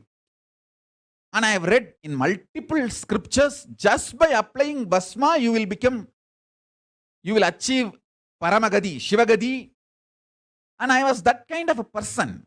So when I read these words, it hurt me very deeply. I ran to Arunagiri Yogeshwara. That time I was having physical darshan of Arunagiri Yogeshwara. I ran to him. Asked for clarification. He said two things. One, even if you find Sampradaya Veda, never ever criticize the Guru Parampara. Already I was very connected to Ramakrishna, Vivekananda books. I used to read even at the age of 10. My Chitti used to give me the books. So I used to read, and Kuppamal herself used to give books. So he made a statement, never criticize Guru Parampara. That's one. Never disrespect Guru Parampara. If you feel there is a Sampradaya Veda, there is a conflict. You should just have patience to digest and wait for the clarity to happen. That is one. Second, he said, when you are feeling the pain, you should always tell your Guru. He said, you did the best thing. You came and told me. You should not be having this stupid mentality if I can deal it by myself. You won't be able to deal, and the decisions you make when you think you can deal it by yourself will be extremely destructive for you. He told me very clearly. By telling this to me, you found a solution. Many times we think, oh, Swamiji knows everything. Why should I tell? Understand, I know it. But only by verbalizing, you will come out of it. You will have the clarity. That is why I insist. I give you two methods for you to achieve the super determinism. One, deciding to cognize your Paramashiva, because that is the truth. That's the truth.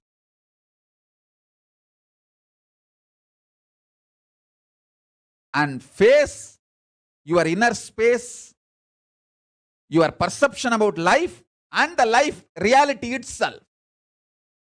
With this truth, I am Paramashiva. This is what is having power over now. Life, reality.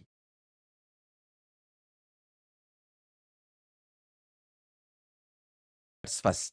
Second, you can cry, you can express your frustration, you can express your joy, you can express your gratitude, you can even fight. Do everything with your Atmalinga and Atmamurti. Everything. Continuously talking to your Atmalinga and Atmamurti will give you the power to manifest what you want. Shakti. And Buddhi to change wherever you need to change. Above all, Bhakti. The romantic existence with cosmos. You will get all three. Constantly talk to Atmalinga and Atmamurti. Today I open the doors of Kailasa. You can send any message you want 24/7 to HDH, SPH, Facebook profile and page, both. I will attend to it personally, directly in your life. Don't expect I will be responding in messenger back, but I will respond in your life directly. It's my commitment. I'll give you Shakti, manifest. Shakti to manifest what do you want to manifest. Buddhi, knowledge, wherever you need to alter what do you want. If you need to alter the knowledge, Buddhi, and above all, Bhakti. Extreme life positive, joyful connection with the life, Bhakti. And Yukti, method to live enlightenment. Mukti, enlightenment itself. Shakti, Bhukti, Bhakti, Yukti, Mukti. You will get all five by constantly talking to your Atmalinga and Atmamurti. And now this Nityananda Paramashivam Facebook page and profile, both I am opening it. You can send continuously any message you want. You can go on be talking to me 24/7. I will attend to it directly in your life personally. Do not expect the response in messenger, in writing. I'll give the response in your life directly. Listen. Take this two as the method to achieve super determinism. One,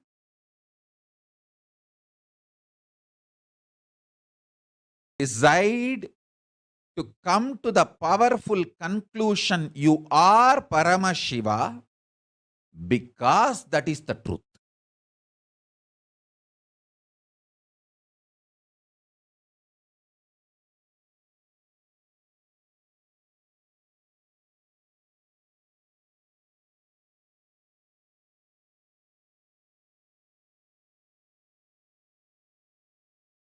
Om Paramashivoham. Om Nityananda Paramashivoham.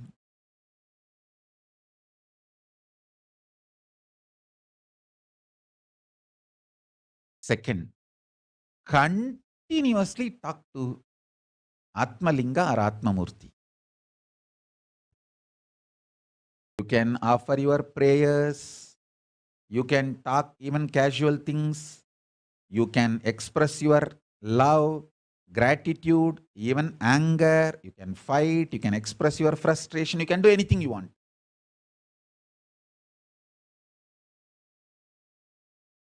And I commit with you, I will respond to you immediately. I'll give you what you want. Shakti, to manifest your life as you want. Buddhi, intelligence to alter. If at all you need to alter somewhere your wants for your greater, better, complete life.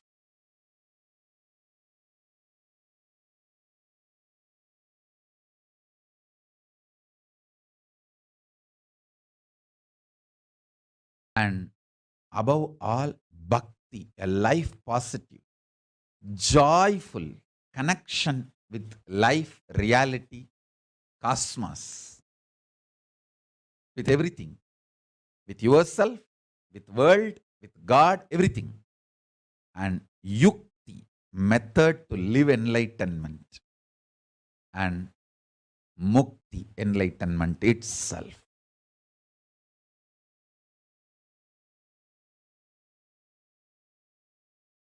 This too, take this as an initiation for expressing super determinism.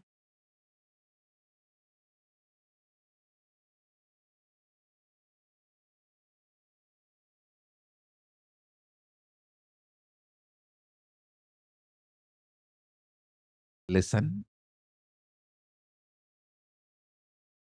Listen to the truth.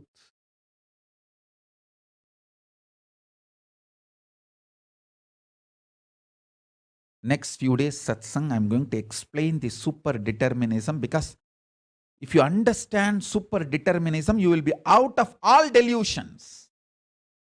As you all may be knowing that last few days I am explaining about creation phase of Paramashiva and maintenance phase of Paramashiva, destruction phase of rejuvenation phase of Paramashiva. Now I am explaining the method to get out of delusion. The Throbhava. This is the satsang related to getting out of delusion, that dimension of Paramashiva. Next, I will talk about liberation in further satsangs.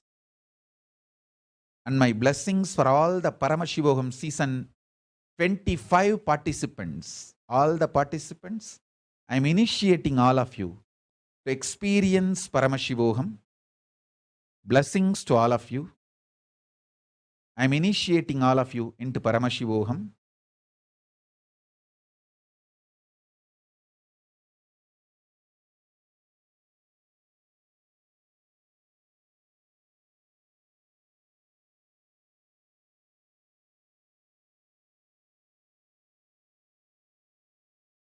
Today, every truth I revealed is independently intelligent and capable enough of giving you enlightenment.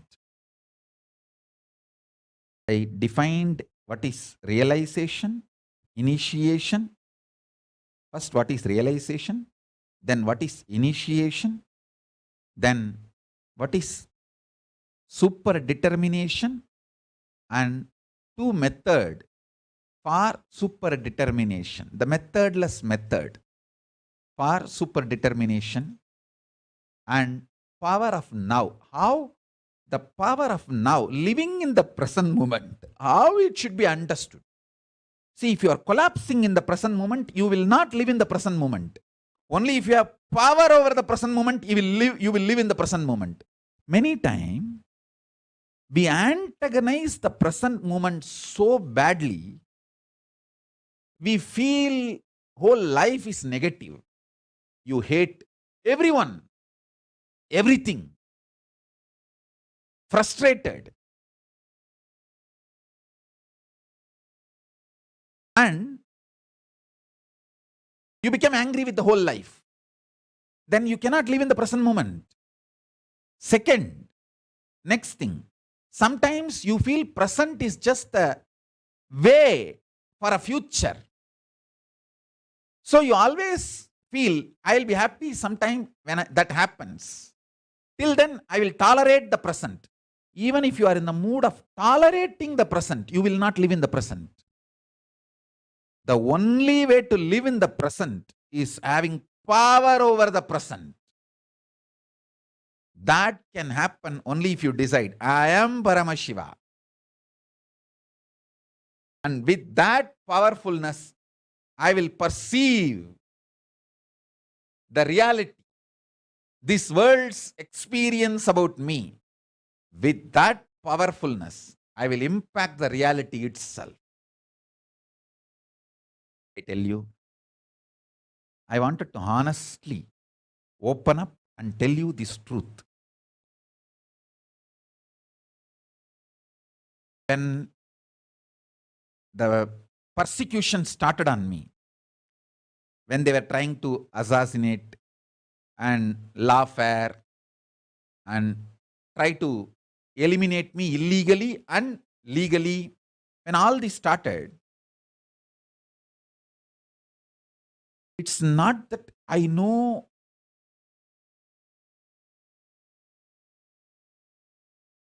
the whole larger vision of life. I want to tell you the honest truth. I only know one thing. I will not question my Guru. I am a pure, chaste disciple to my Guru, Paramashiva, Arunagiri Yogeshwara. So when he need to explain to me, he will explain. When he need to reveal why this is happening to me, he will reveal. Till then, I will neither question the reality happening, nor question my Guru why it is happening. Neither I will allow powerlessness, nor I will allow any doubt, powerlessness, anything between me and my Guru, between me and this world. No. My Guru is my Guru, and he does best. He knows best. He is protecting me. He is himself manifesting in me. That I am very clear. I will not question any of this. And I will not even question when you are manifesting through me why this is happening. No. When, if needed, he will explain to me why this is happening. If not, just keep quiet till he explains. That's it. I tell you, now I know the whole thing. Not only he explained why all that was happening, and he made what is the large reality he need to manifest through me, he manifested.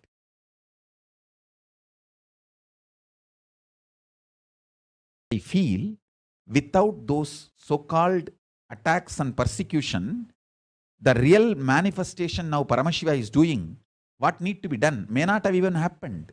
Who knows? All that also may be part of this larger vision. So I am nobody to justify. I am nobody to judge. Anything right, wrong, good, bad, no. I know only one thing. I am a chaste, pure, humble, obedient, honest, integrated disciple to my Guru. That's it. No questions asked. Only the sweet romance.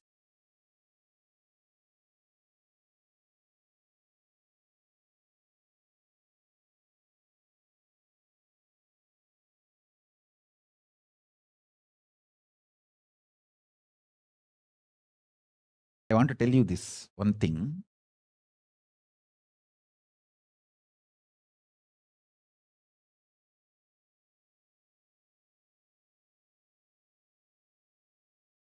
Raghupat Yogi is a great yogi.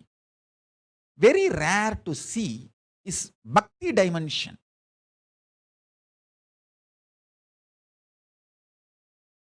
He is very secretive about his devotion, bhakti dimension.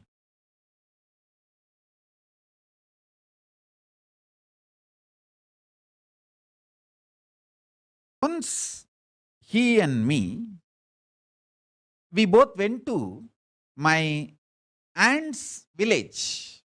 He took me to a temple which is in my aunt's village. That village is called Kuvanur.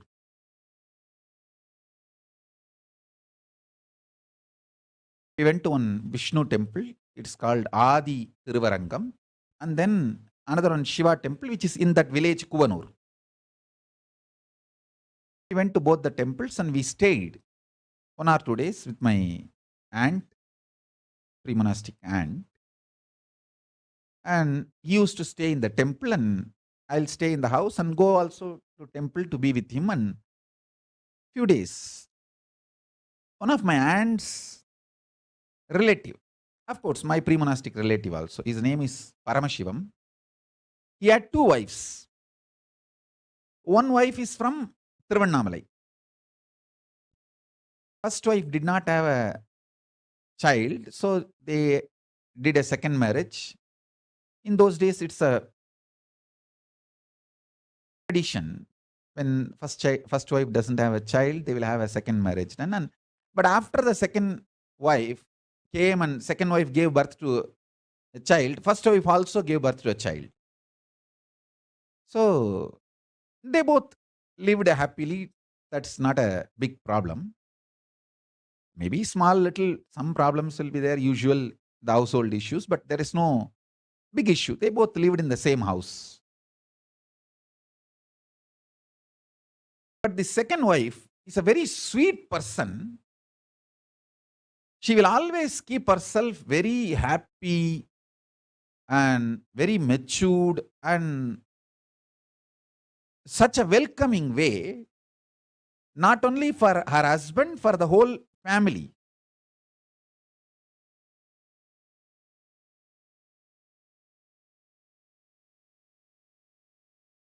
So when we went there, he came to that second wife's house. She gave food for me and my guru, and she took care of everyone.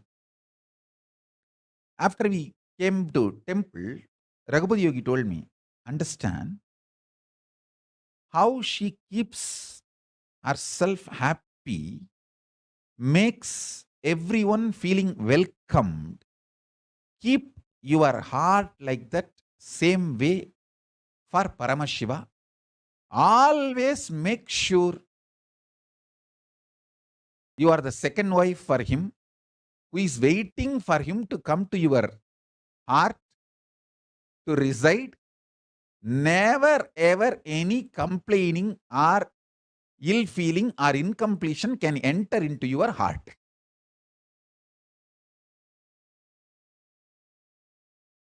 He gave a very beautiful example. It's very rare Raghupati Yogi talks about bhakti because he is a great yogi. I have heard only the teachings of yoga from him. Very rarely heard the teachings related to bhakti. This was very beautiful and strong instruction. From that time,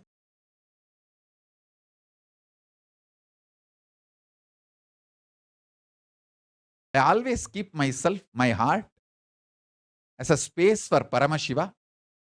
When he comes, no questions asked. It's a place where he enjoys.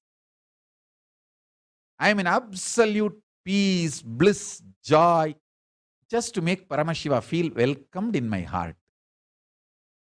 The saucha of the body means cleanliness of the body, hygiene of the body. Santosha of the heart, both to invite Paramashiva, welcome Paramashiva, and for him to be happy, blissful.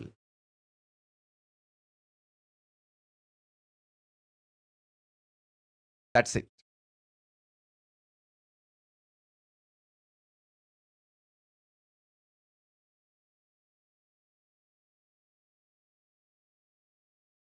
I can say, just imbibe these few truths. You will manifest super determinism immediately. Let me define super determinism once more. Not being bound by the idea of predetermined or free will, or the bondages you experience because of the choices you made earlier. Free from all. The idea of predetermination, the idea of free will, the idea of feeling bound because of the choices you made earlier, an idea of choice and choicelessness, free from all, is super determinism. See, even if you feel you are bound, now your choices are less because of the choices you made earlier, that is like a karma bandha. Your past is impacting the present. But in pure super determinism, you retain the cake and eat and distribute. You don't need to choose whether to keep or eat. You can keep, eat, and distribute. Not being bound by the laws of the predetermination or the laws of the free will or the idea of you are bound partially because of the earlier choices and decisions you made. Choice and choicelessness, all these ideas doesn't bind you. Nothing binds you. You continue to make decisions and continue to retain your full powerfulness and freedom absolutely. It's possible. You can make so many decisions. You can get involved with anything, any level, but you will not be bound. You will have your absolute freedom, absolute involvement and absolute freedom. Both. That is what I call super determinism. It is possible and it is reality. And with this, I initiate all of you into this great truth and reality and power of super determinism.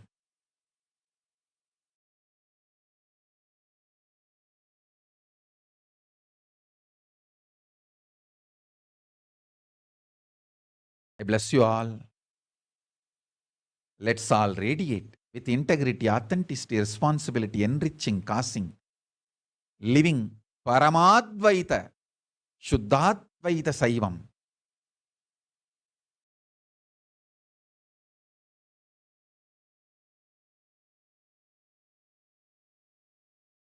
Space, the state, space, powers, being and superconsciousness and Kailasa of Paramashiva. Paramashivoham. Om Nityananda Paramashivoham. The eternal bliss, Nityananda. Thank you. Be blissful.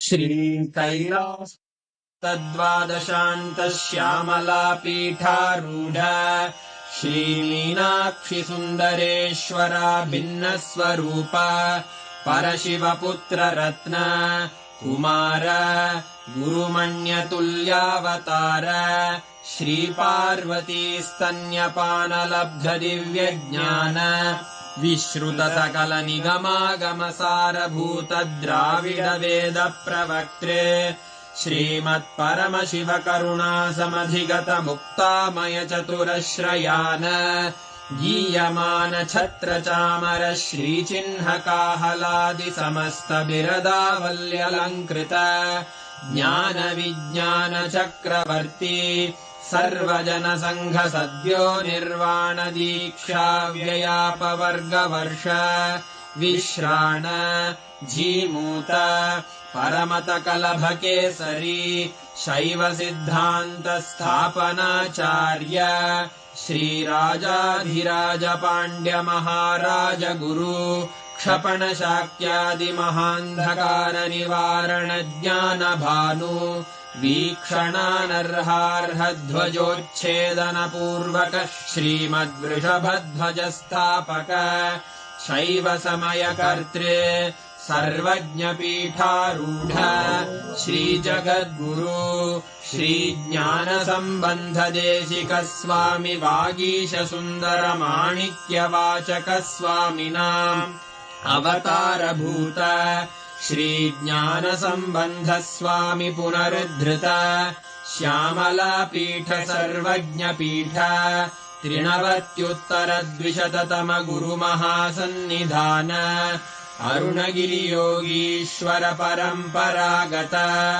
Arunachal सर्वज्ञपीठ गुरुमहासन्निधान Kailash परम्परागत काञ्ची कैलास सर्वज्ञपीठ 33 गुरुमहासन्निधान नित्योत्सव नित्यमङ्गल नित्यकल्याण नित्यरजित कैलास परम्परागत आदि कैलास नित्यानन्दपीठ महासंस्थान महासिंहासन पीठकर्तः साक्षात् श्रीपरमशिवसमुद्भूत कैलासपरम्परागत वैवस्वतमनु इक्ष्वाकु हरिश्चन्द्र भगीरथ श्रीरामचन्द्र शूरसेन इत्यादि अनवच्छिन्न सार्वभौम चक्रवर्ति परम्परागत चतुष्षष्टि योगिनी मण्डित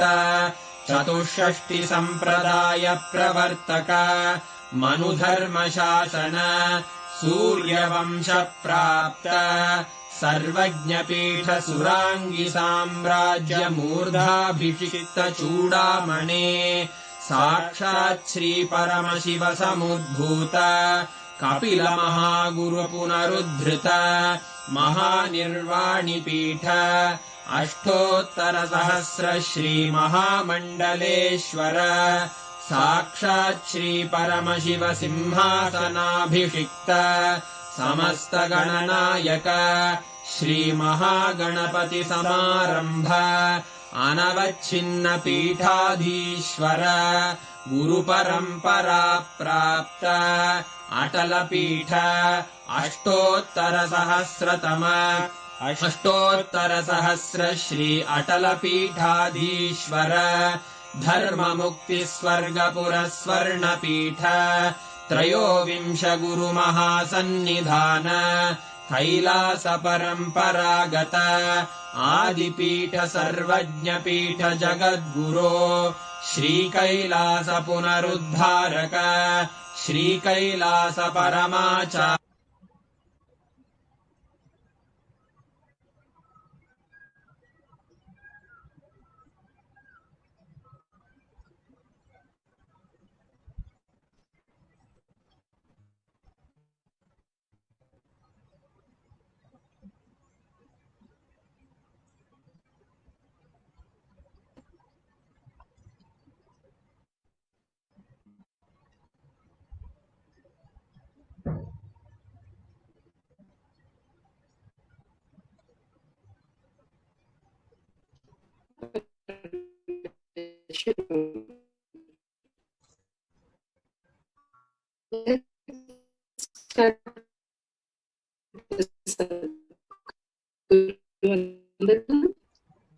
नित्यानन्दं परमसुखदं केवलं ज्ञानमूर्तिं द्वन्द्वातीतं गगनसदृशं तत्त्वमस्यादिलक्ष्यम् एकं नित्यं विमलमचलं सर्वैः साक्षिभूतं भावातीतं त्रिगुणरहितं सद्गुरुं तं Namami.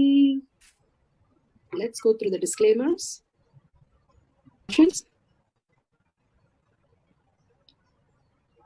Please be aware of the important.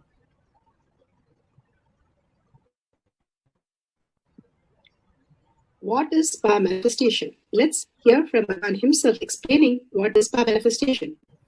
All the 25 states of consciousness, when they happen in you, due to your chemicals and hormones, ups and downs, it is powerlessness. When it happens in you, out of your free will and consciousness, it is powerfulness. That's all. When you fall into sleep, it is powerlessness. When you enter into sleep, it is powerfulness. When you fall into dream, it is powerlessness. When you decide to dream, it is powerfulness. So I've added the ultimate powerfulness, Turiyatita, in your whole being and doing, manifest all the powers. Understand, power manifestation is nothing but cognitive shift. It is not work. It is cognitive shift. Power manifestation is cognitive shift. Playing with life. Playing with being alive. Static matter, dynamic activity, strategic existence. All these three has no boundary. You are one with it. You are alive in everything. Everything listens to you. Everything decides as you want. Power manifestation is cognitive shift, raising your frequency, not work. Now let's understand who is Paramashiva. Bhagavan himself has beautifully explained the Paramashiva in all of us.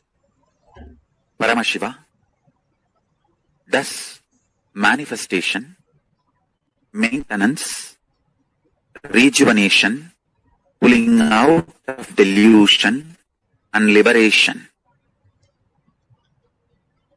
He resides in his supreme Paramashiva Swarupa as Ajomuha or Adhomuha, unborn,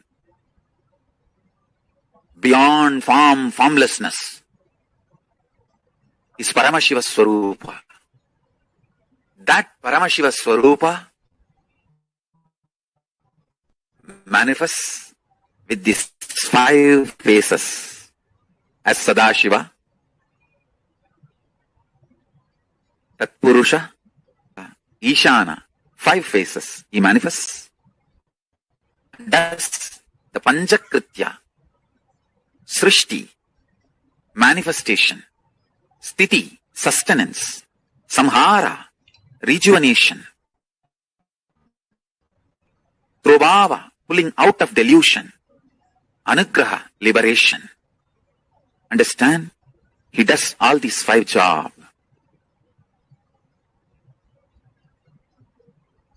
Through these 5 phases. Now listen carefully.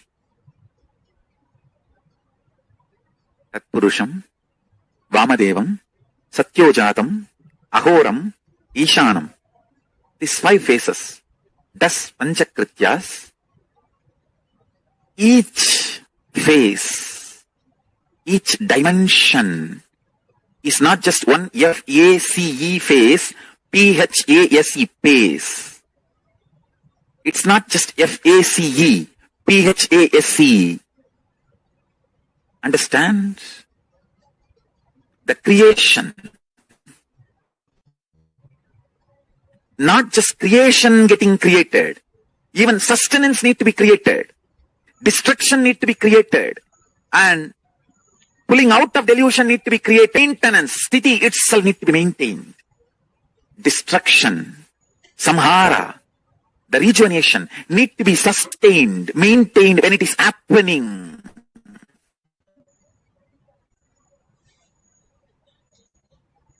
Pulling out of delusion, Prabhava, need to be maintained when it is happening.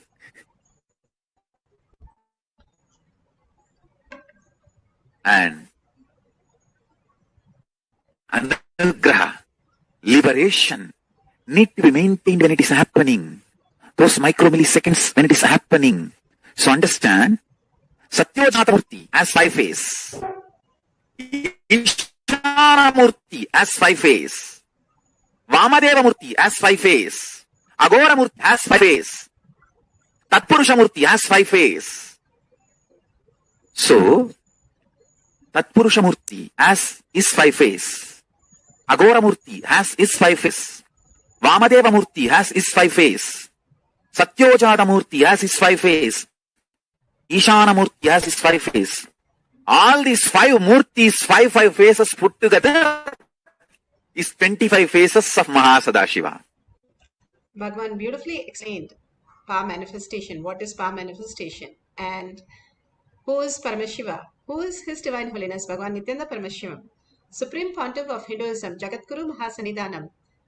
His Divine Holiness Bhagavan Nityananda Paramashivam is a reviver of Kailasha, the ancient enlightenment civilization, the great cosmic borderless Hindu nation. His Divine Holiness Bhagavan Nityananda Paramashivam is an avatar and from and is a supreme pontiff of Hinduism. He has made a science of power manifestation, yoga and temple-based university for humanity. So Virgin Order of Kailasha, led by His Divine Holiness Bhagavan Nityananda Paramashivam and Nityananda Order of monks, nuns and Hindu diasporas are working for global peace and to give a superconscious breakthrough to humanity. Nityananda Hindu University, world's largest with the extended campus in 150 countries, is collecting, preserving, time capsuling, decoding, spreading and reviving 20 million source book of Hinduism and 64 sacred arts, science like Ayurveda, dance, music, Vastu, astrology, and many more.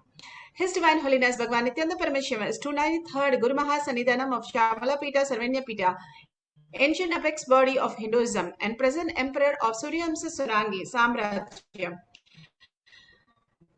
His Divine Holiness Bhagavan Nityananda Paramashivam has survived the worst prosecution of multiple assassination attempts on person and character by anti-Hindu elements.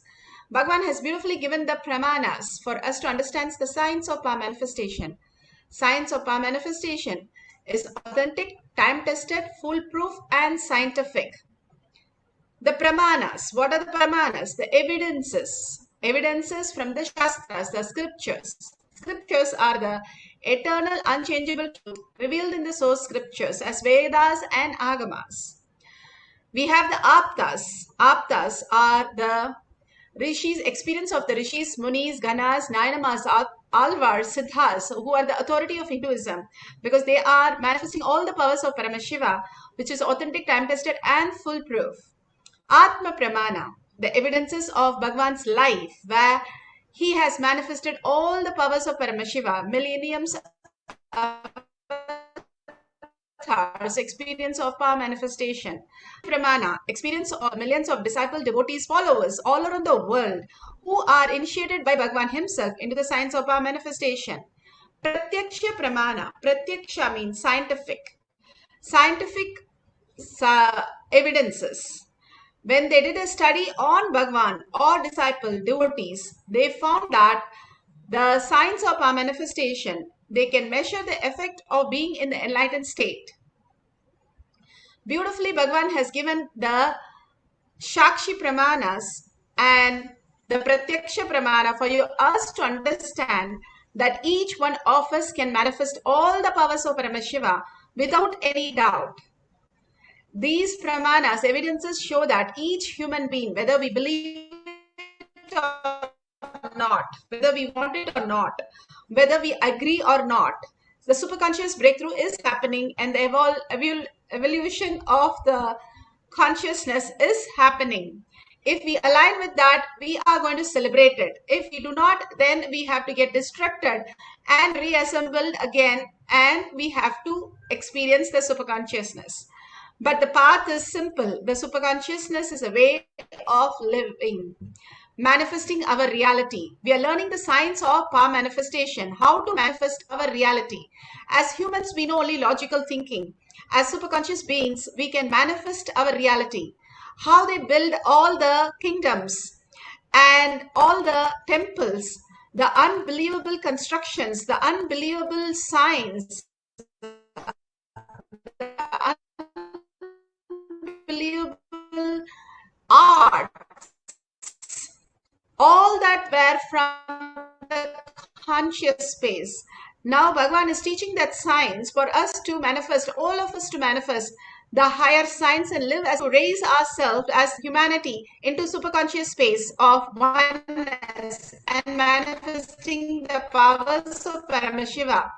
The currency-based logical living, technology-based lifestyle is evolving. We align to that. We are more blessed with more powers and we know how to command the reality. Let's go to the Shastra Pramana. Shastra Pramana for the power of remote vision is taken from the Vijnana Bhairava Tantra, Sutra 63, Dharma 40.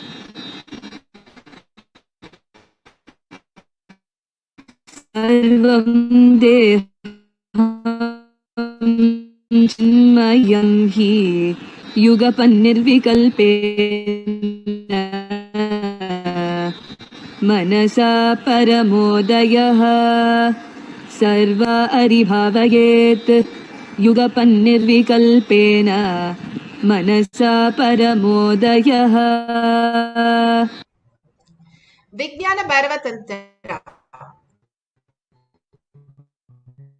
Vijnana, consciousness, Bhairava, going beyond the Tantra, the method in which we experience the consciousness, going beyond the mind. Bhagavan Paramashiva said one should consciously cognize, keeping the mind beyond the movement of the thoughts. Free from all doubts, and the whole body and even the whole universe indeed are simultaneously of the essence and nature of consciousness in infinite space of oneness. then the supreme awakening happens, where one manifests the cosmic body. Beautifully, he says how their reality and how we can cognize the higher reality, letting go the identities that we are carrying. Bhagavan beautifully gave us the initiation, the realization, and all that knowledge for us to have the space for Paramashiva to be in us. First cleaning up and then installing the softwares, taking off all the virus and installing the amazing software that is available for us and manifesting the higher powers. Bhagavan beautifully says, you're all having the app. Now it's Windows 10. No more you have to struggle with the Windows 1. You have Windows 10 and you have so many applications available which can manifest your reality, whether it is health, whether it's relationship, whether it is your wealth that you need to manifest. Simply the apps are available. All you need to do is start using it. You're not reading the manual of the Windows 10, which is upgraded for you to understand these sciences. How in technology we have so many ways, not knowing that life has become much more easier. Same way Bhagavan has given us the apps for us to manifest all the reality, and the apps which we don't need. All that identity driven that we have needs to be removed.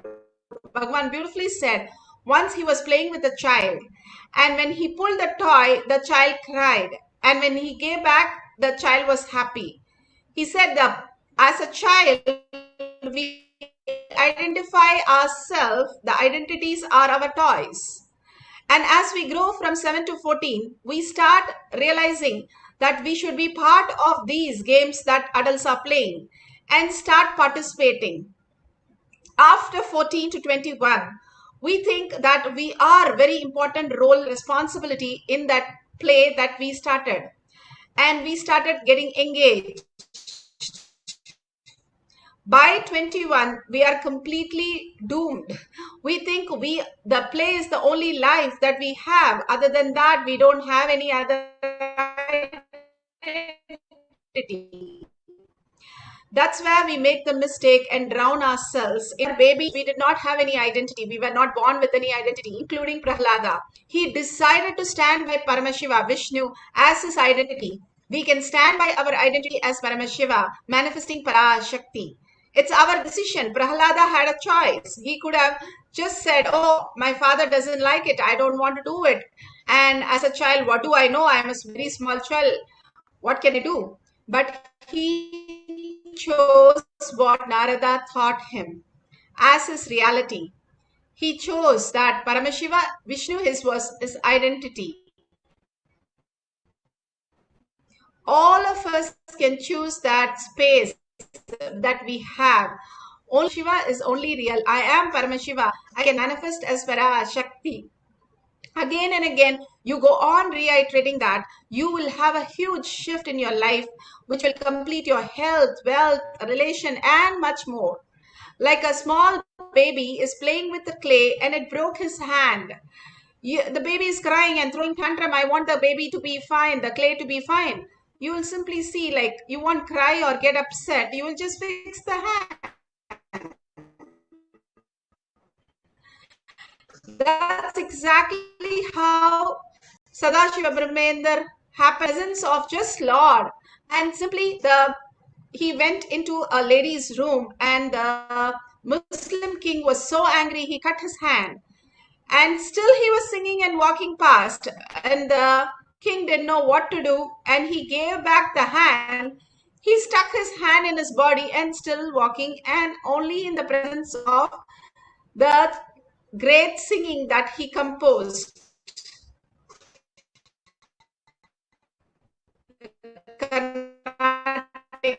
Music that he composed, he was just blended in oneness, as though somebody took something and gave it back. He just put his hand back. All this that is the beauty of it. It's not magic you see on the stage, but you are sitting here to create the magic in your life as consciousness, the very own space, the very nature to manifest powers. Bhagavan says it's a very nature. You don't need any energy. You just reality much more in better, beautiful way.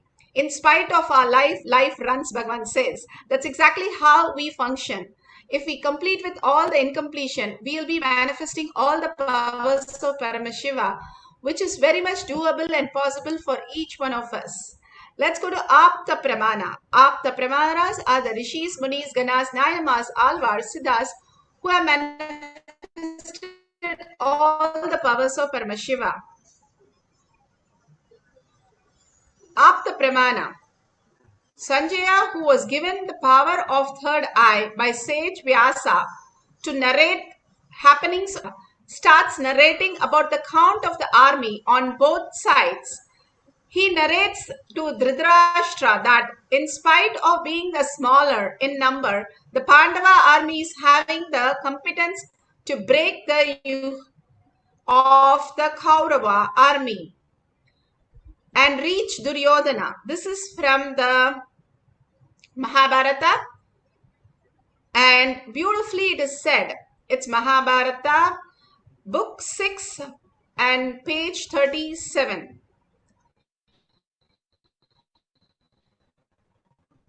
So beautifully it is given. I think chapter at the power of third eye of remote vision, he was able to see how the war was happening, and he was able not only see hear. That's why he was one of them who was blessed to hear Mahabharata. Dhritarashtra, on the other hand, was even blessed. Krishna gave a Vishwarupa Darshana and said, your eyes will be healed and you can see the Mahabharata war. But Dhritarashtra said, no, I do not want to see all my kids die. I do not want my eyes. And he cried and cried to Krishna and said, I do not want my eyes back. But he had a darshan of Vishwarupa Darshana of Krishna. All that is possible for each one of us. If you take everybody in Mahabharata, Ramayana, some kind of manifestation which is beyond the human plane that we understand as logic, as technology. Other than that, there is a space for us to expand into higher consciousness, go to different lokas, and experience different possibilities of our life, create ourselves, dismantle ourselves, and all the possibilities Bhagavan is teaching us through unclutching and making us manifest all the powers of Paramashiva. Let's go to Apta Pramana, Atma Pramana. Atma Pramanas are Bhagavan's own Leelas on planet Earth. Bhagavan has come down for us to experience, understand. That's why all the deities are like us. And Bhagavan beautifully gives us the higher reality. Now let's hear Bhagavan himself narrate Atma Pramana, his very own life. First, simply, a kingdom will happen around you.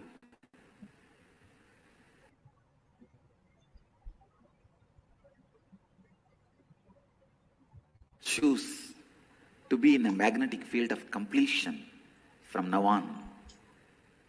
From now decide, you will put all your energies to be in completion, to be in the magnetic field of completion. इन चार तत्वों में वास्तव में अभ्यास करने की आवश्यकता केवल पूर्णता की ही है। जो भी आप शक्तिहीन क्षणों में निर्मित करते हैं of completion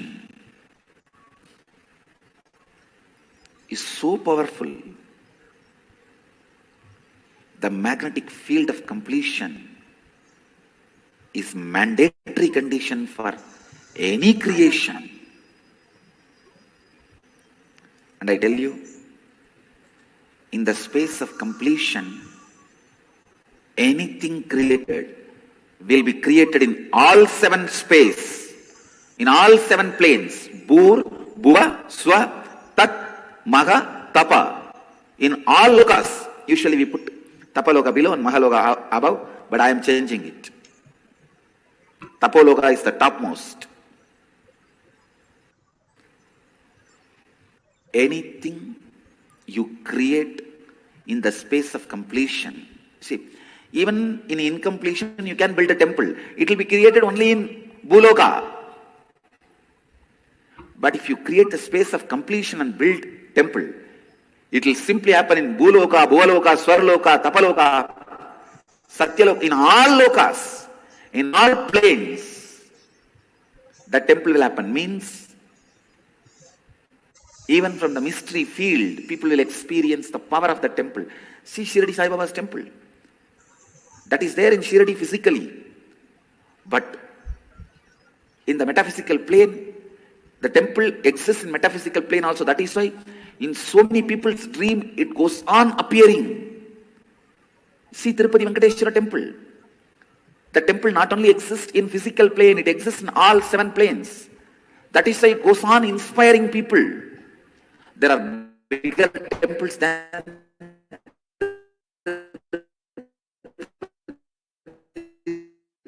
temple. But you don't know why you are attracted and come back. And all of us know, not only you, even I cannot stand more than few seconds in front of the deity. Not only you, even I cannot stand more than few seconds in front of the deity.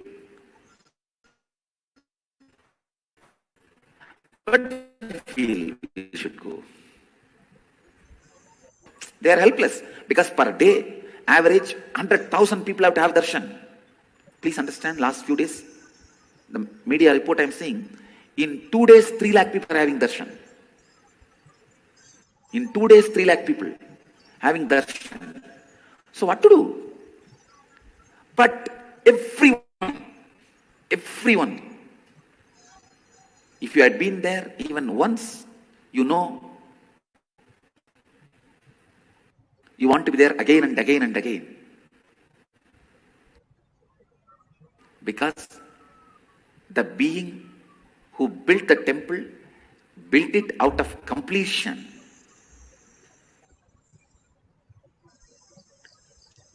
Beautifully, Bhagavan explained how we can create the space to manifest the higher reality. As are the devotees, disciples all around the world, we can identify explaining which both have their some experience. medical imbalance. So at the same time, we can advise the person for some specific treatment, most of the time in a natural way. And also there is the remote vision. So we are sitting there in a room with someone, maybe he lives in another country. So with the third eye, I can connect with all his memories that he or she cherished in his space. So we can give a broad details of how his house looks like, or his garden, his garage, or anything that he likes. We will be able to tell with most and precise precision. Yeah. So beautiful, they were able to sit in one place and tell the details exactly. Pratyaksha Pramana. Here, Stargate project was in 1991 code name for a secret US Army established in 78 at Fort Meade, Maryland by the Defense Intelligence Agency and Sri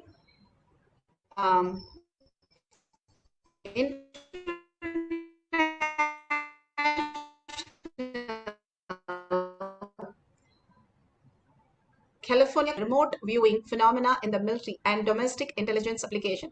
Stargate project work primarily involved remote viewing, the ability to psychically see event and sites or information from a great distance.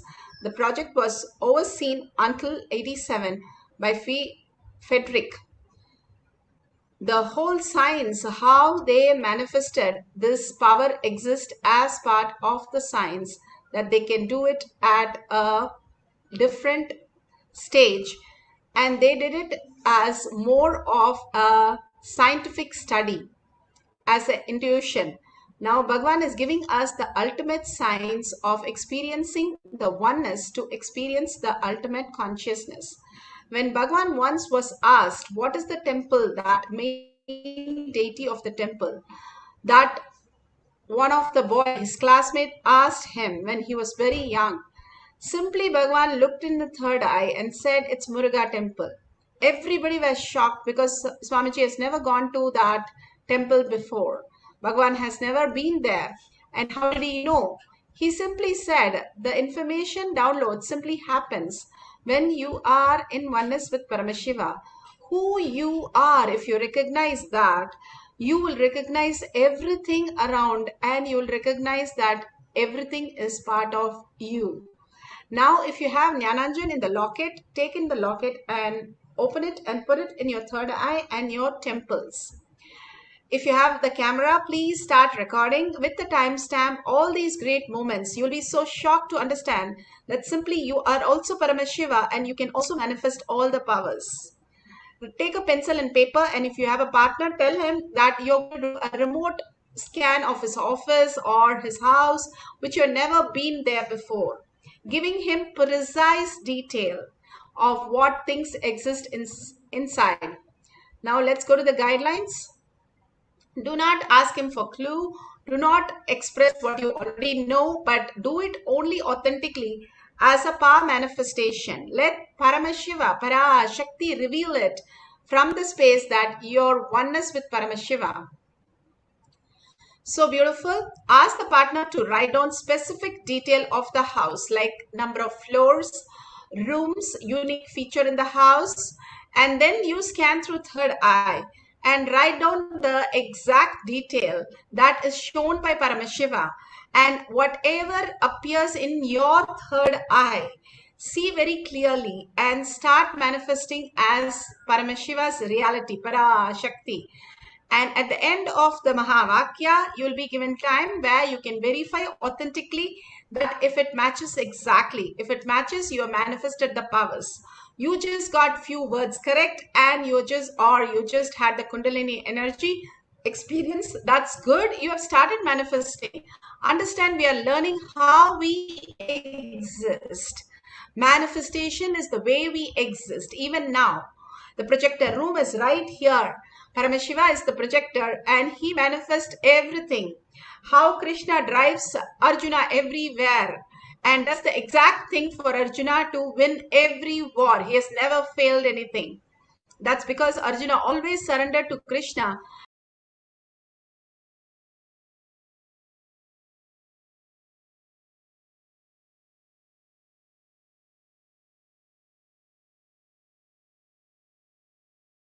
And Krishna does the whole game he knows. Like straight line, the awareness of Bhagavan in your third eye.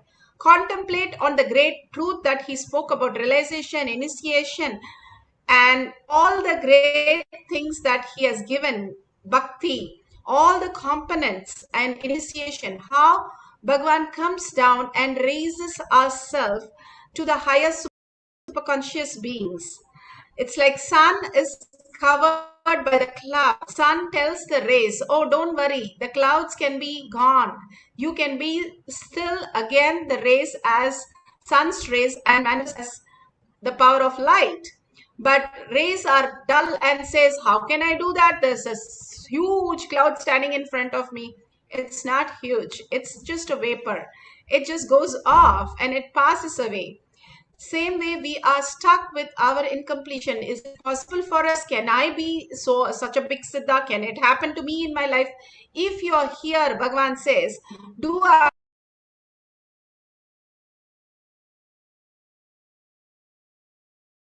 pradakshina to yourself, because you're the chosen one. Billions of people are there in the world. Only you in each of the Kotiyat session. That is the greatest gift you can give yourself, Bhagavan says. Manifesting powers, the only way to break through the consciousness and have a superconscious breakthrough to manifest all your reality. Command over the reality. Nothing is predetermined. Everything and nothing is free-willed. It is much beyond that we exist. It is like a kid plays only with the toys that you have given. No, it can play with anything that it wants. But you have chosen few toys for the kids to play. That's all is our life, making us understand the higher reality. If we understand that we are Siddha Purushas, we are the ultimate conscious beings come on planet Earth to experience this only. And the currency is oneness. If we focus more on the currency, the bhava that you hold for Bhagavan to reside in your heart, how Pusala Nayanar did, how Bhagavan said about Ram Surat Kumar, who said about the being the second wife, unclutched from everything, being in bliss and a matured way from the context that you are a special species, that you are $1 trillion dad's son. You do not have to worry about anything regarding money, anything at all, how you will behave. That is exactly how we should behave, that we are Paramashiva's kids. We can manifest any power because we are here today. That proves us, that authenticates us that we are Paramashiva. Now sit straight with your head, neck and spine in a straight line. Tell very clearly to your mind how you do it in your dream or in deep sleep. Switch off and switch on your mind as you want. Now switch off the mind and say only verbalization and visualization of Bhagavan. What do you like more? What do you prefer more? Bhagavan. Then be there. Why do you want to go anywhere else? That can wait. Tell very clearly, put a stop clock and say this many minutes I am not going to be disturbed. The mind cannot get disturbed. It can only visualize and verbalize with what Bhagavan said and what Bhagavan is giving us as darshan, diksha, initiation, blessing and raising us. Hold that context and chant the Mahavakya from your navel center. Again and again when we chant, we raise our frequency and manifest the powers. So keep your papers ready and start chanting the Mahavakya intensely and entangle with Bhagavan himself.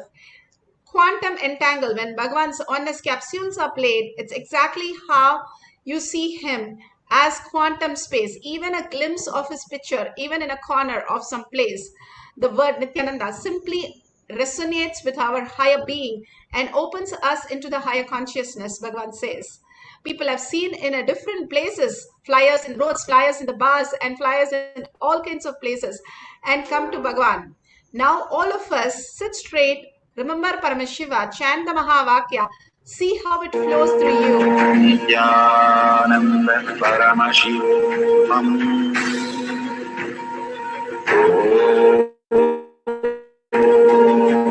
Nityananda Paramashivam. Nityananda Paramashivam. Nityananda Paramashivam. Nityananda Paramashivam.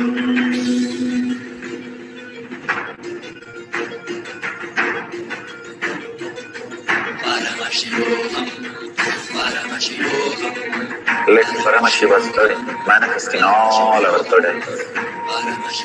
Let the Amrita pour, let the Vani open up, manifest in all of us.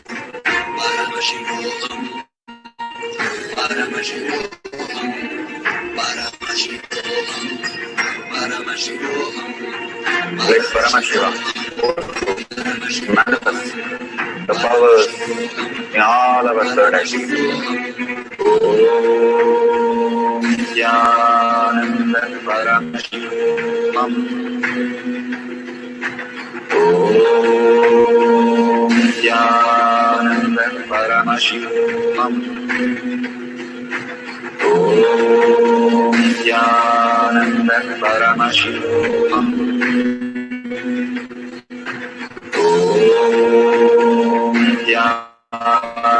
Nityananda Paramashivam. Nityananda